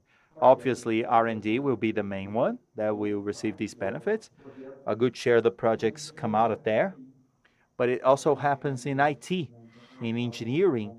So when it comes to automakers and parts, and many engineering areas are developing projects, right? It's not 100% of everything you do, right? That's our role as consultants to help you understand what is incentivized R&D projects and what are not. But what we've been noticing, especially with digitalization, it's been happening inside logistics, HR, finance, accounting, and so on. Many areas start getting innovation projects, especially because of digitalization. So we have to look at all these areas and say, well, but I had this area with not enough projects, 150,000 reais they spend this year, another annual rate that they spend 100,000. It's not a lot, but we start looking for many small projects inside the company. We could be talking about 2 to 3 million reais in tax renouncement, right? Like, so these companies, they use this tax incentives a lot to take it to the board, yeah, and say, okay, I'm doing the budget for next year. I'll spend 1 million reais in project. So if the company is using Movera or Lei do Bem, the cost will drop in 20, 30, 50%. So this project won't cost 1 million, or it will only cost 600,000 for the company. So things start changing, right? So the company says, well, let's invest more then. So let's increase the amount to 2 million because effectively, yeah, I'll get a lot of money in tax waivers, right? So we have this project that is idle, and it could be tax incentivized there with the Lei do Bem, right? So let's take it forward. That's the main provocation, right? Obviously, we're talking here about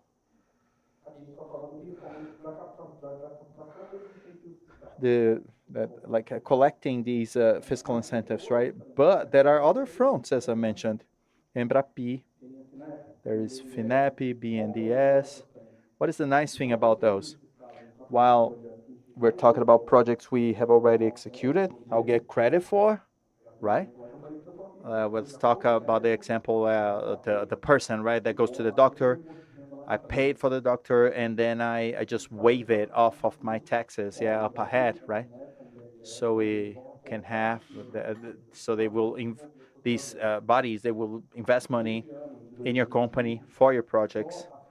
In 2025 alone, FINEP they will close with 17 billion reais worth of innovation. BNDES, also another amount, reaching close to 20 billion. In Brapi, among other sectors and programs they should reach 8 to 9, meaning there's a lot of available resource for innovation, right? What must we do? Sit down, understand what we got in terms of innovation, put together a business plan, present it to us. Rodrigo, I have a hard time doing it. Well, our aim is exactly that, to aid you in that front, right? I'm running out of time here. Just, well, what is the methodology? How do we work? How can we help you? We run a diagnostic. We'll sit down with you, understand what areas in the company work with innovation, whether innovation is part of your routine, and then we take it to projects taking place, what projects are going on, what departments, what kind of controls that are, how much you're spending with those projects, the kind of fiscal incentive makes sense for the company at that moment. As I said, there are some prerequisites that must be fulfilled, right? We present that to the government, meaning it could be a fiscal incentive or something else. And we do the whole follow-up to the prescription of this process. So we follow the company for the next 5 years. So you get auditing in the board. Anything changes in the company, will be helping you out, yeah, end to end. Something nice here, as I mentioned, for Lei do Bem, we can use the benefit this year. We're reaching the end of the year. Beginning of January, companies will be paying their taxes. And it is a moment to use Lei do Bem, right?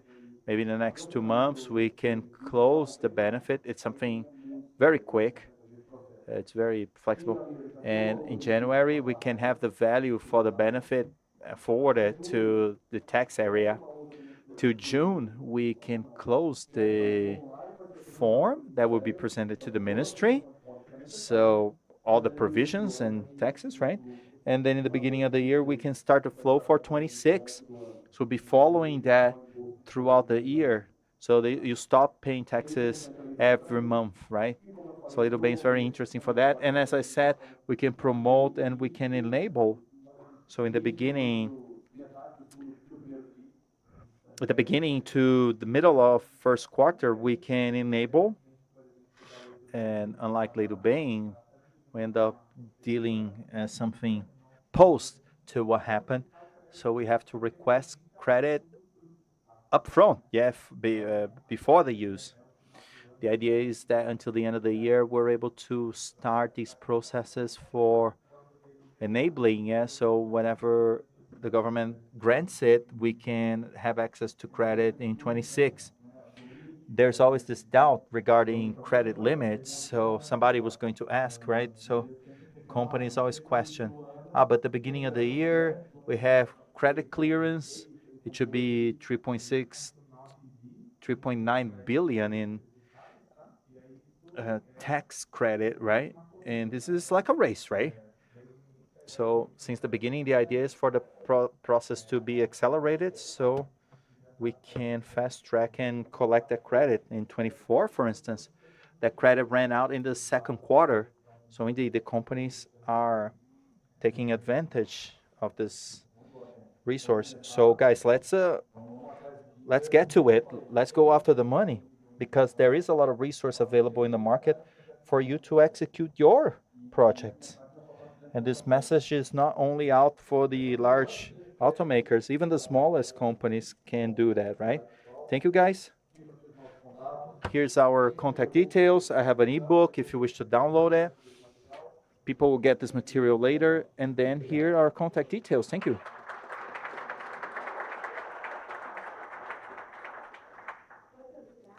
Thank you so much, guys. Does anybody have any question regarding the subject? None? I'm happy. Yeah, we're able to explain it well then. So we can wrap up. Thank you, guys. Oh, there is a question. Okay, hold on. Good afternoon. So how much the influence of the elections might change this strategy for the Mover law and this order you mentioned. Great question. It always comes up, yeah. During election year, every 4 years, we got these questions, yeah. Mover at first stance won't be changed for sure because it's validated till 2029. So that's this minimum expiration date, right? So there's this expiration date. The companies must fulfill their obligations. More than 180 companies are using this benefit already. So there's this planning involved for sure that won't run out, right?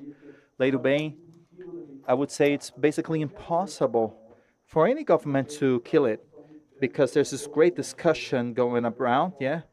Um, there's criticism and revisions of tax incentives in Brazil. Lots of tax incentive that people claim, right?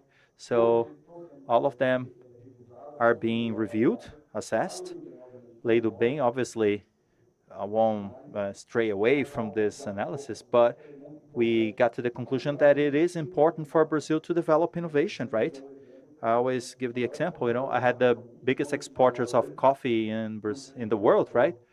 And a great importer of Nespresso, meaning it was a technology created abroad. We export commodity and import technology. Lei do Bem, one goal is to end that. So the chances of both incentives to end in the next 5 years is basically null. There may be some alteration, like we had with Mover, right? It came in evolving, being changed over time. So Lei do Bem can also suffer alterations. But for instance, in this month, it's turning 20. It exists in more than 80 countries around the world, similar laws. So it's very unlikely for it to end. One impact elections will have for sure is the availability of reimbursable resources and subventions, yeah, like FINEP, BNDES, and Embrapi.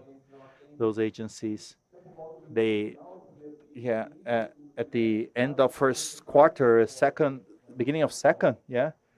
So they will make it available prior to the elections, yeah. There is a moment there you cannot have any bidding done. So we are expecting a very hot second quarter, 15 to 20 biddings throughout the sectors.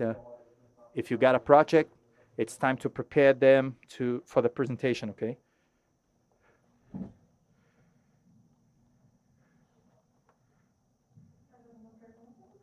Any more questions, guys?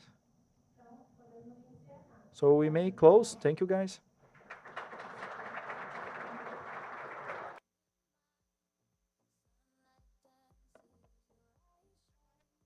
Ao palco. Now I would like to call here to the stage Leonardo, and he will now designate our key users, nominate our key users. Thank you, Ana. First of all, good afternoon for those who don't know me. My name is Leonardo Prata. I'm part of the AutoForm do Brazil team, and I'm here to present to you the key users of 2025. I was having a coffee outside, and some customers came to me and asked about the awards for key users. So who are the award winners? And in fact, key user is a award, but it's more than that. Key user is an acknowledgement. The acknowledgement for users that are significant for AutoForm and those who are super significant to our ecosystem. So when we talk about key user, when we think about a user, they must have the following characteristics. He must be an AutoForm user. He must be familiar with the technology and also be familiar with the processes. He also needs to be a multiplier of AutoForm solutions for the company he works. He must be aligned with the technology, and he must be relevant and influent in the market.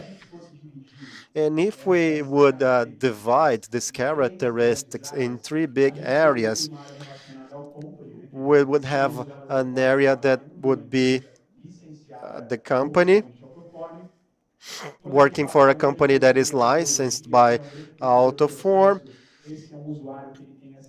and he will have the hard skills.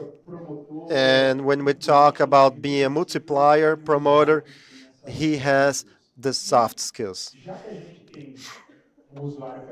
And as we have a user with these characteristics, we need a methodology to see if that user meets the characteristics or not. So we assess the first one, we company only if he works for a company officially licensed by AutoForm. And how do we assess the hard skills? He must have complied with some training sessions, Spring Back 1, Spring Back 2, testing and training. So this is how we know that this user can use our technologies. And he must have been trained with the current version. And we are now on the R13. And he must have a leveling test or completed the CAA with he must have the user certified, and there are some criteria that must be complied with in order to be certified. And how do we assess the soft skills of a key user? He must actively participate in our programs. So they are always checking, assessing if they are attending our events, business events, when we have webinars. So this is how we assess whether these users are attending the events.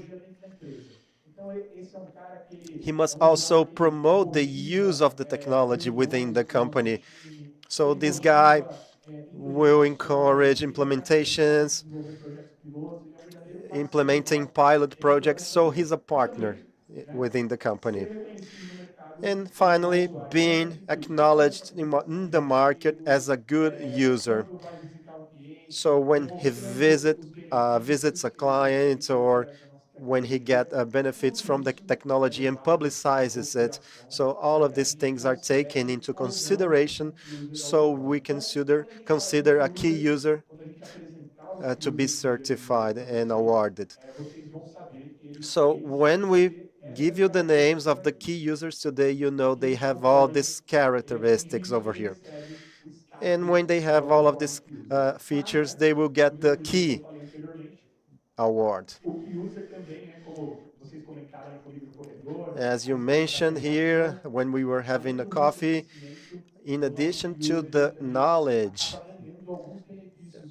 they will also have some benefits when they have the status of a key user. They can be acknowledged in seminars and events, as we are doing here today. We also post on social media. We also present them in some of our presentations. We have a list of key users. They also have a priority to participate in AutoForm events. Maybe we will have a specific event. We will give priority to these people. They will also get vouchers for free of charge training sessions. So they have access to free of charge training. They have a facilitated process to test new technologies. So it is in our interest. So they have this possibility of testing new technologies, a new module. They want to find a new area for actions. And he will also get the kit AutoForm. And finally, he will be certified, so they will get a certificate. And so he can whether put on the wall or to post on social media. So now, this is the time. We will call here to the stage our AutoForm key users. So I will call all of them, and I want to give them a round of applause. So please, Marcos Zoccarato is the first one.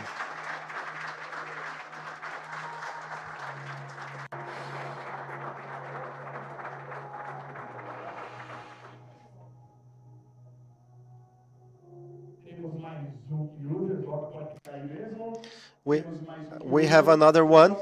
The next one from General Motors, Robson Felicio.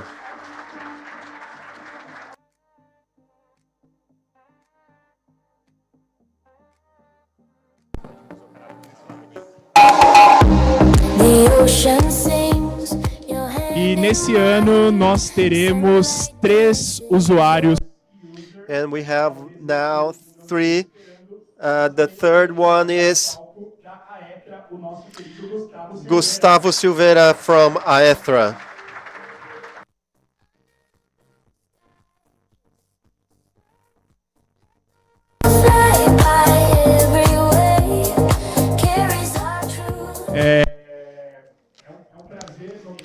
It's a pleasure to nominate you as key users, to have you as partners, as a multi-valued person of technology. So the least we can do is to thank you and acknowledge you.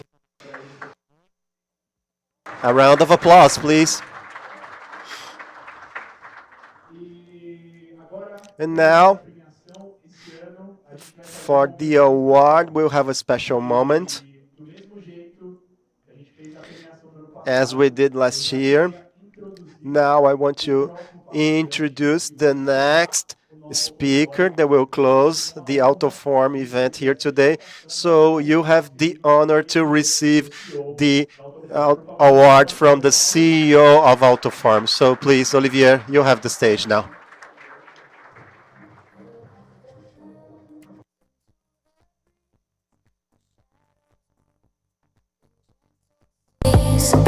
Every touch a golden hue in this paradise with you. Stay with me under the blue sky. Kiss me slow. Let the world fly by. Every wave carries our truth. I'm in heaven here with you.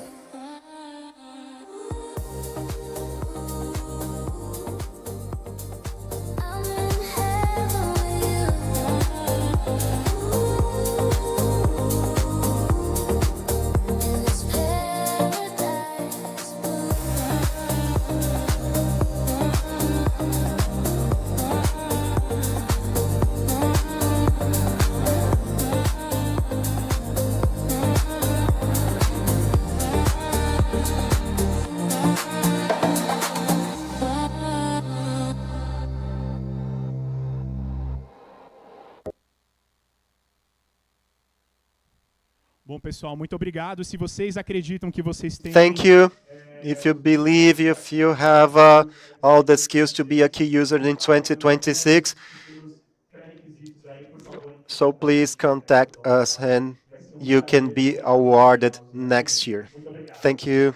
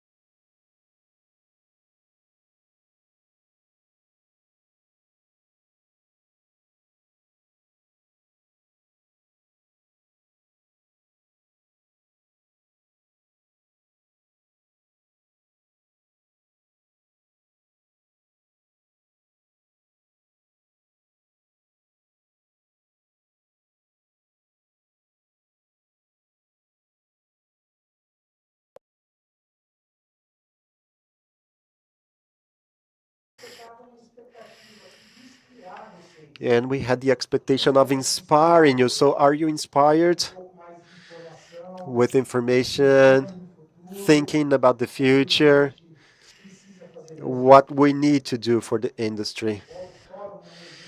AutoForum is an event that we will hold every year. So in 2026, we will think of an event like this.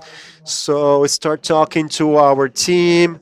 If you have any cases, if you want to present something interesting to present, we want to come back. We want to discuss always on this focus, connecting the ecosystem, learn together. You see that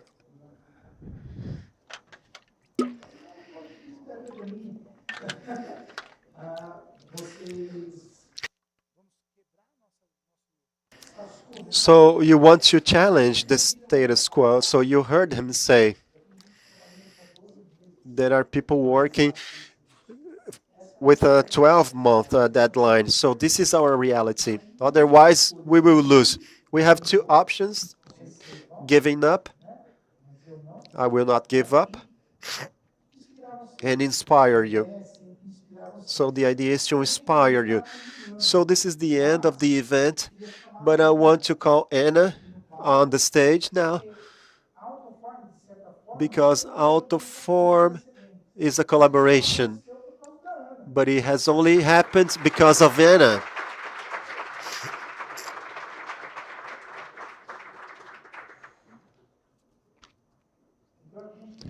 So we want to give you a gift.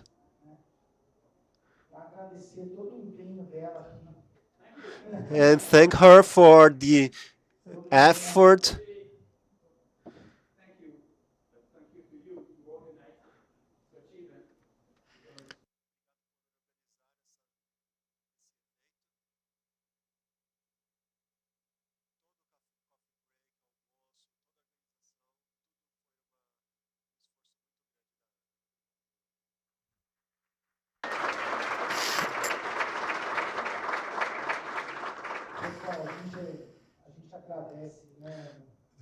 Thank you, Anna, and thank you everybody for the participation. And let's work for next year. Thank you everybody for the presence. Thank you guys from AutoForm that helped us to make this real. So your presence is important. Cesar, thank you for acknowledging. Thank you. Thank you guys.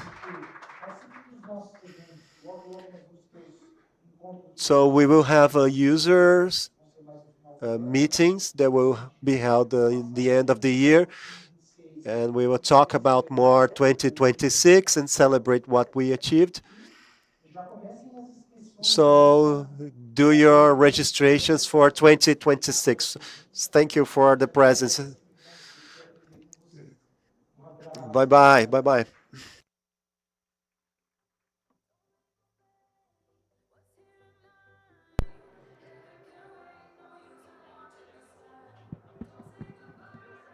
Just hold me tight. Heaven can wait. I wanna dance one more time. Give me the feeling again. Just one more time. Won't you give me the feeling that I'm forever young? Forever young. Forever young. Do you really want to live forever?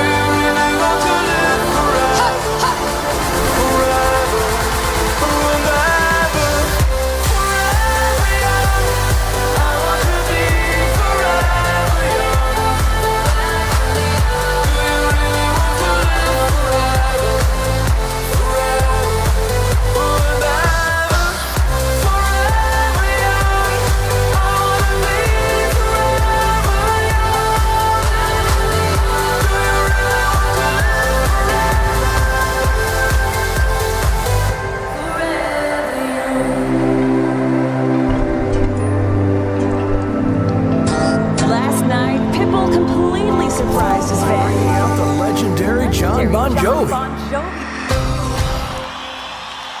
Creating a historic night on Pitbull's Party After Dark Tour.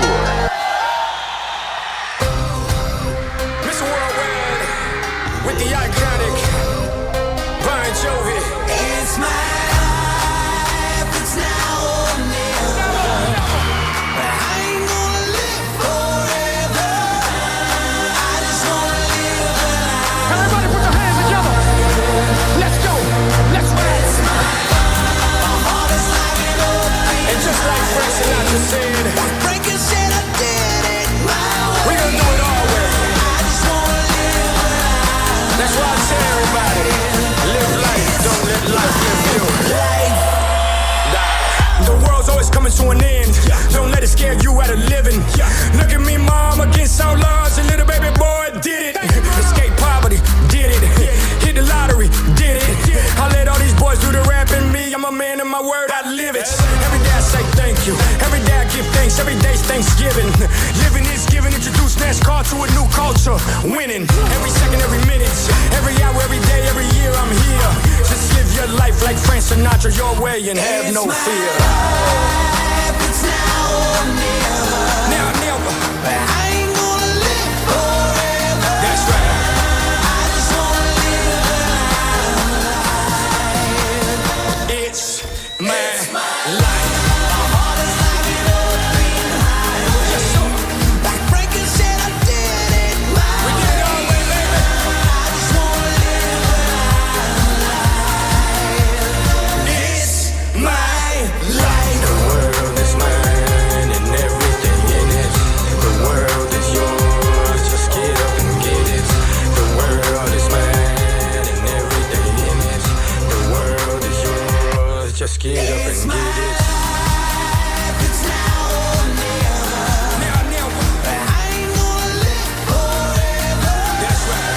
I just wanna live alive. It's my life. My heart is like an open highway. Yes, sir. Like Frankie said I did it my way. We did it our way, baby. I just wanna live alive. It's my life. Big round of applause for John Bon Jovi. We appreciate you more than you know. Thank you so much. I told you it was gonna be a magical night.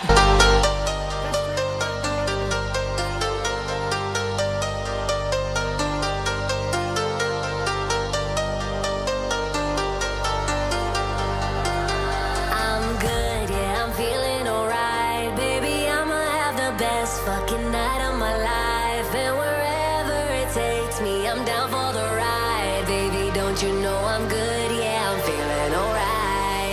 'Cause I'm good, yeah, I'm feeling alright. Baby, I'ma have the best fucking night of my life. And wherever it takes me, I'm down for the ride. Baby, don't you know I'm good, yeah, I'm feeling alright.